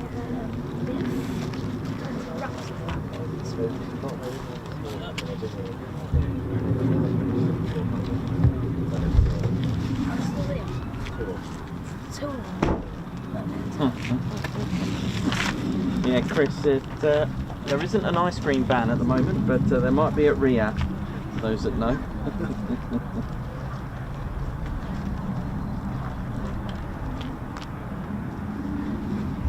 Right, let's see what we're going to do here.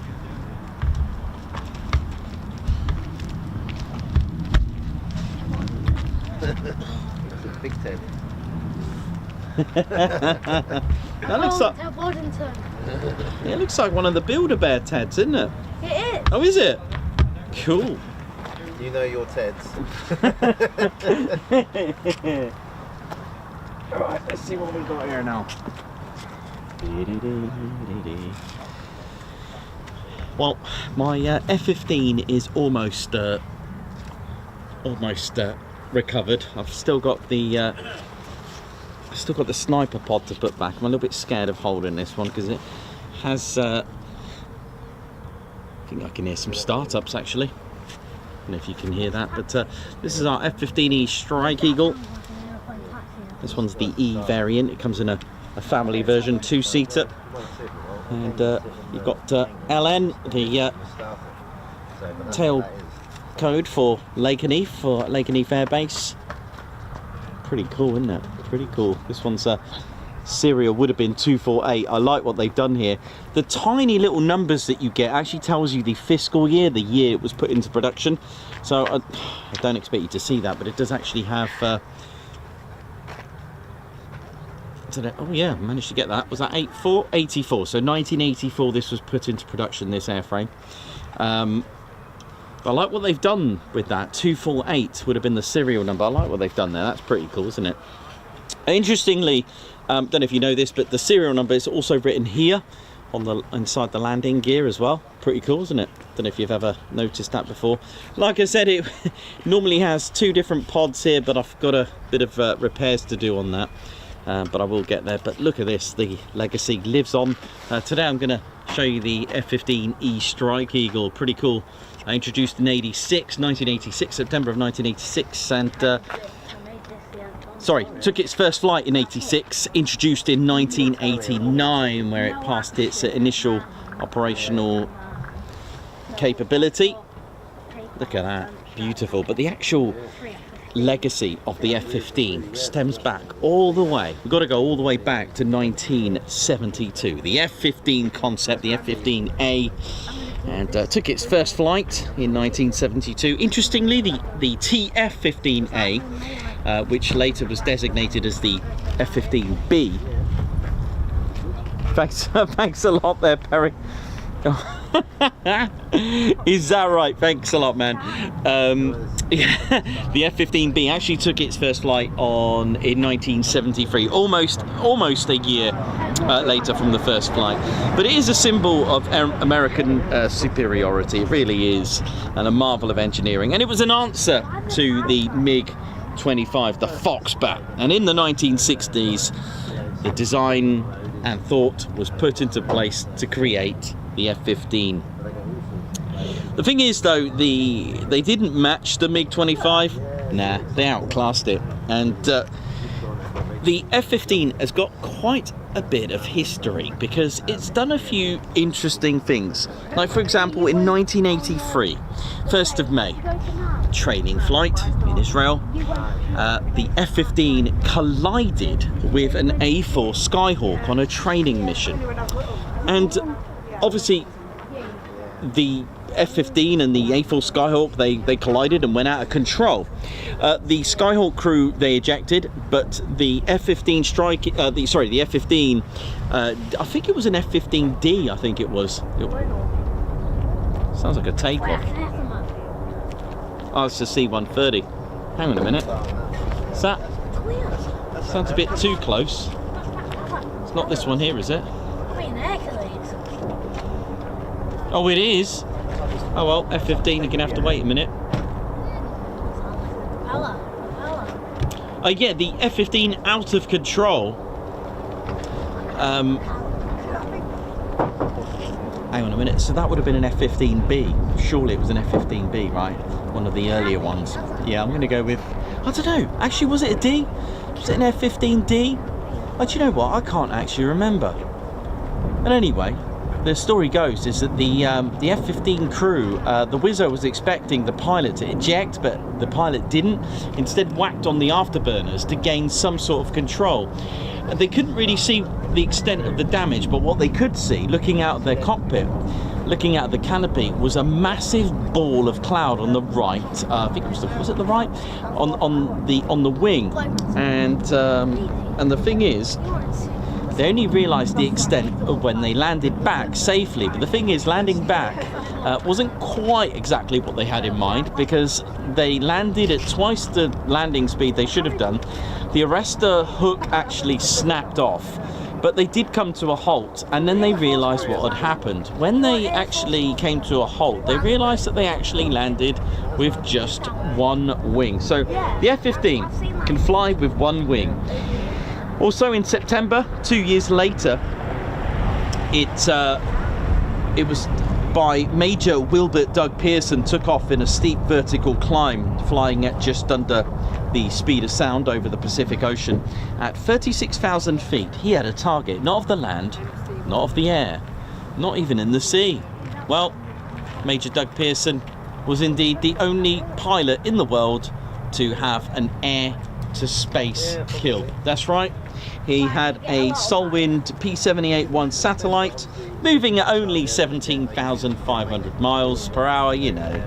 But 300 miles away from his aircraft, Pearson just hit the pickle button, and his missile annihilated the satellite. I know, so the F-15 can shoot stuff out of space. Also, it is a bit of a world record breaker as well, going back in 1975. It's also broken 8 time to climb world records. The Streak Eagle, 98,425 feet in just 3 minutes 27.5 seconds. Coasted off to 103,000 feet as well. Why not? Because you can. Valentine's Day in 1991, during the Iraq War, the F-15E Strike Eagle got its first ever aerial victory. That's the Strike Eagle, and it was a bit of an odd one, to say the least. It was luckily for the Special Forces in some ways, but unluckily, the Special Forces were in a bit of a situation. They were about to be pinned down in the mountains by Mi-24 helicopters. Now, these are attack helicopters, and if you don't know what they look like, it's like if Optimus Prime and Ed 209 from RoboCop, if they had a child. It looks a bit mean. And they were about to take off. Luckily, I think it was the 335th tactical fighter squadron that were out on a night sortie mission. There was a Scud scouting mission, and they were using their navigational goggles. At about 3 a.m. this was happening, and there was a distress call needed for close air support. And luckily for them, the Green Berets, they had the F-15E Strike Eagles. Now, using the lantern pod, they were able to navigate. Now, the Wizzo was selecting the weapons. The thing is, the missiles were too far. The Sidewinders were way too far to get the Mi-24 helicopters. So the crew of that aircraft, Captain Tim Bennett, did the unthinkable. Well, it seemed okay at the time. They were going to use it was a GBU-10, a guided missile. This bomb is guided, but it's actually it's an air-to-ground bomb. Bit of a problem. The Wizzo got a lock onto it, but unfortunately, one of the Mi-24s that was locked onto actually took off. Now, we're talking about a guided bomb that's supposed to hit targets underground. Now, being 3 a.m. in the mountainous regions, they were using their infrared night vision goggles, and sadly, a massive bright spark of light happened. Well, the thing is, the Mi-24 helicopter was actually airborne, but it actually got obliterated while being airborne. That is quite an unusual air-to-air victory, and it's got its first ever aerial victory, the F-15E Strike Eagle, from that. Valentine's Day, how romantic. Obviously not so for the Mi-24 crew, but there you go. So that's pretty impressive to get that. Let me just have a look at the where's our... Oh, it's gone. So we could have a C-130. Ah, he was wrong there. That's why they're looking Oh, it's come back again. It's done a little 360 for us. Look. But yeah, the F-15 can take on a full spectrum of missions.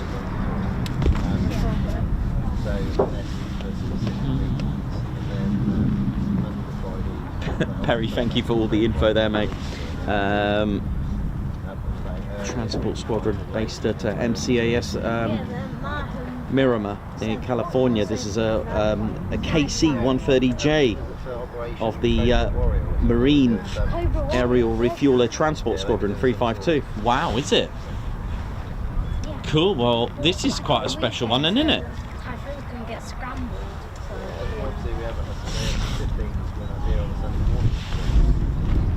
In the F-16, wow. I heard on the TV, the American It's been like an air show today with the variety of aircraft that we've had. Just They can get scrambled though, can't they? I've never seen one. So I was trying to get my son to come up here. I was like, come there. He's not interested. He knows that.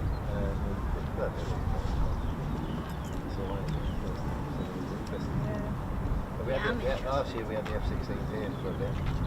We had a whole bunch of them here.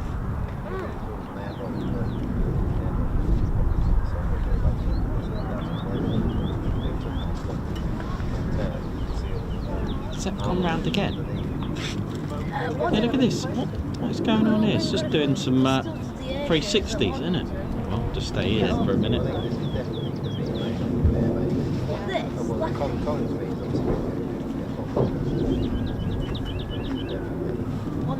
you come here, you don't see them. Is it somebody's active base? I think it's Belgium. Yeah, Aspen, how you doing, man? Hope you're good. What up, man? Little bit of drifting before takeoff, innit? Yeah, absolutely. Why not? It's probably its third ever 360, isn't it? Well, if you, let's say, Norfolk over the next few days, you could very well see them just rolling about. They often flying around.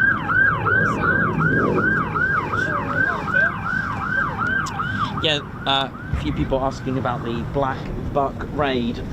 Yeah, absolutely. So the plan was 6 refuels for a Black Buck raid, but there was a few situations where they realised that the consumption at times was a little bit out from the plan.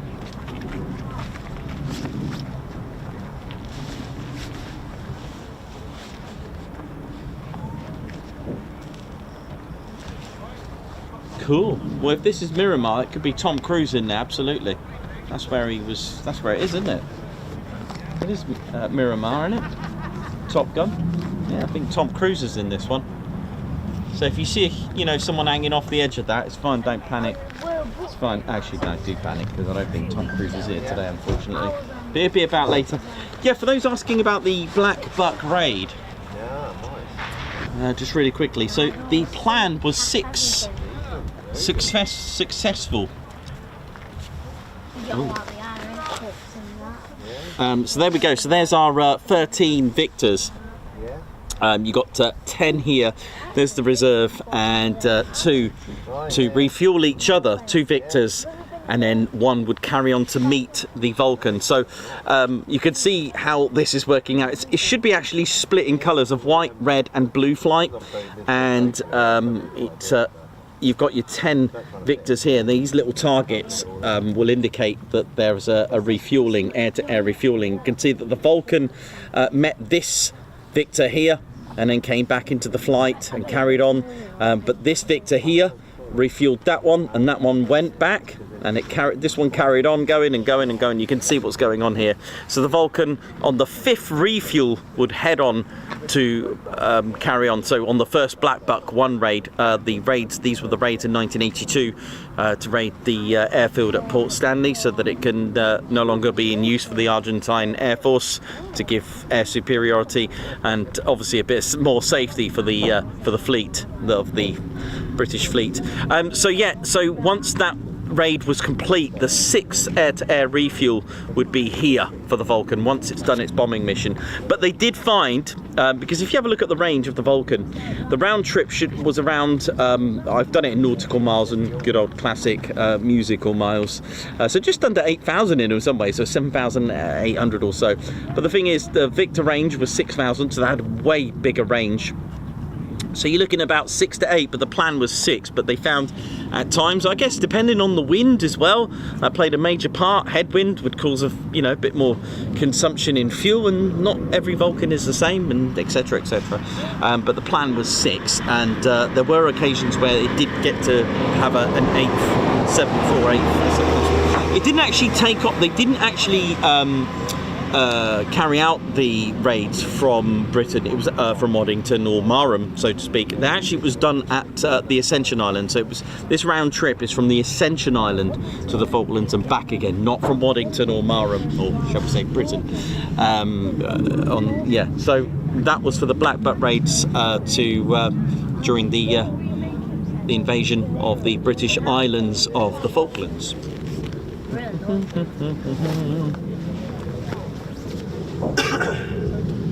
So for those asking about the Black Buck raid, that was the plan anyway. It's nice and warm now. Right, where's my... So that's C-130. light is getting a little bit emotional, isn't it? So that was it. A few donuts and then that was it. Okay. Tech cruise. Nice one, man. Thanks, Barry. Jeff Pickett, thank you very much. Hope you're all good. Simon Watchorn.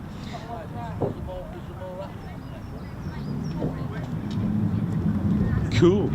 No worries, Mark. No problem, mate. No worries at all.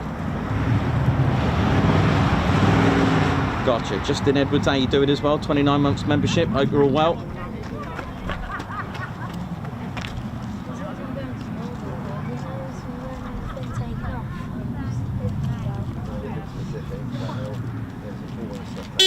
Oi, oi.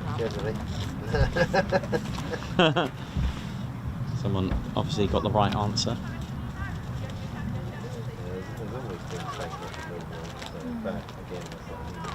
Stephen Ainsworth celebrating 36 months milestone today for membership. Nice one there, man. 3 years what? Thanks, Nikos and everyone. Well, thank you as well. Tiomu Songberg, how you doing?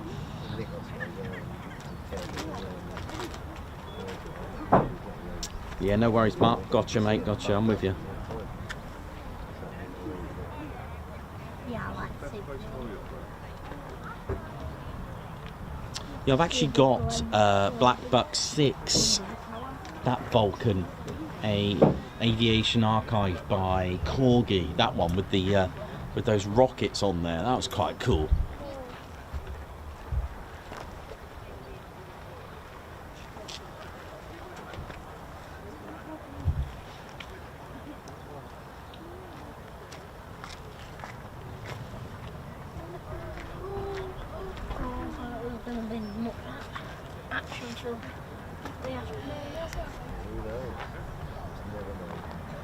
Are you going to be in all afternoon?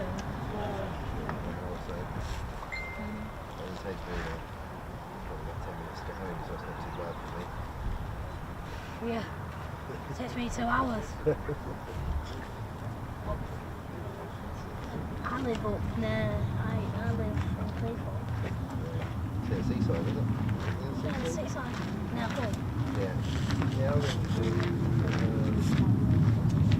York last year, but it's not far away from now, is it? James Beatwell, how you doing as well? Good to see you on here. Welcome to the show, James Beatwell. 38 months membership. Fantastic journal, good information. Thank you, and you're welcome, mate. To the Historical Museum for the Ancient Egyptians for history. I don't know why we have to go so far away from each other. Scott, Red 7, how you doing?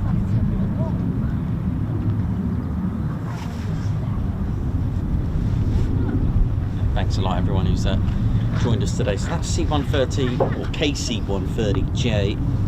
The Marines is just chilling. We also got a C-17. Look at those. You can just about see two of those beefy Pratt & Whitney F-117 engines. Now they are literally like having a Typhoon on each engine, so just over 40,000 pounds of thrust on each of those F-117 engines. Wow. So that's what, 160,000 pounds of thrust. Right.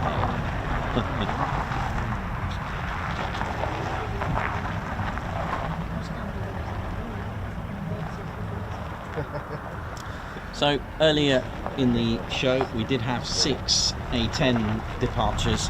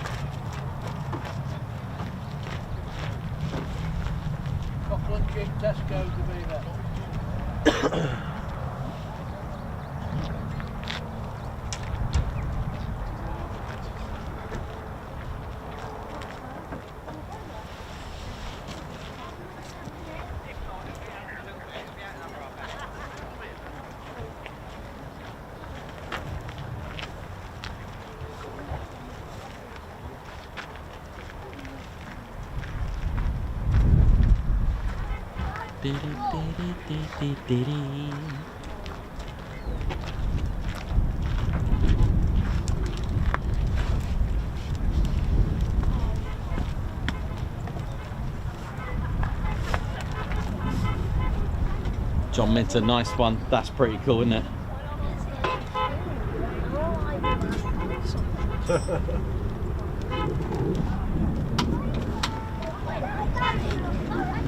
Oi, oi.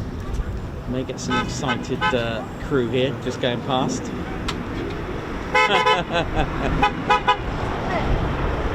Laugh. Oi, oi.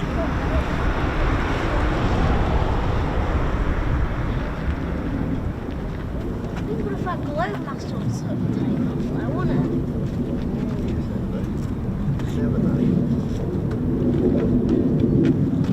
Spend 2 hours.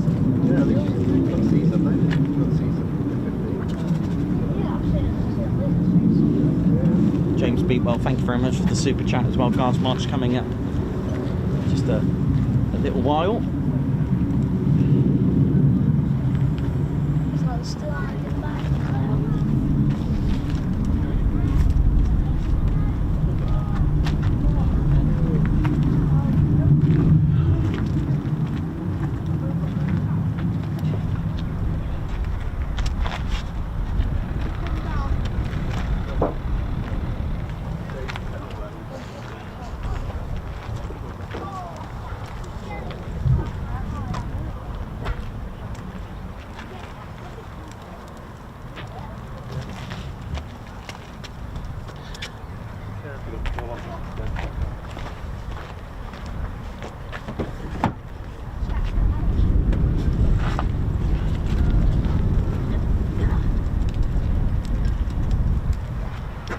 Awesome support, thank you very much. So just under an hour to go now before we finish up for our Easter weekend, and we are on a day off tomorrow. I think that'll do. That'll do.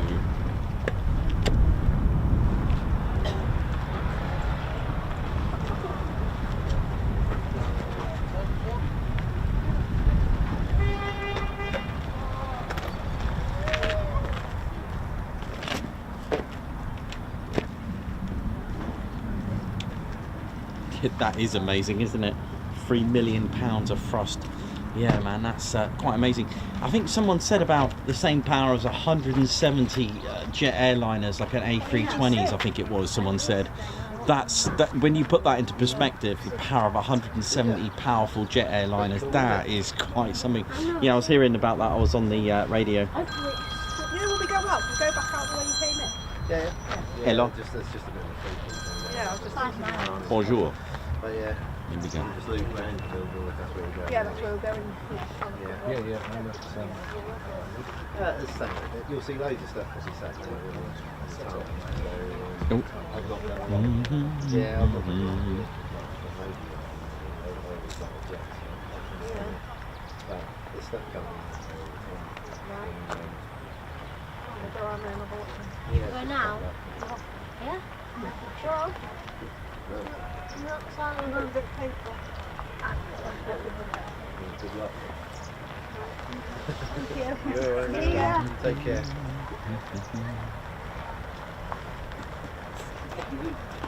Neil from NG Auto Art, how you doing? Happy Easter to you, hope you're good.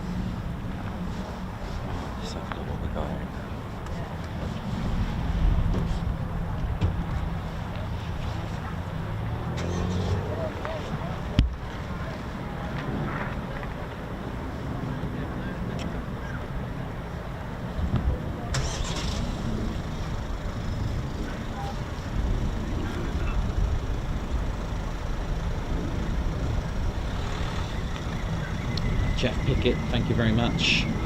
High five, thank you very much. Have a pint. Yeah, you know what? After this, I certainly will do. Guards March, thanks a lot for the super chat there. Thank you so much for that. That's awesome. And James Beatwell, a high five and a paw pump for that. Wonderful support there. Thanks a lot for your super chat there, man.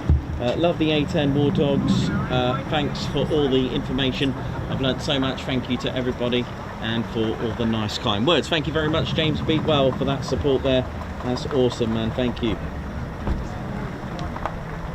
And of course, a Guards March from Ted. And James Beatwell also celebrating 38 months of membership. That is amazing. Fantastic journal. Good information. Thank you. And a thank you as well. That's just amazing. Thank you so much. Margot, thank you very much for the super Guards March to you. And we've got Stephen Ainsworth, congratulations on your 3-year milestone. 3 years, what? Thanks Nikos and everyone involved, thank you very much. Justin Edwards, celebrating 29 months as well, who's part of our Fighter Squadron. Thank you for keeping it sweet and neat during these volatile times, of course we do. Renee Guessing celebrating 35 months as well, almost 4. Let's see some A-10 action today. So there have been A-10 departures today, as well as F-35, F-15E, a KC-135.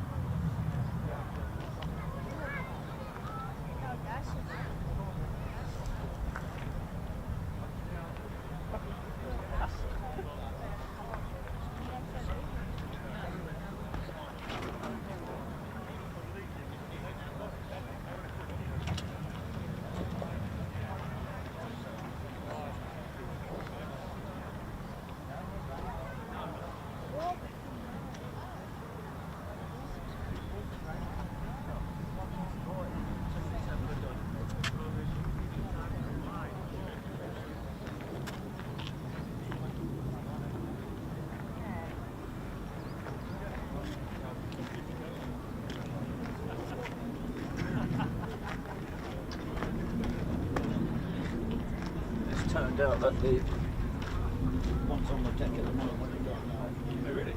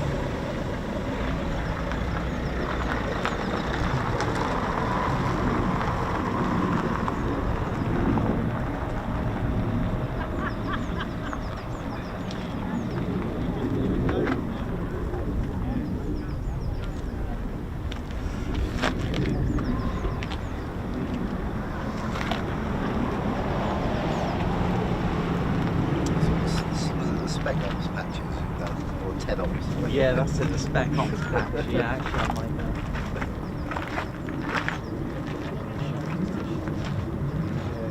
It's it seems to be on yeah, it is.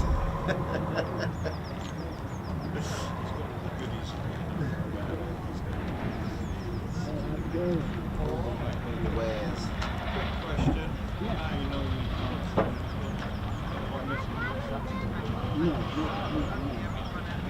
Thank you.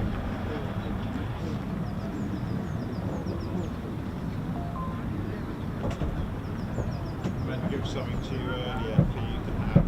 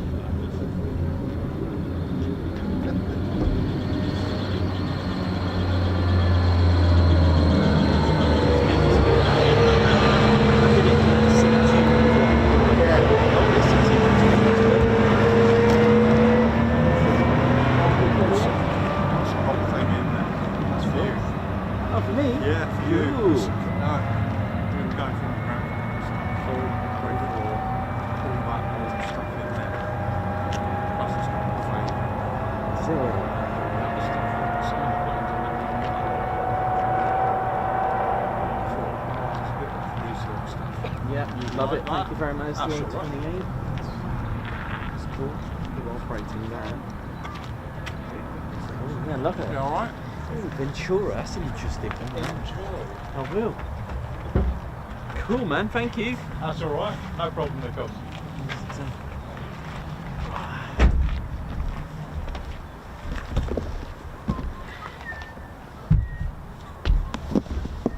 I've got a load of other bits to go through, but I'm sure that you'd want to read. Oh yeah. Alright, let's see what we got. Oh gosh. Let's see what we got in here for goodies. Sorry about that, let's just move that over there. So we're on a carrier. Hang on. There we go. Let me just sort that out. Right. Let's do a bit of online store promotion as well. Don't forget we've got online store as well at tedconingsby.co.uk. Let's obviously I've got a limited handful of goodies here with me as well, but let's see what we got today. I can show you. You've got to have these. Yeah, I do have them on the show. Let's see if I can something I've been advertising lately is our special ops patch. Look at that. Look at that. So, see if I can get a good light on that one. Yep, all our patches come with Velcro, so you can do your worst stitching and then you can hide it beautifully. Look at that, see, looks like you've done a really good job. There you go, there's our spec ops done in that subdued special ops patch. When you're doing special ops missions, you can go all TCS with it. So we've got one of them. What else we got? Let's do the patches first, get a couple here. I haven't got my regular patch today, but I do have our Blue Skies patch representing all four. I might as well do two at the same time. This is a PVC version. Those that like the PVC patches. So these two. So this one's the Blue Skies one. Both of them represent the four fighter stations. So at the top is Lossiemouth and Coningsby. To the left is Marham, and to the right is, of course, Lakenheath. Got those as well.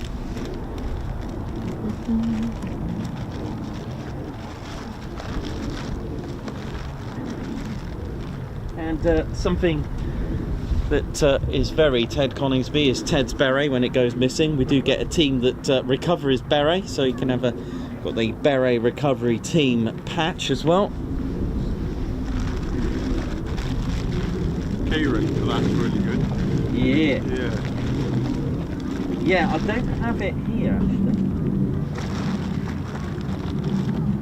Let's get our keys out.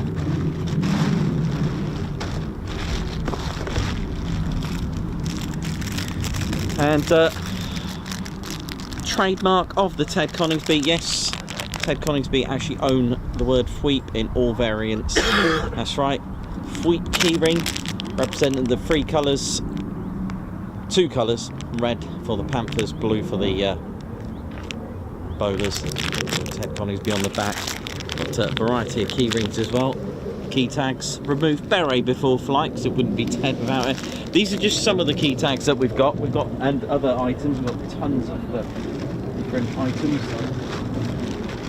Lanyards. Yeah, what about a lanyard? Yeah, look at that. Hang your salmon off that, innit? Hey, little quick release as well. I really wanted the quick release because when I was in Greece with my moped, it was always handy to take it off and on, because last time I didn't have one of these and then it ended up in the bin, made with recycled material. Do you know what I mean? Save the planet and all that. That's all good. Yeah. What else have we got here? Oh, look at these little badges. Look at this. Got a little badge. And then we've got these are really good sellers actually. We sell quite a lot of these. Ted HQ pin badge as well. Look at that. Oh yeah.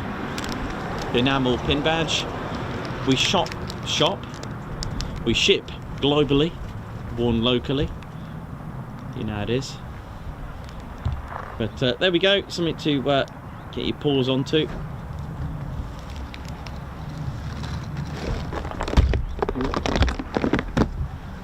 I need to stop walking into the tripod. It's not a good habit. Do you want that in the back? Oh, do you know what? That would be. Is that all right? Yeah, of course it is. Or just leave it down here. Just down there. You sure? It's literally, yeah, that would be brilliant. Yeah, on the just pop it, just in case someone trips over. Just pop it. Yeah. Is that okay? That's perfect. Yeah. Yeah, that's great, man. Thank you. No problem.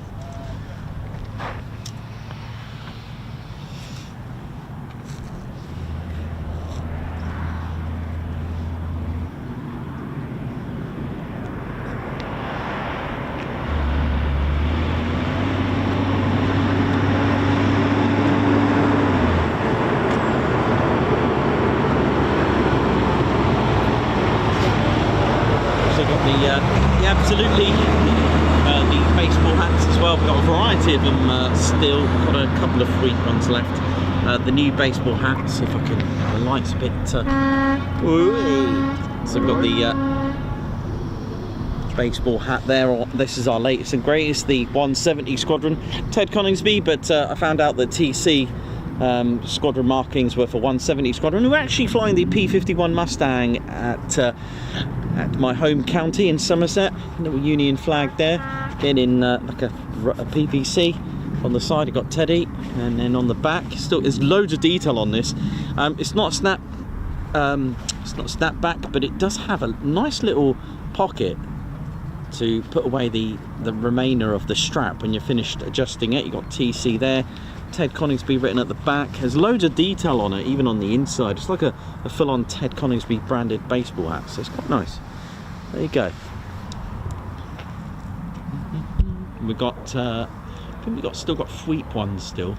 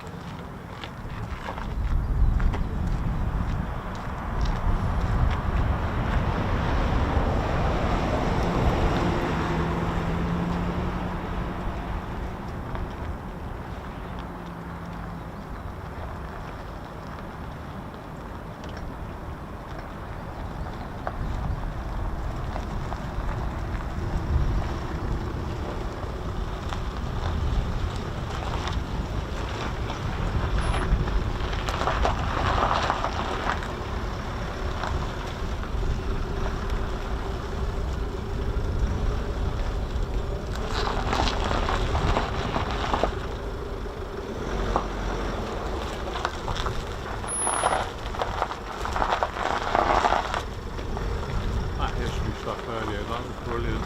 Thanks, man. Detailing that as always. Thank you. Always so good. Thank you.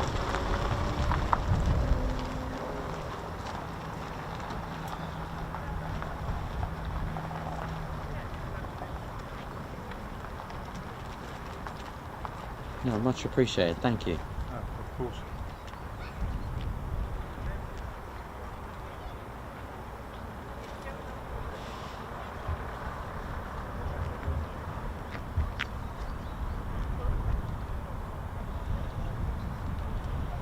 It's good.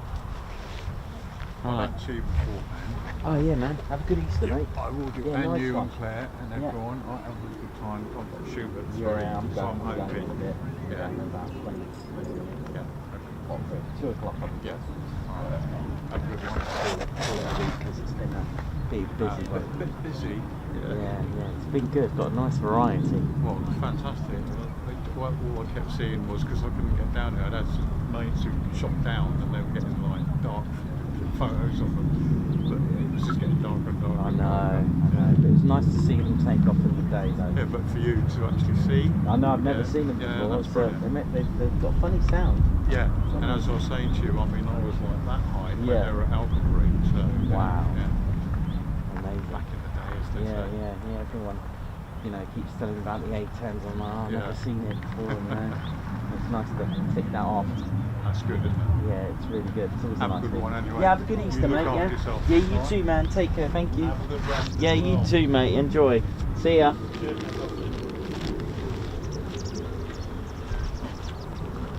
Oh, how we doing? Hope we're all good. Yeah, don't forget, if you are a member as well, you do get discount as well from being a YouTube member. So don't forget to apply your discount on our online store.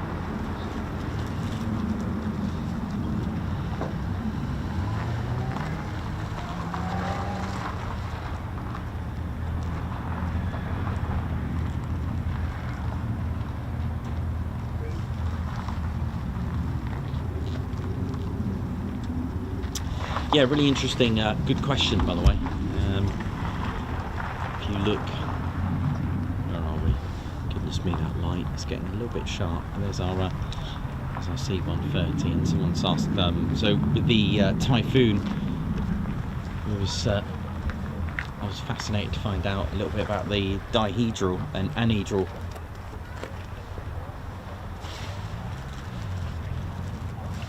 wings, and someone's asked a question about any reason for them being in anhedral, yeah, it's done for good reason.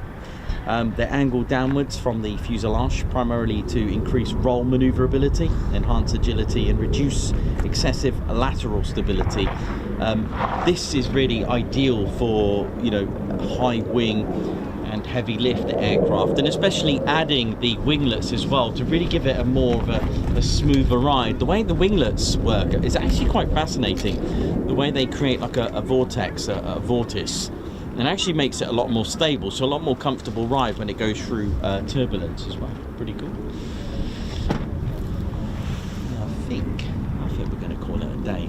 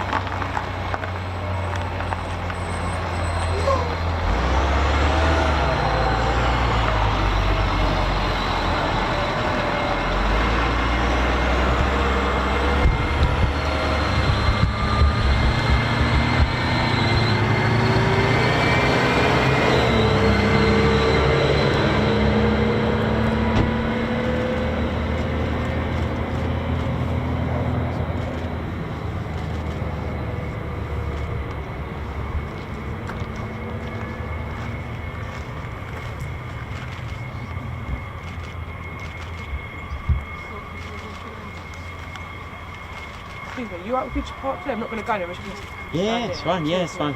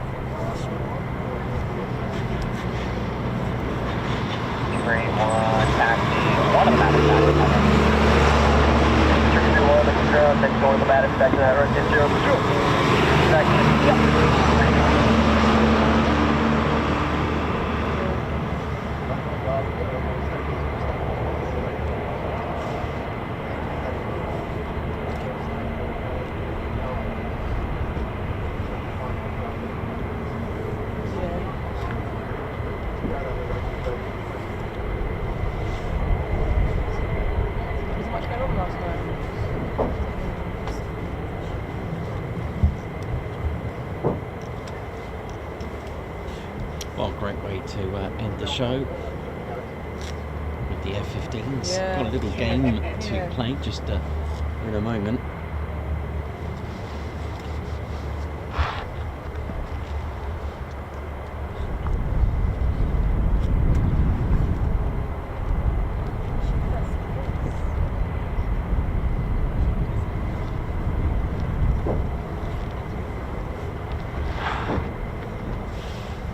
We finish up, let's see how well you know the show. If you can tell me what aircraft this is.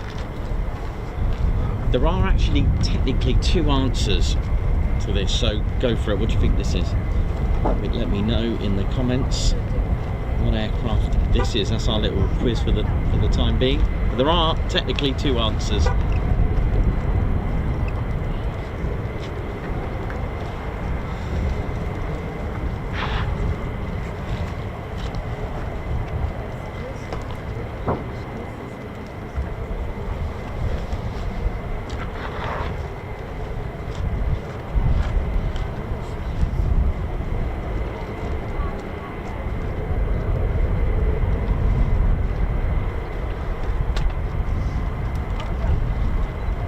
Taxi, one of the baddest back to that rack. 332, Lakenheath crowd, taxi, one of the baddest back to that rack, BS0, sure. 332, one of the baddest back to that rack, BS0,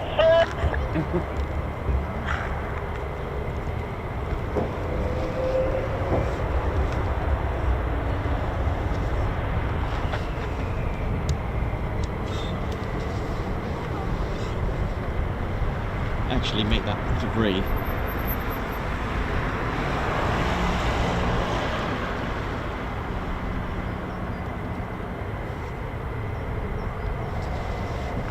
Oh, nice little air brake wave there for the crew.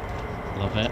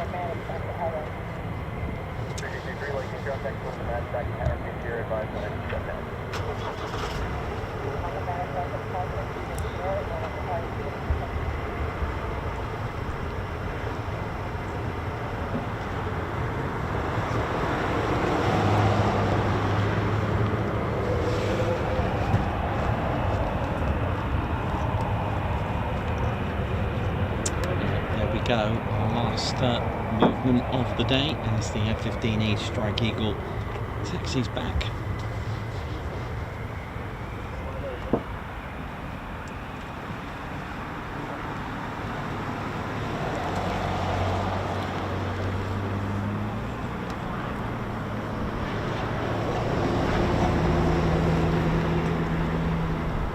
Nice little air brake wave to the crew. Look at that, beautiful, so cool.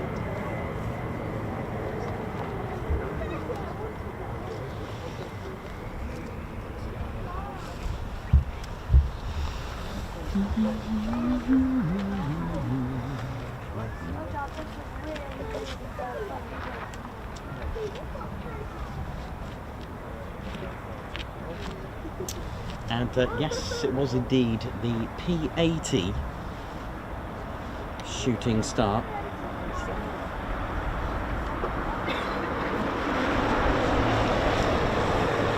But we could have also accepted the T-33, but also the F-80 as well, as this was the very aircraft that gave birth to a new prefix from pursuit for the letter P, and it changed to F, and that's where the F prefix was installed to all fighter aircraft, so F-15, F-14, F-16, F-18, etc.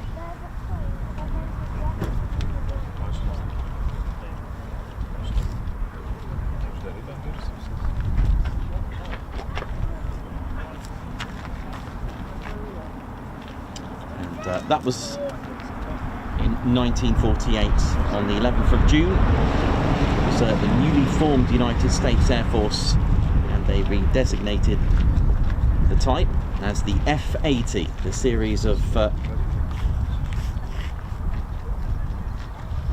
new prefix. Beautiful. Well, I think we're all good then, Teddy. We're all done.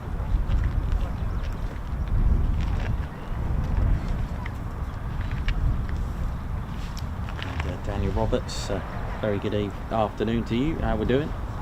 Right.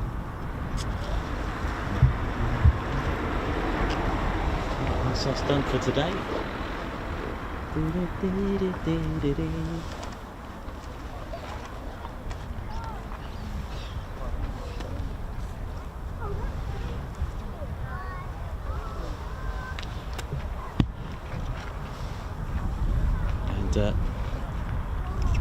thank you very much to Donna Peach, high five and a guards march.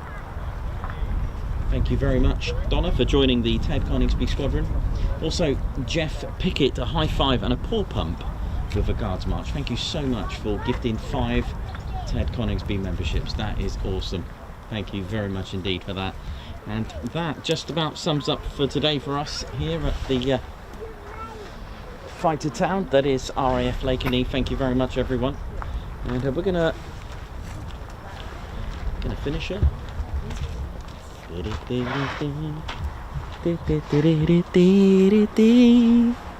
How we doing? Hope we're all good, ladies, gents, and teddy bears. It's been absolutely brilliant today. Been really good. Hope you've all enjoyed it. And we're going to go into our Easter weekend today as soon as we finish, and it's been absolutely brilliant, and I hope you've all enjoyed it. So RAF Lakenheath, thank you very much to all crew. Hope you all have a great weekend and Easter, and to all of our viewers and members as well, thank you so much for today. And it's been a cracking week, a nice variety of aircraft as well in all weathers. I think we've had all 4 seasons as well. So thank you very much, ladies, gents, teddy bears. My name's Nikos. I've been your cameraman, historian and commentator of the Ted Coningsby channel. This is Squadron Leader Ted Coningsby, and you've been watching the Ted Coningsby channel live here at RAF Lakenheath. So for the last time for the week, it is see you soon. Wish you well. Take care, everyone. See ya. Right, hit the button, Ted. Let's go, mate.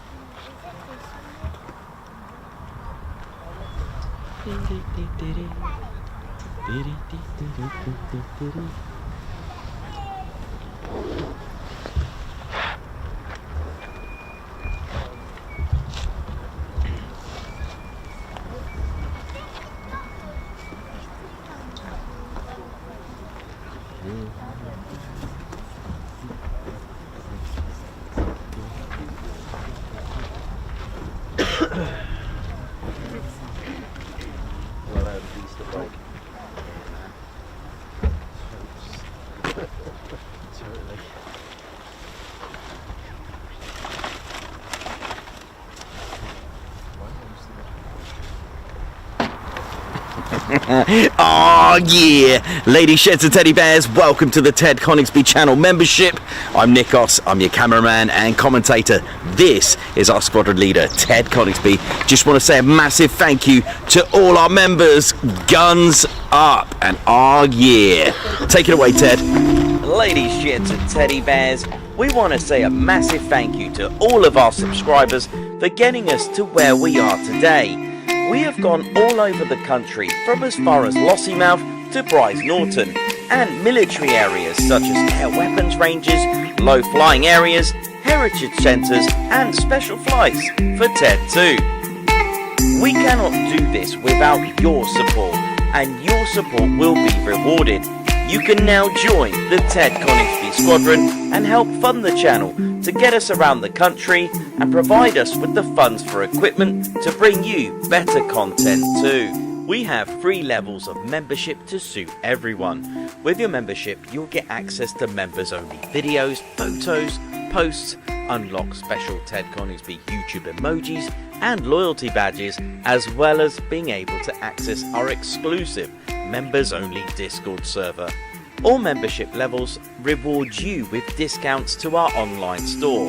Our top level Fighter Squadron was inspired by many of our fans who supported the channel massively.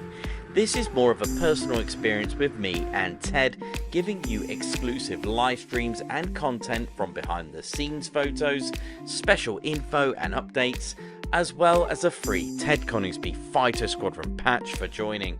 Whichever membership level suits you, we want to say a massive thank you for choosing to join the Ted Coningsby Squadron. Ah, yeah.